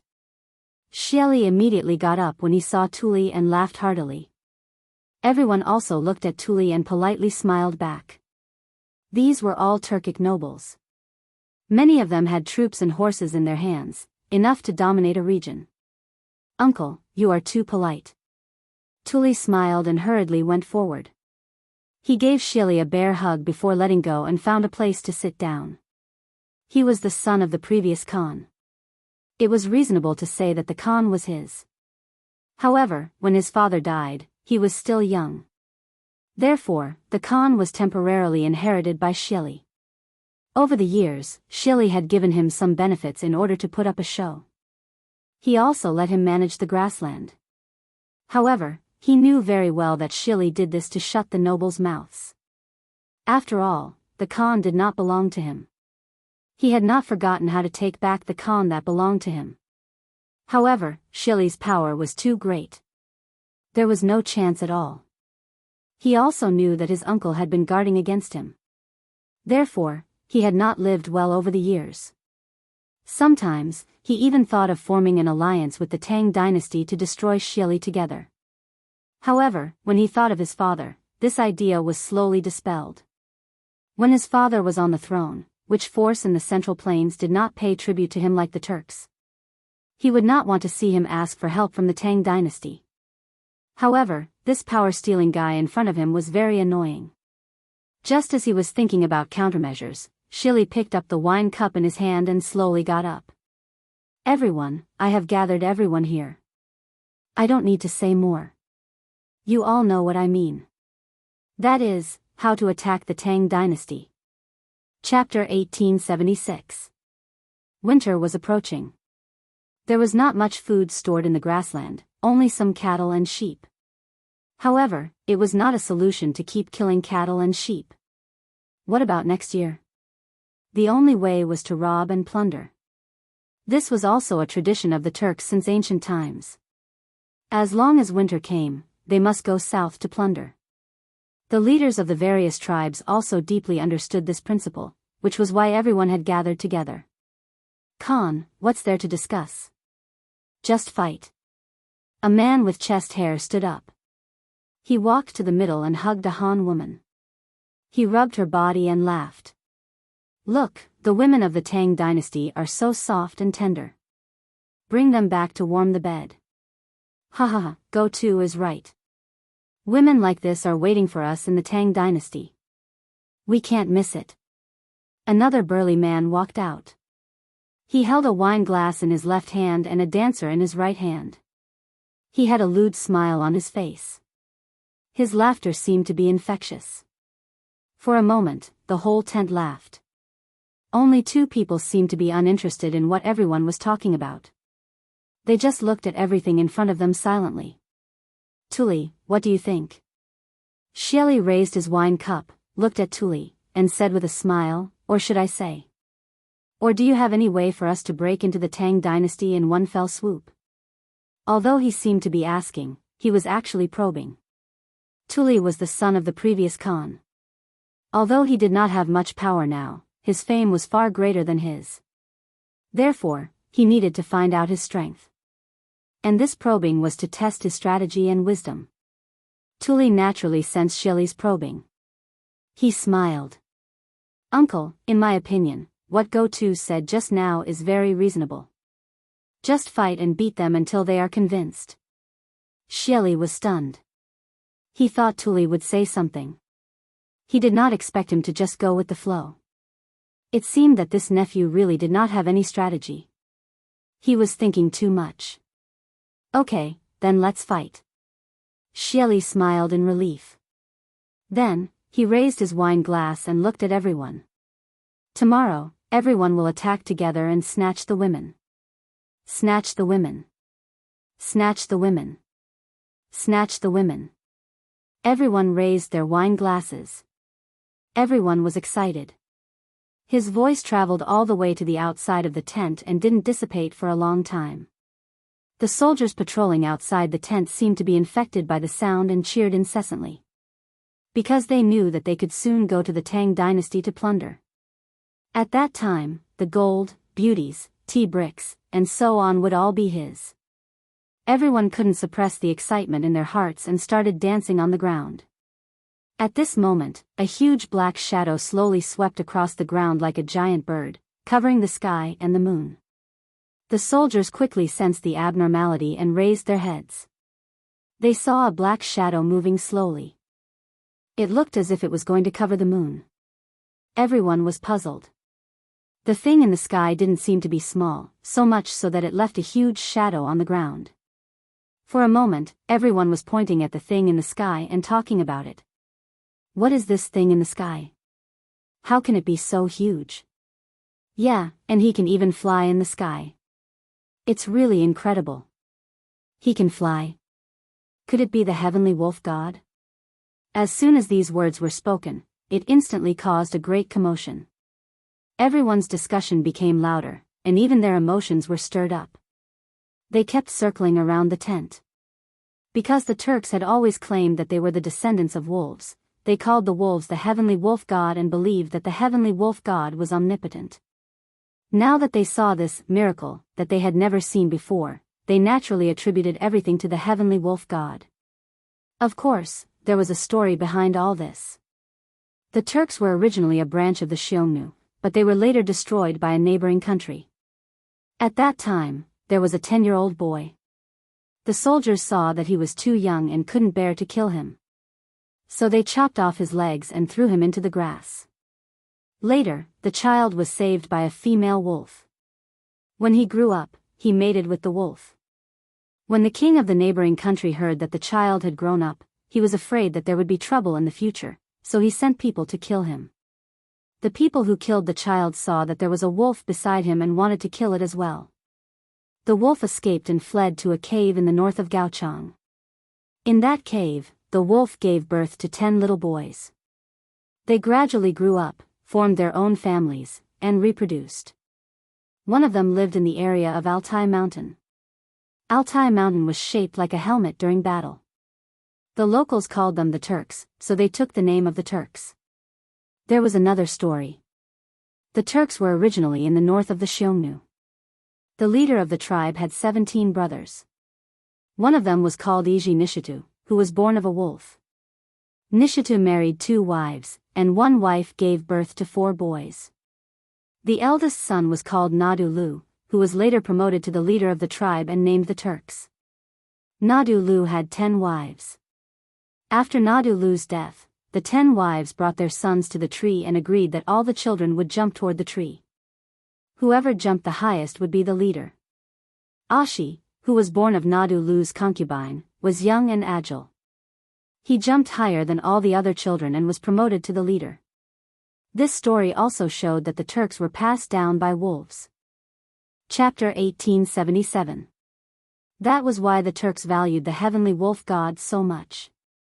Soon, the soldiers' discussion alarmed the nobles in the tent, and they sent their subordinates out to inquire. What's the commotion outside? A bearded man opened the tent flap and stroked the scimitar at his waist, glaring angrily at the crowd. Don't you know that the Khan is discussing something important? Are you tired of living? The flickering light shone on the man's face, making him look sinister and terrifying. The crowd wasn't in the mood to care about that. They all pointed to the sky and looked at the man. General Yashin, look at what's in the sky. Everyone is saying that the heavenly wolf god is here. Take a look. Heavenly wolf god? Yashin frowned. He was also a Turk and also believed in the heavenly wolf god, but he had never seen it before. Now, the heavenly wolf god had actually appeared. He couldn't hold back his curiosity and glanced at the sky. With just one glance, he felt like his world was about to collapse. Something was flying in the sky. And it wasn't small either. Could it really be the heavenly wolf god? Yes, it had to be the heavenly wolf god. Only the heavenly wolf god had such magical powers. He could no longer suppress the joy in his heart and scrambled into the tent. Because he was too excited, he almost stumbled. Fortunately, he steadied himself in time and hurriedly prostrated himself on the ground, shouting, "Great Khan Shieli, the heavenly wolf god has appeared outside." At this point, everyone's eyes suddenly widened. The tent was so silent that one could hear a pin drop. Only Yashin was still talking to himself. After a while, Shieli seemed to have sensed something. He slammed the table and stood up, looking at Yashin excitedly. What? What did you just say? When he heard Yashin mention the heavenly wolf god, he thought that this guy was drunk and talking nonsense. But the more he heard, the more he felt that something was wrong. The heavenly wolf god had appeared? How the hell was that possible? As the ruler of the grassland, he had never seen the heavenly wolf god. How could a small general like you see the heavenly wolf god? Not only Shieli, but everyone else also sensed that something was wrong. They all stood up and looked at Yashin seriously. What did you just say? Say it again? That's right. If you dare to blaspheme the heavenly wolf god, Lao Tzu will exterminate your entire clan. They were all nobles and overlords of the grassland. In their hearts, they had supreme reverence for the heavenly wolf god. They believed that everything they had was bestowed upon them by the heavenly wolf god and that the heavenly wolf god was their ancestor. Even a person of his status had never seen his ancestor. How dare a small general like you talk nonsense here? At this moment, almost all of them thought that Yexian was either crazy or trying to blaspheme the heavenly wolf god. The heavenly wolf god held a supreme position in their hearts. Anyone who dared to blaspheme the heavenly wolf god would die without a doubt. Obviously, everyone doubted the veracity of Yexian's words. After all, no one had ever seen the serious god. Now, this guy was saying that the serious god had appeared? Moreover, it was so sudden. Who would believe it? It was like you were praying to Buddha. As you prayed, someone said that Buddha had appeared. Would you be able to accept it immediately? Of course not. His first reaction was to be dumbfounded. However, Yexian didn't think so. He had seen the heavenly wolf god with his own eyes. Khan, nobles, everything I said is true. Yexian looked around at everyone. He kept waving his hands and pointed outside the tent from time to time. He was very emotional. When I went out to take a look just now, I saw something flying in the sky. It had already covered the moon. Tell me, if that isn't the heavenly wolf god, then what is it? As soon as he finished speaking, the tent fell silent. Everyone was silent. Xieli frowned. This guy didn't look like he was lying. Moreover, this guy had no reason to lie and wouldn't dare to do so. But, let's go. Everyone, follow me out and take a look. He waved his hand and decided to go out and take a look. Everyone didn't hesitate. They got up and followed him. After all, Xian didn't have the guts to lie to everyone. After listening for so long, they might as well go out and take a look. For a time, almost everyone in the tent had left. Only one table was left. That was Tuli. He felt that something was wrong and was hesitating whether to go or not. Little Khan, what should we do? Bao Shan whispered in Tuli's ear. Tuli frowned. Although he felt that something was wrong, everyone had gone out. It seemed a little inappropriate for him to not go. So he said, let's go and take a look too. After saying that, he stood up, waved his sleeve, and walked out of the tent. Outside the tent, as soon as Xieli led everyone out, he found a dark shadow on the ground. The soldiers were dancing as if they were cheering for something. They kept shouting, "Long live the heavenly wolf god." He sensed the abnormality and suddenly looked up. He vaguely saw some shadow floating in the sky. The shadow actually covered the moon. Huh? What was that? How could it fly in the sky? And it could even cover the moon? It seemed a little too magical. Could it be that it was the heavenly wolf god like everyone said? He wasn't the only one who had this question. The nobles also had this question. Chapter 1878. They all looked up at the shadow in the sky. For a moment, they didn't know what to say. Because they had never seen such a scene before. A shadow that could cover the moon, this was the King heavenly wolf god. Tuli was the slowest. At this moment, he was also deeply shocked by the scene in the sky. His eyes widened, as if he didn't want to believe it, but he didn't think it was a problem. Because everyone said it was the heavenly wolf god, he had no reason to refute. Moreover, this thing was indeed flying in the sky. Wasn't it compatible with the heavenly wolf god's influence? Also, other than the heavenly wolf god, who else had such divine power? Could it fly in the sky? For a moment, everyone seemed to tacitly agree that the shadow in the sky was the heavenly wolf god. Many people had already knelt on the ground and began to pray, blurting out things like "bless the grassland with good weather." Fortunately, Xieli was still rational. He didn't kneel like a soldier, but waved his hand. Call the shaman. He wasn't doubting the heavenly wolf god, but there was a tradition in the grassland. If there were any miracles, incomprehensible signs, or signs that weren't man-made, they needed to find a shaman for divination. Just like now, this thing in the sky was a miracle, but no one knew why it appeared. Or what instructions did it have? This required a shaman to divine and communicate with the heavenly wolf god to express the heavenly wolf god's intentions. The shaman soon arrived. He wore strange clothes and held all kinds of magic tools in his hands. When he saw the shadow in the sky, he seemed to be wrong and stood still for a long time. After a moment, he seemed to remember something and hurried forward. Khan. He crossed his arms and bowed to Xieli. Quickly communicate with the heavenly wolf god. Xieli waved his hand and didn't care much. Instead, he looked at the sky with excitement. Yes. The shaman nodded and then waved his hand. Two people stood behind him. They were holding a skeleton, which looked like a wolf's skeleton. It had been air-dried and was embedded with all kinds of gems. When the wolf skeleton was carried out, everyone present seemed to have changed into another person. Facing the wolf skeleton, they crossed their arms across their chests. Even Xieli and Tuli were no exception. Tingri, their faces were solemn as they cheered loudly.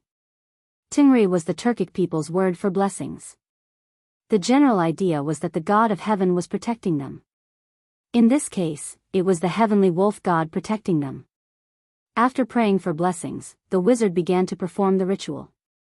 He danced around the wolf bone, shaking his magic weapon and muttering, "Tingri, Tingri, please bless the people of the grassland to never go hungry. Tingri, please bless the invincible warriors of the grassland. Tingri, please bless the underground Khan, ever victorious. Everyone looked at the magus, and for a moment, tears welled up in their eyes. At this moment, they seemed to be resonating with each other. Everyone began to dance with joy. After about 15 minutes, the shaman's prayer finally stopped. He crossed his right hand over his chest and looked at Shili with a sincere face. My most respected Khan Shili, the Sky Wolf God told me that the grassland warriors will definitely win this war. Hearing this, Shili could not help but tear up. His right hand crossed over his chest as he looked at the hot air balloon in the sky. He said emotionally, "Thank you, Heavenly Wolf God." How many years had it been? Back then, at the end of the Sui dynasty, the Turks were so powerful. Didn't those aristocratic brothers in the Central Plains scramble to give them big gifts? The Turks even dominated a region. What could they not get? Did they want to go there? However, with the establishment of the Tang dynasty, these guys became more and more arrogant. Were they not willing to pay tribute? In addition, the weather on the grassland was changeable. Once winter came, the herdsman could not survive at all. He did not pity the herdsman. It was just that the herdsman did not have cattle and sheep to graze. What could they eat? Therefore, he decided to go south and teach Li Shimin, this arrogant guy, a good lesson. He would rob all the treasures of the Tang dynasty, take all the women of the Tang dynasty to the grassland, and turn all the men of the Tang dynasty into slaves to graze for him. Only in this way could he vent the hatred in his heart. He was not the only one who had this idea. Basically, all the nobles present had the same idea. Each of them had troops and horses under their command, enough to dominate a region. It was just that Shili had more troops and horses, and he had smoothly ascended the throne. Otherwise, they would have rebelled and established themselves as kings. However, there was no harm in following Shili this time. At least they could go to the Tang dynasty and plunder. In this way, their troops could be replenished, and this damn winter could pass peacefully. The public's thoughts always went with the flow, but there were always others who had different thoughts.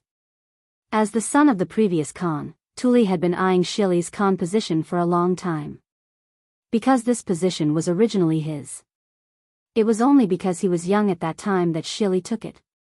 Watching Shili govern the grassland, he was unconvinced. However, he could only suppress this unwillingness in his heart and did not dare to say it out loud. Shili's troops were the largest in the grassland.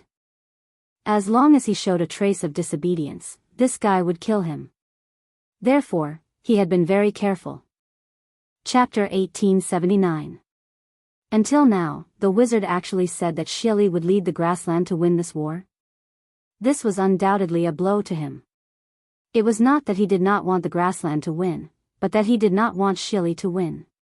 Once Shili won, this guy's reputation in the grassland would be higher, and the hope of his revival would be even slimmer.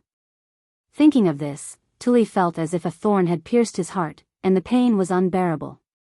He glanced at the cheering Shili, and resentment grew in his heart. Shili knew all this, but at this time, he was not in the mood to care about this. Instead, he opened his arms and looked at the hot air balloon with a sincere face, trying to accept the blessing of the serious god. This was the wizard's method. As long as he looked at the serious god sincerely, the serious god would bring courage, force, wisdom, and blessings to this land. And he would lead countless grassland warriors to rush into the Tang dynasty and take away the wealth and women of the Tang dynasty. He would let this group of lowly Han people remember that the land under their feet was a gift from the serious god. Once the serious god was angry, the grassland warriors would raise their butcher's knife again and use the blood of all the people of the Tang dynasty to worship the serious god. At the same time, on the hot air balloon, Zhang Feng patted Ching Chumo, who was half asleep, and said angrily, "Wake up, we have arrived at the Turks' camp." He did not even blink just now, for fear of missing the Turks' camp, but Ching Tiniu could fall asleep as soon as he lay down. He really did not know if he was a pig in his previous life. "Fengzi, why did you disturb me again?" Ching Chumo slowly opened his eyes and rubbed them. Then, as if he had realized something, his face changed as if he had been frightened. "Fengzi, what did you just say?" We have arrived at the Turks' camp. Where? Where? As he spoke, he suddenly got up and leaned against the basket. He looked down and only saw a dense crowd. Oh my God, so many people. What? Are you scared? Zhang Feng crossed his arms and sneered. If you are scared, I will throw you down now. Then it will be fine. How could that be? Chang'an hurriedly turned his head to look at Zhang Feng, revealing a fawning smile, as if he was afraid that the other party would really throw him down. Seeing that the other party did not speak, he said, Feng Zi, what do we do now? In truth, he was very afraid, but now that he was in the Turkic camp, there was no point in being afraid. Even if he jumped down, he wouldn't have an intact corpse. Besides, the Turks shouldn't be able to do anything to him while he was in the sky, right? Thinking of this, he didn't know where his courage came from, but it was as if he wasn't afraid anymore. Zhang Feng saw that this guy had finally regained some of his manliness, so he didn't pursue the matter any further. He turned to Zhang Sun, Chong, and Du Go. You guys should be fine as well, right? Then, without waiting for the two to answer, he said, since there are no problems, let's begin the preparations. Zhang Sun was furious with Du Go. Originally, the two of them wanted to say that they were scared and let Iron Bull throw them. In the end, this guy didn't even give him a chance to speak. They could only curse in their hearts that Feng Zi's son wouldn't have any eyes in the future. Cursing was one thing, but work still had to be done. The two of them reluctantly began to prepare the gunpowder. Seeing that Zhang Feng didn't call him, Chang'an leaned on the basket and enjoyed the scenery. However, good things didn't last long. Zhang Feng shouted again. Chang'an, do you want to die? Do you think that you won't work if Lao Tzu doesn't call you?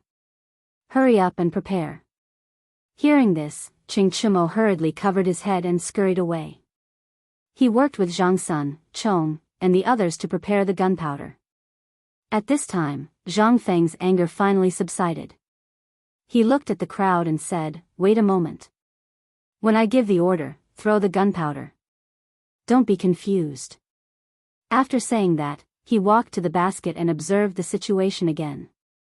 He was very curious. Why were so many Turks gathered together? Furthermore, they were all looking at him with their heads raised. Could it be that these fellows liked hot air balloons? However, this was a good thing. The more people there were, the more destructive the gunpowder would be. Originally, he wanted to look for Shili's tent. Now, it seemed that Shili might be among them. Then he would blow this place up. After making up his mind, Zhang Feng turned his head and waved his hand behind him, indicating for the people to bring the gunpowder up. The three of them understood. Each of them hugged two bundles of large explosives and slowly walked forward. Look over there. When I tell you to throw it, throw it. Zhang Feng glanced at the crowd with a serious face. He didn't know how many times he had reminded them. He was really worried that these fellows would ruin things. Oh, I know. You've said it 800 times. Chang'an rolled his eyes at Zhang Feng impatiently. Then, he glanced down and was somewhat puzzled. Why are these dogs all gathered together? What are they doing? Isn't it obvious? Zhang Sun curled his lips as if he understood very well. They are looking down on us. We brought so much gunpowder and they didn't even dodge. They are looking down on us. Yes, they are looking down on us. Chapter 1880. Du Go nodded. It seemed like he agreed with this point. Zhang Feng was speechless. He only felt that these three fellows were drama queens. The Turks gathered together to look down on them? What kind of logic was that? Besides, the Turks didn't know that they were holding gunpowder in their hands. He suddenly felt that there was no way to communicate with these inhumane fellows. Otherwise, he would be led astray. Just as he was about to explain, Chang'an spoke. His eyes widened as he took out a match from his waist and coldly said, Motherf asterisk Ker, you dare to look down on me? After which, he threw the match onto the fuse. In an instant, the fuse crackled. Seeing that Ching Chimo had lit the fuse, Zhang Sun Chong and Du Go followed suit and lit the fuse. Originally, this wasn't a big deal. Zhang Feng didn't have the mood to blame these fellows for secretly lighting the fuse. However, he didn't expect that not only did these fellows not throw it, they even imitated the 5 warriors of Wolf Ivory Mountain. After lighting the fuse, they even held it in their hands and glared at the Turks below, trying to kill them with their eyes. This scared Zhang Feng to death.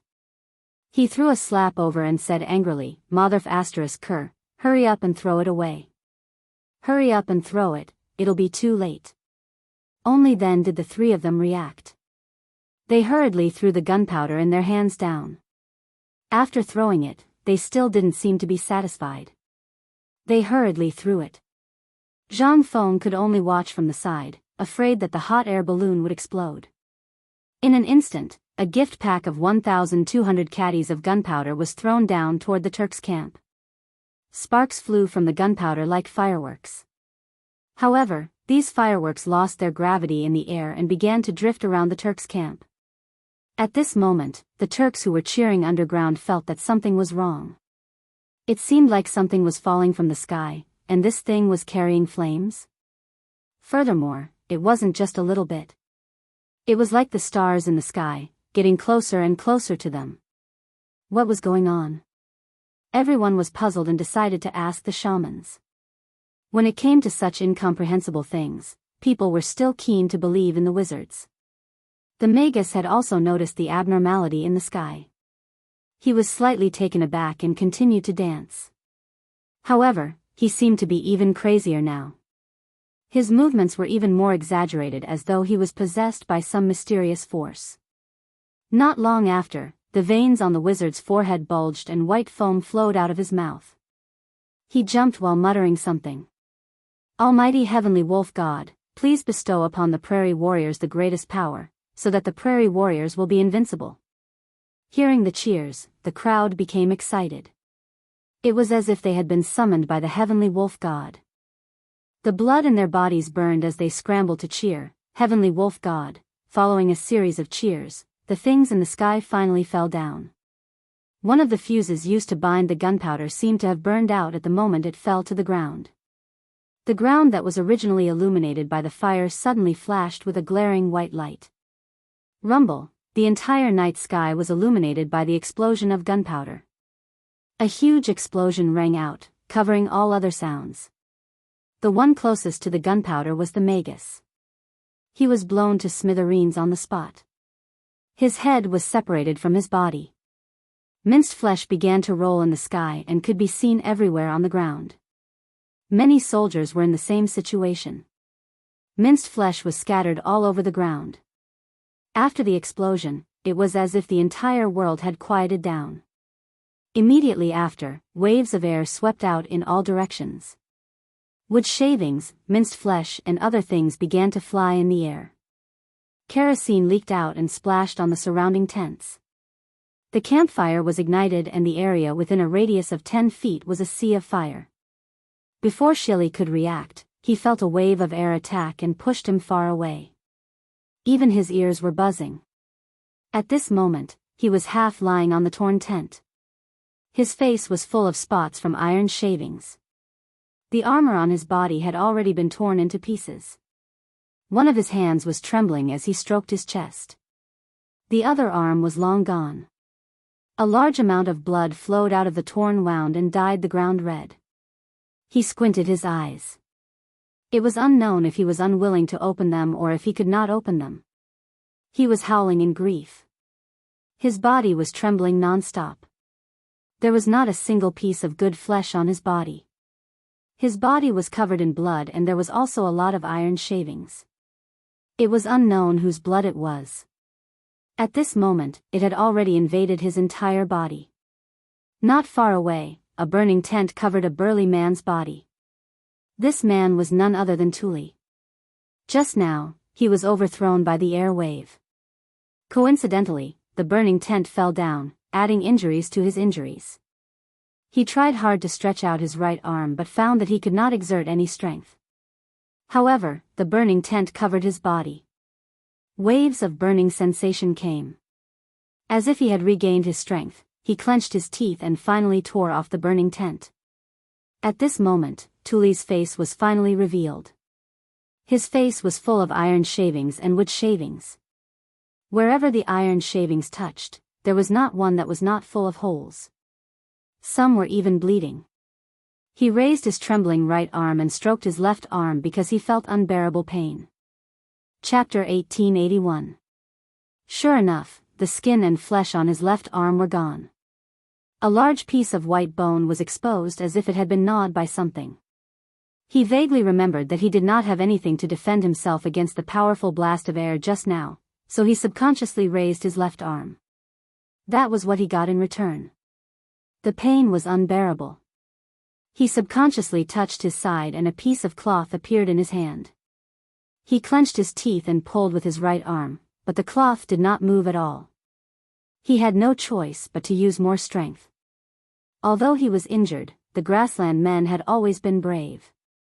This problem did not stop him. The cloth was slowly pulled apart, and an ear-piercing sound was heard.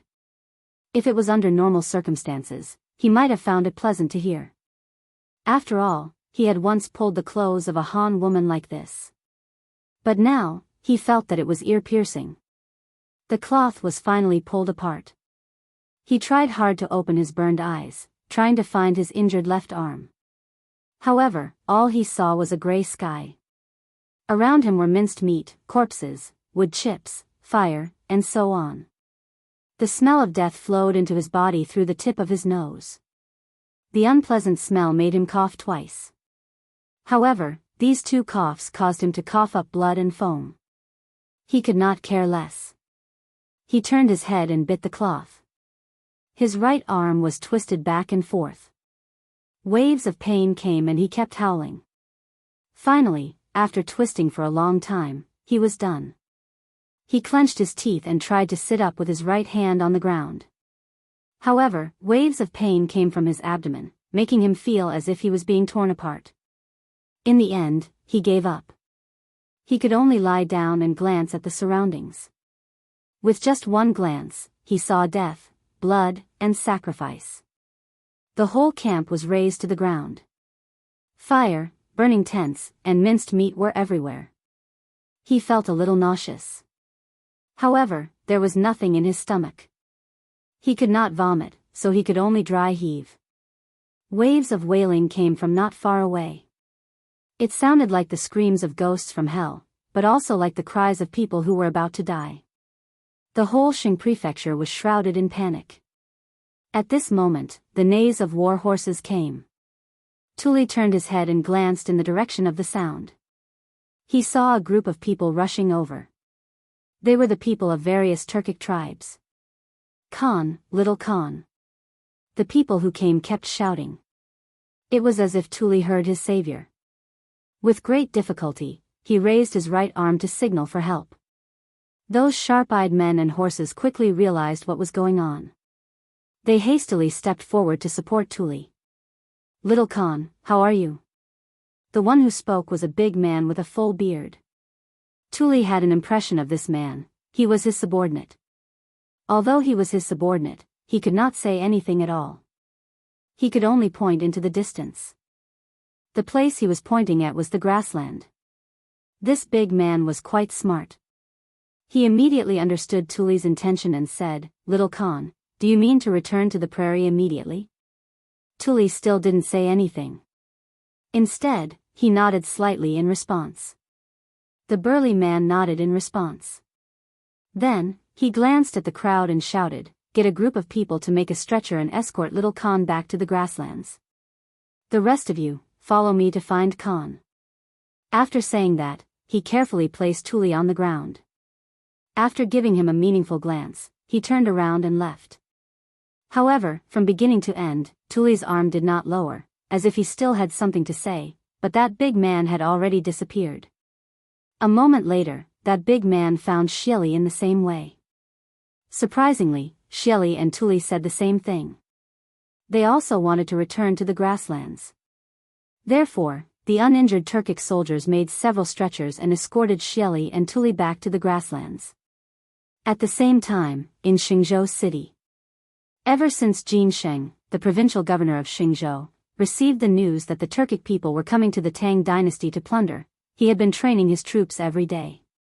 He knew that he was no match for the Turkic people. Therefore, while training, he asked the imperial court for reinforcements.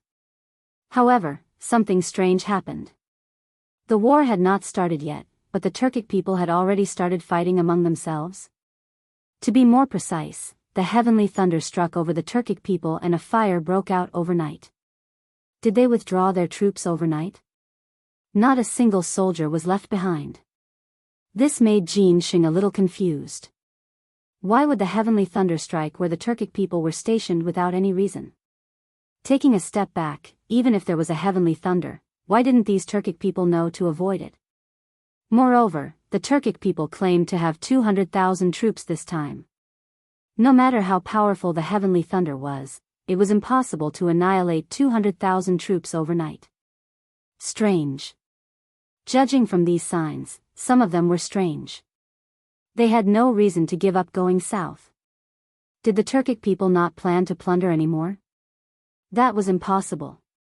Based on his years of experience in guarding Xingzhou, this was simply impossible. First of all, the Turkic people would run out of food in winter. Half of their cattle and sheep would be killed or injured. Moreover, the Turkic people lived by herding. Without cattle and sheep, what would they eat? Moreover, the Turkic people and the Tang dynasty had always been enemies. Going south to plunder seemed to be engraved in their bones and had become a tradition. They would do it every year. It was even more impossible to cancel it this year. All these were true. Could it be that the Turkic people were plotting something? Chapter 1882. The more he thought about it, the more he felt something was wrong. Jin Sheng glanced at the guard beside him and said, "Wu Pu, immediately count 10,000 troops. I think something is wrong. I have to go personally." Wu Pu frowned. The news of the Turks' withdrawal was checked by his men. He did not believe it at first. He ordered people to check it 5 times before he could confirm it. After telling the general did not believe it even more. He had already sent 5 groups of people to check. Now he wants to check again?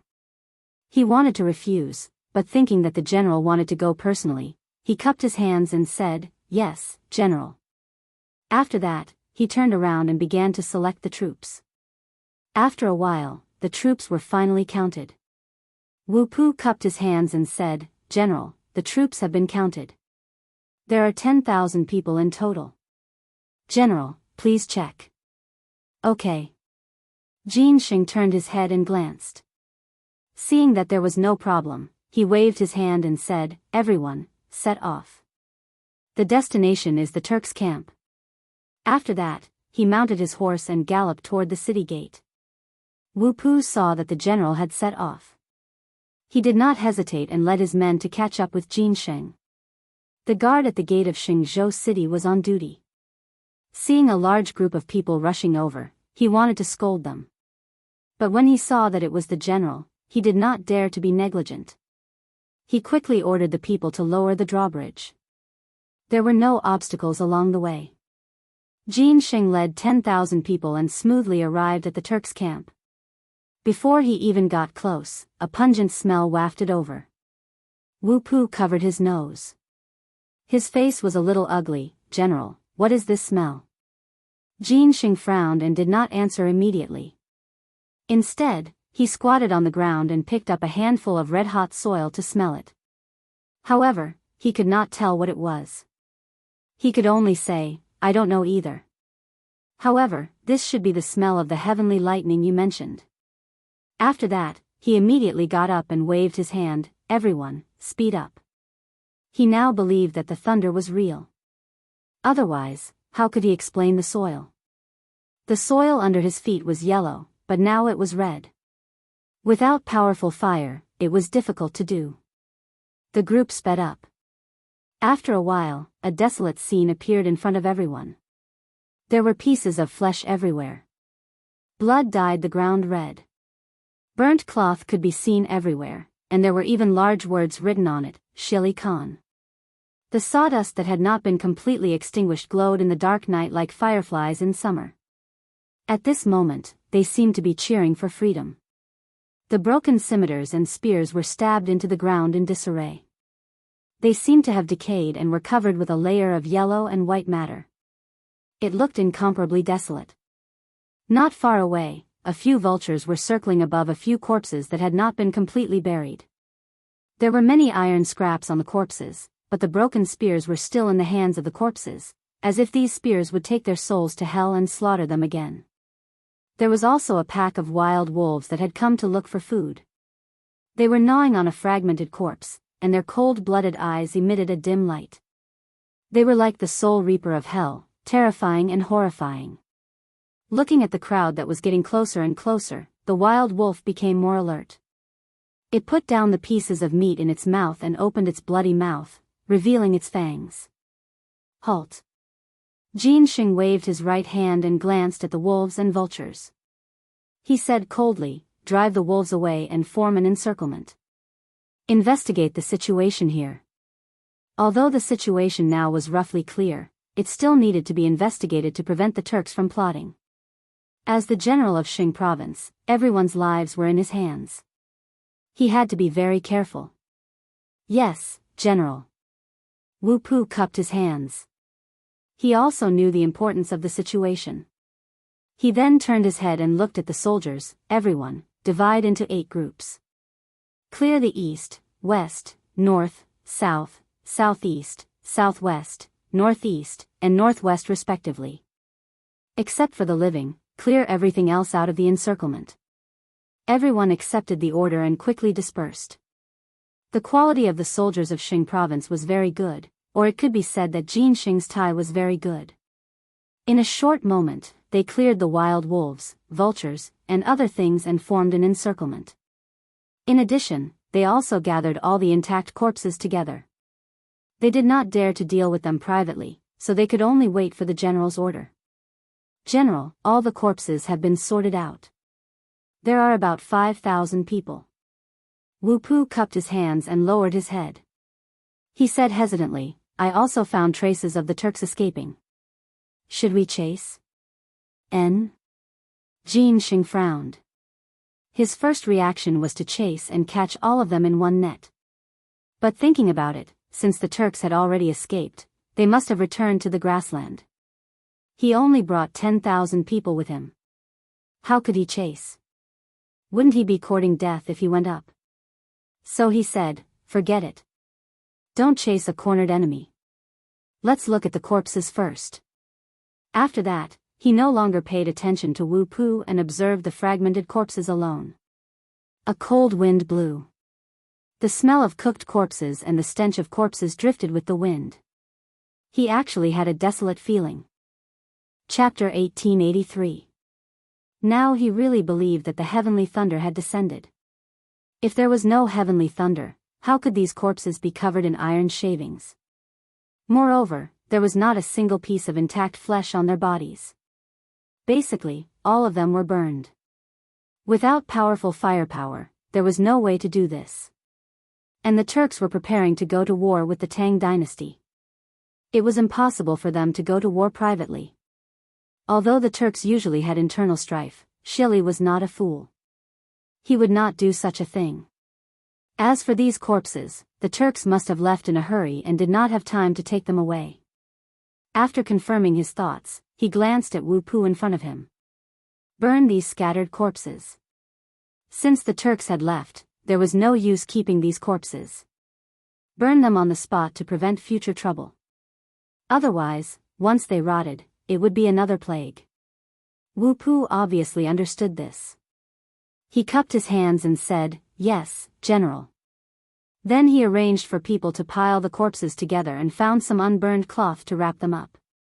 With the light of a firework, a huge fire suddenly rose, directly reflecting half of the sky. A gust of cold wind blew. The stench of corpses mixed with wood shavings and the smell of decay floated above the station. It was very pungent.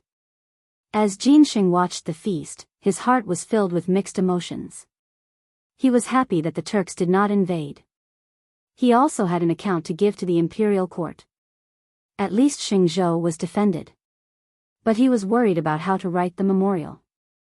Could he write that the Turks were attacked by a heavenly thunder, completely wiped out, and the rest fled back to the grassland? Who would believe such words? Not to mention the emperor, even the officials of the imperial court would not believe it. It was not easy to win the battle, but it became difficult for him to submit the memorial. It was ridiculous. Just as he was immersed in how to deal with the imperial court's question, Wu Pu's voice came from not far away. "General, we found a living person." Hearing this, Jin Xing was shocked as if he had found a savior. "There? Where is the person?" If there was a living person, then there was a witness. Think about it. If he reported the situation here, what if no one believed him? Then, this witness could play a role. Once the matter was explained, he would be the first meritorious person. Thinking of this, he was naturally overjoyed. With a large stride, he arrived in front of Wu Pu and grabbed his shoulders. "Where is he?" Wu Pu seemed to be in pain, smiling bitterly. "General, why don't you let me go first?" Jin Xing finally reacted. He smiled awkwardly and let go of his hand. "Tell me, where is he?" "They've just been discovered. They're still buried in the sand." Wu Pu rolled up his sleeves and waved his hand with a serious expression. "I will bring the general over." With that, Wu Pu turned around and walked away, followed by Jin Xing. 2 steps later, a mound of dirt appeared before their eyes. Atop this mound of dirt was a human head. This person's face was covered in metal shavings, and blood was trickling from the corner of his mouth. Even so, one could tell from this person's facial features that this person was a Turkic. This was because the Turks were very different from the people of the Tang dynasty. The former had a high nose bridge and large bones, while the latter had a flat nose bridge, thin bones, and smaller bodies. Since it was confirmed that this person was a Turkic, Jin Xing did not dare to hesitate for fear that this guy would die. He hurriedly said, "Quickly dig this person out."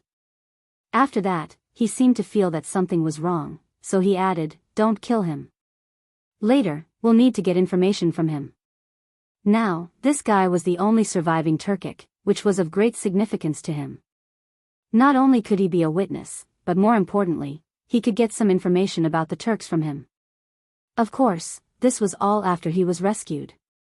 However, the soldiers didn't think so. They glared coldly at the Turk, wishing they could skin him alive right now. One must know that the Turkic and the Tang dynasty had always been mortal enemies. Almost every year, the Turkic would go south to pillage. As long as one was a person of the Tang dynasty, who would not hate these beasts to the bone. Not to mention these soldiers. Some of their fathers were killed by the Turkic, some of their sons were killed by the Turkic, and even more tragically, their entire families were killed by the Turkic. It was because of these reasons that they joined the army. Now, they were actually asked to save a Turkic? How was this possible? Everyone was a little unconvinced. Soon, someone stood up and said, "General, you can ask me to kill the Turkic, but it's impossible to save him." That's right. These beasts killed my father. I can't wait to kill him now. More and more people began to shout. They raised their right arms high, and their eyes were bloodshot. Jin Xing had already expected such a situation. Who here did not have a deep grudge against the Turks? However, personal hatred was greater than national hatred. Only by saving the Turkic could they better understand the situation. After thinking for a while, he said earnestly, "I know what everyone is thinking. It's nothing more than killing this Turkic to vent your hatred, right?" "Yes." Chapter 1884. Everyone answered in unison. Their voices seemed to be able to break the sky. But have you ever thought about it? What's the point of killing a Turk? Will the Turks not come after you kill him? Jin Xing glanced at everyone and said indifferently, "Right now, the most important thing for us is to figure out what happened. Also, we need to understand the Turks' way of life so that we can take revenge in the future. Right now, this Turk is our best tool. If you kill him, how are we going to get information?" Everyone was speechless. Some lowered their heads, some stared at the Turk, but no one spoke. Because they all knew that what the general said made sense. Only by knowing yourself and your enemy could you win 100 battles. It was indeed inappropriate to kill this Turk rashly before they figured out the situation. Moreover, this Turk might have some important information. Once they got it, it would be beneficial to the Tang dynasty. Although they all understood the reason, they did not stand up because their hatred for the Turks had been deeply rooted in their bones. It was impossible for them to pull it out, let alone take the initiative to save a Turk. Jin Xing seemed to see through them and did not care about their rudeness. He just smiled and said, "Since everyone has no problem, let's start. It's fine as long as he doesn't die." He knew that they were unwilling to lower their heads. Since his subordinates were unwilling to lower their heads, he, as the general, naturally had to give them a way out. Moreover, his words were very vague. It was fine as long as he didn't die. The implication was that as long as he didn't die, they could do whatever they wanted. Everyone looked at each other. Obviously, they understood. They nodded and then began to dig the soil with their swords and knives. After digging for a while, the Turk's upper body was exposed. "Give him some water." Wu Pu glanced at the crowd with a serious face. Only then did the soldiers react. They picked up the water bag and poured it into the Turk. Maybe these guys wanted revenge, or maybe they really wanted to kill this Turk. Perhaps it was because the Turk had choked on the water or because he had regained his vitality. He slowly opened his eyes and scanned the crowd before him. Suddenly, he shuddered and began to mutter something under his breath. However, his voice was too soft, so it was hard to make out what he was saying. However, Jin Xing did not have time to care about this now. He hurriedly said, "Continue to dig. Use your hands." He was afraid that if he continued to use swords and knives, he would hurt this guy. What if he suddenly died? It was safer to use his hands. Everyone nodded, threw away the swords in their hands, and really started digging with their hands. However, as they dug, they were still cursing something. "Turk dog, don't die so quickly. Lao Tzu still wants your life. After he tells us what happened just now, Lao Tzu wants to pry open his head and see what's in his head." Cursing was cursing, but this was just a way to vent. Who wouldn't hate an enemy in front of them? Not to mention these hot-blooded soldiers. Their hands and feet never stopped moving. After all, if they wanted to kill him, they had to wait until he came out. After a while, the Turk's lower body was finally dug out. His left leg was long gone, and there was a piece of wood as thick as a forearm stuck in his right leg. It looked like a flagpole. Blood flowed down the wound and dyed the yellow ground red. It looked a bit horrifying. "Military doctor, where's the military doctor?" Jin Xing turned around and shouted behind him. This guy's life was in danger. If he wasn't treated, he would be gone. As his voice spread, an old man carrying a medicine box slowly walked forward. "General, I'm here." Jin Xing glanced at the person and then pointed at the Turk on the ground. "Treat this guy immediately. At the very least, he has to be able to speak. He has important information on him." The military doctor looked in the direction Jin Xing was pointing at and frowned. "Turk? How could it be a Turk?" The old man was a military doctor. How could he treat a Turk? How many people did the Turks kill in Xingzhou back then? His biological parents died tragically in the hands of these bastards. Now, he was actually asking him to treat a Turk. Thinking of this, he didn't know where he got the strength. He suddenly straightened his back and said sternly, "General, please find someone else. This old man's medical skills are not good. I'm afraid I can't treat this person." After that, he glanced at the Turk on the ground with an inexplicable disgust. In fact, his words were already very tactful. It was up to the general to understand. Jin Xing smiled. How could he not know that this old fox was making excuses? He still put on a serious look. "Dr. Wang, I know you have a deep hatred for the Turks.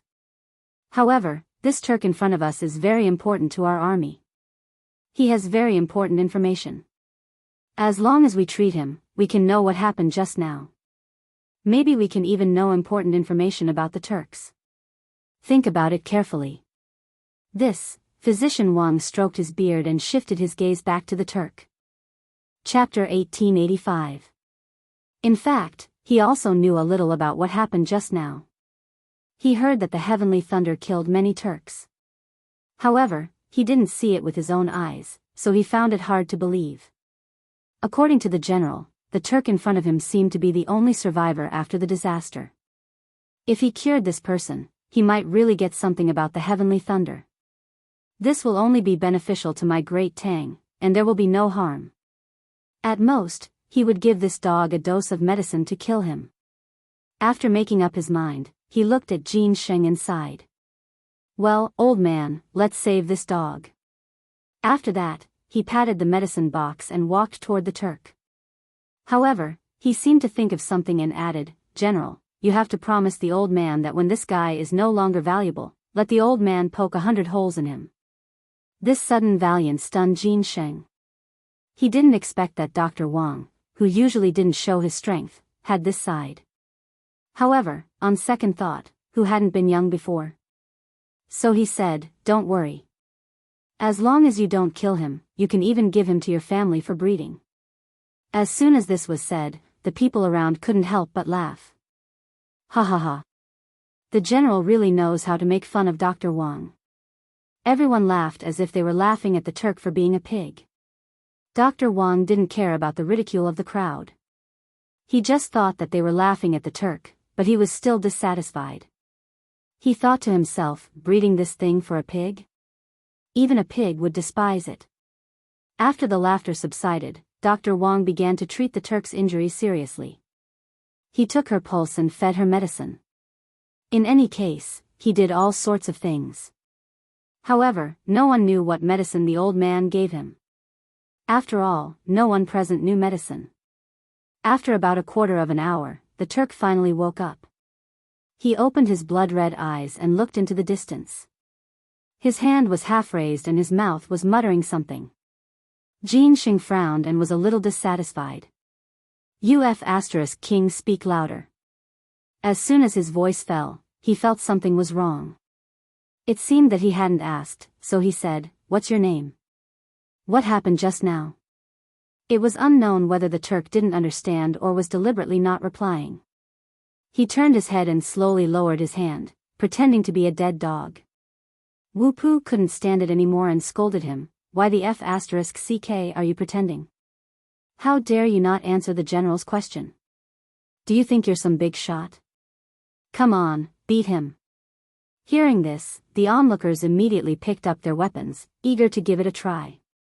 They had long wanted to tear this guy to shreds. Jin Sheng did not dare to let these guys hit him. It was not easy to save him. What if he was beaten to death? Besides, these fellows didn't even know how to control their strength. Not to mention hitting, even a light touch might be fatal. Wait. Jin Sheng stopped Wu Pu and hurriedly said, don't fight first, let me ask. After saying those words, he turned to the Turk and said patiently, hurry up and tell me your name. What happened just now? Otherwise, a punishment worse than death awaits you later. He dared to guarantee that as long as he said a word, as long as he didn't kill this Turk, they could do whatever they wanted with him. These subordinates definitely had 100 ways to make this guy suffer a fate worse than death. It was just a matter of whether this guy was willing to talk or not. However, this Turk seemed to be very stubborn. He glared at Jin Sheng but was unwilling to speak. Then there was no other way. Jin Sheng glanced at the crowd and said, I'll leave the rest to you. My only request is that you don't kill him. It's fine as long as he can talk. As soon as he said those words, everyone cheered as if they had received a great reward. Thank you, General. The General is mighty. I'll definitely let him know what mercury immersion is, hee hee. After saying those words, the crowd swarmed toward the Turk. In a moment, screams came from the crowd. Listening carefully, there were not only the Turk but also many soldiers. Jin Sheng couldn't be bothered. After all, it was impossible for so many people to not be able to do anything to a Turk. The screams came from some fellow accidentally injuring his companions. Such situations happened often, so there was nothing strange about it.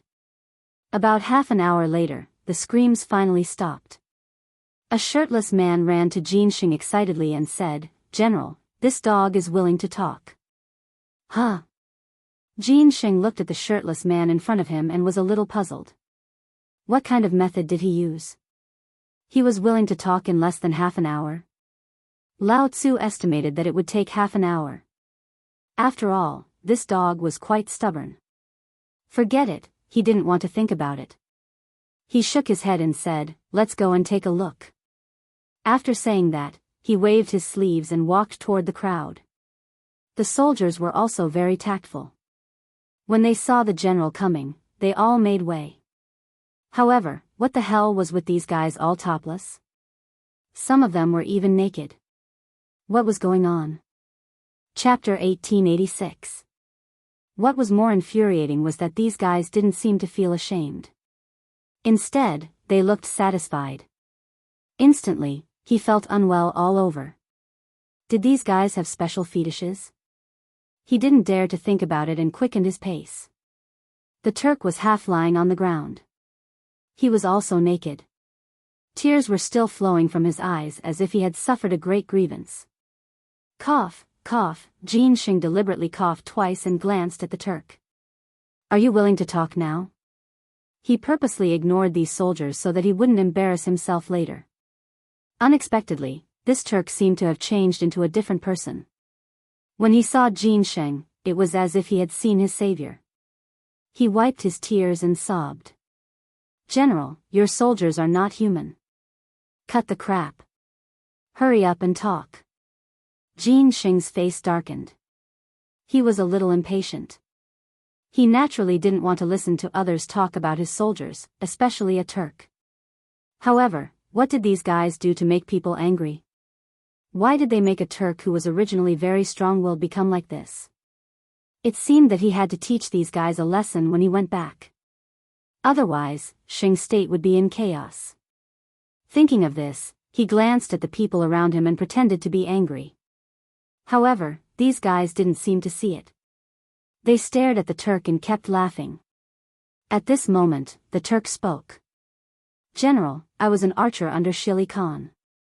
Just now, a shadow appeared in the sky. That guy directly covered the moon." Covered the moon? Chang'an couldn't help but interrupt. He was a little suspicious of what the Turk said. What kind of thing could go to the sky? Damn it, cover the moon? How was this possible? However, a few days ago, news came from Chang'an that the vengeful spirit of the Xuanwu Gate had come to the world, which also covered the sun. Even His Majesty was ready to issue an edict of punishment. Now, in comparison, it seemed that the two had some similarities. It seemed to be possible. Therefore, he said, "Continue." The Turk didn't seem to be angry because of Chang'an's interruption. Instead, he was very happy because he really didn't want to fall into the hands of this group of soldiers. Damn it, they were not human. They actually, sigh, forget it, I'll just endure it. Thus, he continued, "General, that thing floated in the air for a while. It was fine at first, but then it stopped in Khan Sheli's tent. We thought it was the celestial wolf god, so we cheered. Khan Sheli also thought it was the celestial wolf god, so he sent wizards to divine, but halfway through, at this point, tears actually fell from the corners of his eyes. Because he thought of his family. His eldest brother and second brother had been blasted into minced meat just now. He had seen all of this with his own eyes, but he had no way to stop it. He hated it. He hated himself and hated the thing in the sky. There was even a hint of hatred for Khan Sheli. If not for Shili Khan, if not for Sheli, perhaps his brothers would not have died. It was Sheli who wanted to go south. If he had not gone south, perhaps nothing would have happened. This was the heavenly wolf deity's punishment for the grasslands. Human emotions were changeable and unpredictable. Once a disaster happened, they would often push the blame onto others. Human emotions were also interconnected. Everyone was born selfish. They often liked to take other people's things for themselves. The more power one had, the more obsessed they were with this nature. But the funny thing was that such selfish people often cared more about their blood relatives. Just like the Turk in front of him. He was thinking about how to go south and plunder, and how to climb higher. His blood relatives were dispensable to him. Because the grasslands were a place where only strength mattered. As long as you had strength, you would be in charge, you would be king. But once you lost your strength, millions of people would come to enslave you, millions of people would come to trample on you, millions of people would come to kill you. He had understood these principles since birth, and now it had been engraved into his bones. So, facing Jin Sheng's interrogation, he could be considered to be feigning civility. Jin Sheng did not know these. Seeing that the Turk in front of him was crying, he thought this guy had been abused. After all, he did not have a good impression of the Turk. So, he continued, "Don't stop, continue." The Turk nodded, wiped his tears, and continued. When the shaman was halfway through the divination, he suddenly found sparks falling from the sky, and there was more than one person. There were many. Everyone was cheering, and the shaman became even crazier, thinking that this was the wealth sent by the heavenly wolf deity. In the end, these sparks suddenly exploded, and everyone was injured. It seemed that many people died. In a daze, I heard that someone had retreated. Retreated? Jin Sheng was not surprised by this news. He had heard it once just now. This time, he just wanted to confirm it. Xieli had suffered so many casualties this time, it was impossible not to retreat. However, Xieli's life was a big matter. So, he asked again, what about Xieli and Tuli? Did they die? Chapter 1887. Khan Xieli. Speaking of this, the Turk seemed to realize something was wrong and hurriedly corrected himself. When I was in a coma just now, I vaguely heard Xieli's voice and little Khan Tuli's voice. They seemed to have withdrawn together. Jin Sheng held his chin with his hand and smiled. He felt that this Turk was a bit interesting. Just now he called Xieli Khan. Why did he suddenly call him Xieli? Also, why did this guy only call Xieli by his real name and still be very respectful to Tuli? Did he want to please him? But that was impossible. The Tang dynasty and the Turks were feuds. Even if he wanted to please him, he would not let him go.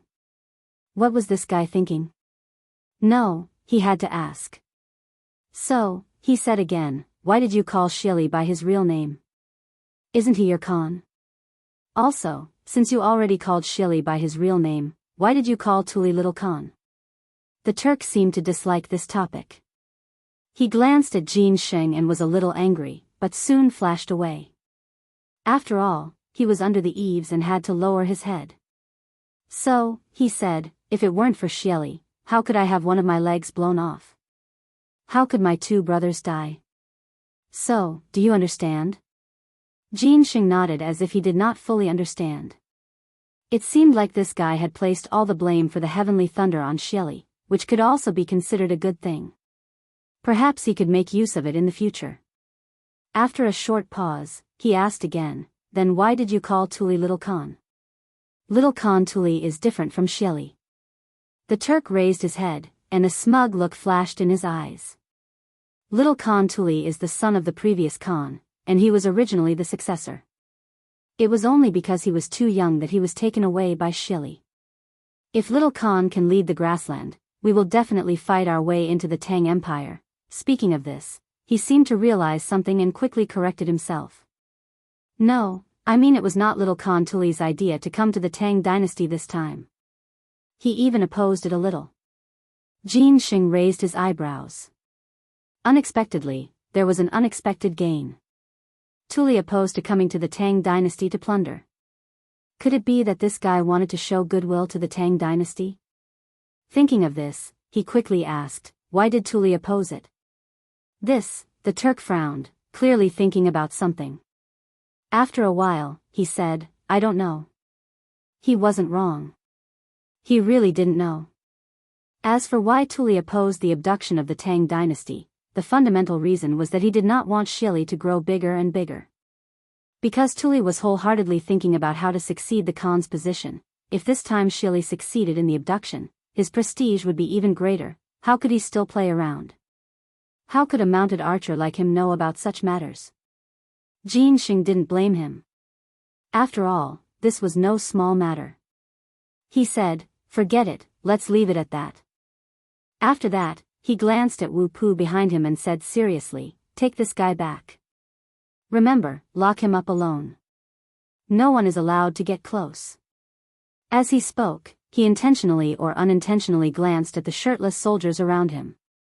These fellows had tormented this Turk to the brink of death. If he were to fall into the hands of these fellows, he would most likely die. The soldiers didn't seem to care about the general's gaze, because they felt that they had done a good deed.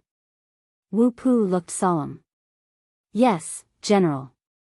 After that, he waved his hand and shouted, "Go back to the city." Jin Xing wasn't in the mood to care about these trivial matters. He jumped on the horse and rushed to Xingzhou City. Everyone tidied up, extinguished the bonfire, and prepared to go back to the city with the Turk. The next day, the sky was already bright. A group of soldiers riding tall horses galloped on a country road. They were dusty, their faces were full of dust, and their lips were dry and cracked, as if they were about to faint. However, their strong military consciousness still made them struggle. They held the reins tightly and didn't want to give up. However, horses were different from people. They didn't have strong willpower. After a long journey, many of them began to foam at the mouth, as if they would fall to the ground at any time. Finally, a horse seemed to be unable to hold on. Its front hooves were stuck in the pothole. Its body suddenly leaned forward and fell heavily to the ground. Its whole body twitched, and at the same time, the soldier on it was thrown to the ground. The soldier was completely unprepared for this sudden turn of events. He rolled to the ground and fell unconscious. Of course, the matter was far from over. The collapse of the first horse immediately affected the second, and the third.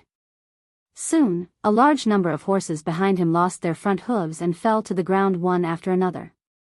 They foamed at the mouth and panted heavily, as if they were struggling for their lives. The soldier in front heard the sound and immediately reined in his horse. He glanced back and then turned pale. He shouted to the front, "General, something happened in the rear." The leader was Li Jing. He was ordered by the emperor to search for Zhang Feng. He rushed all the way and didn't dare to neglect. He didn't even rest on the way. He was about to reach Xingzhou, but now something happened. How could he not be anxious?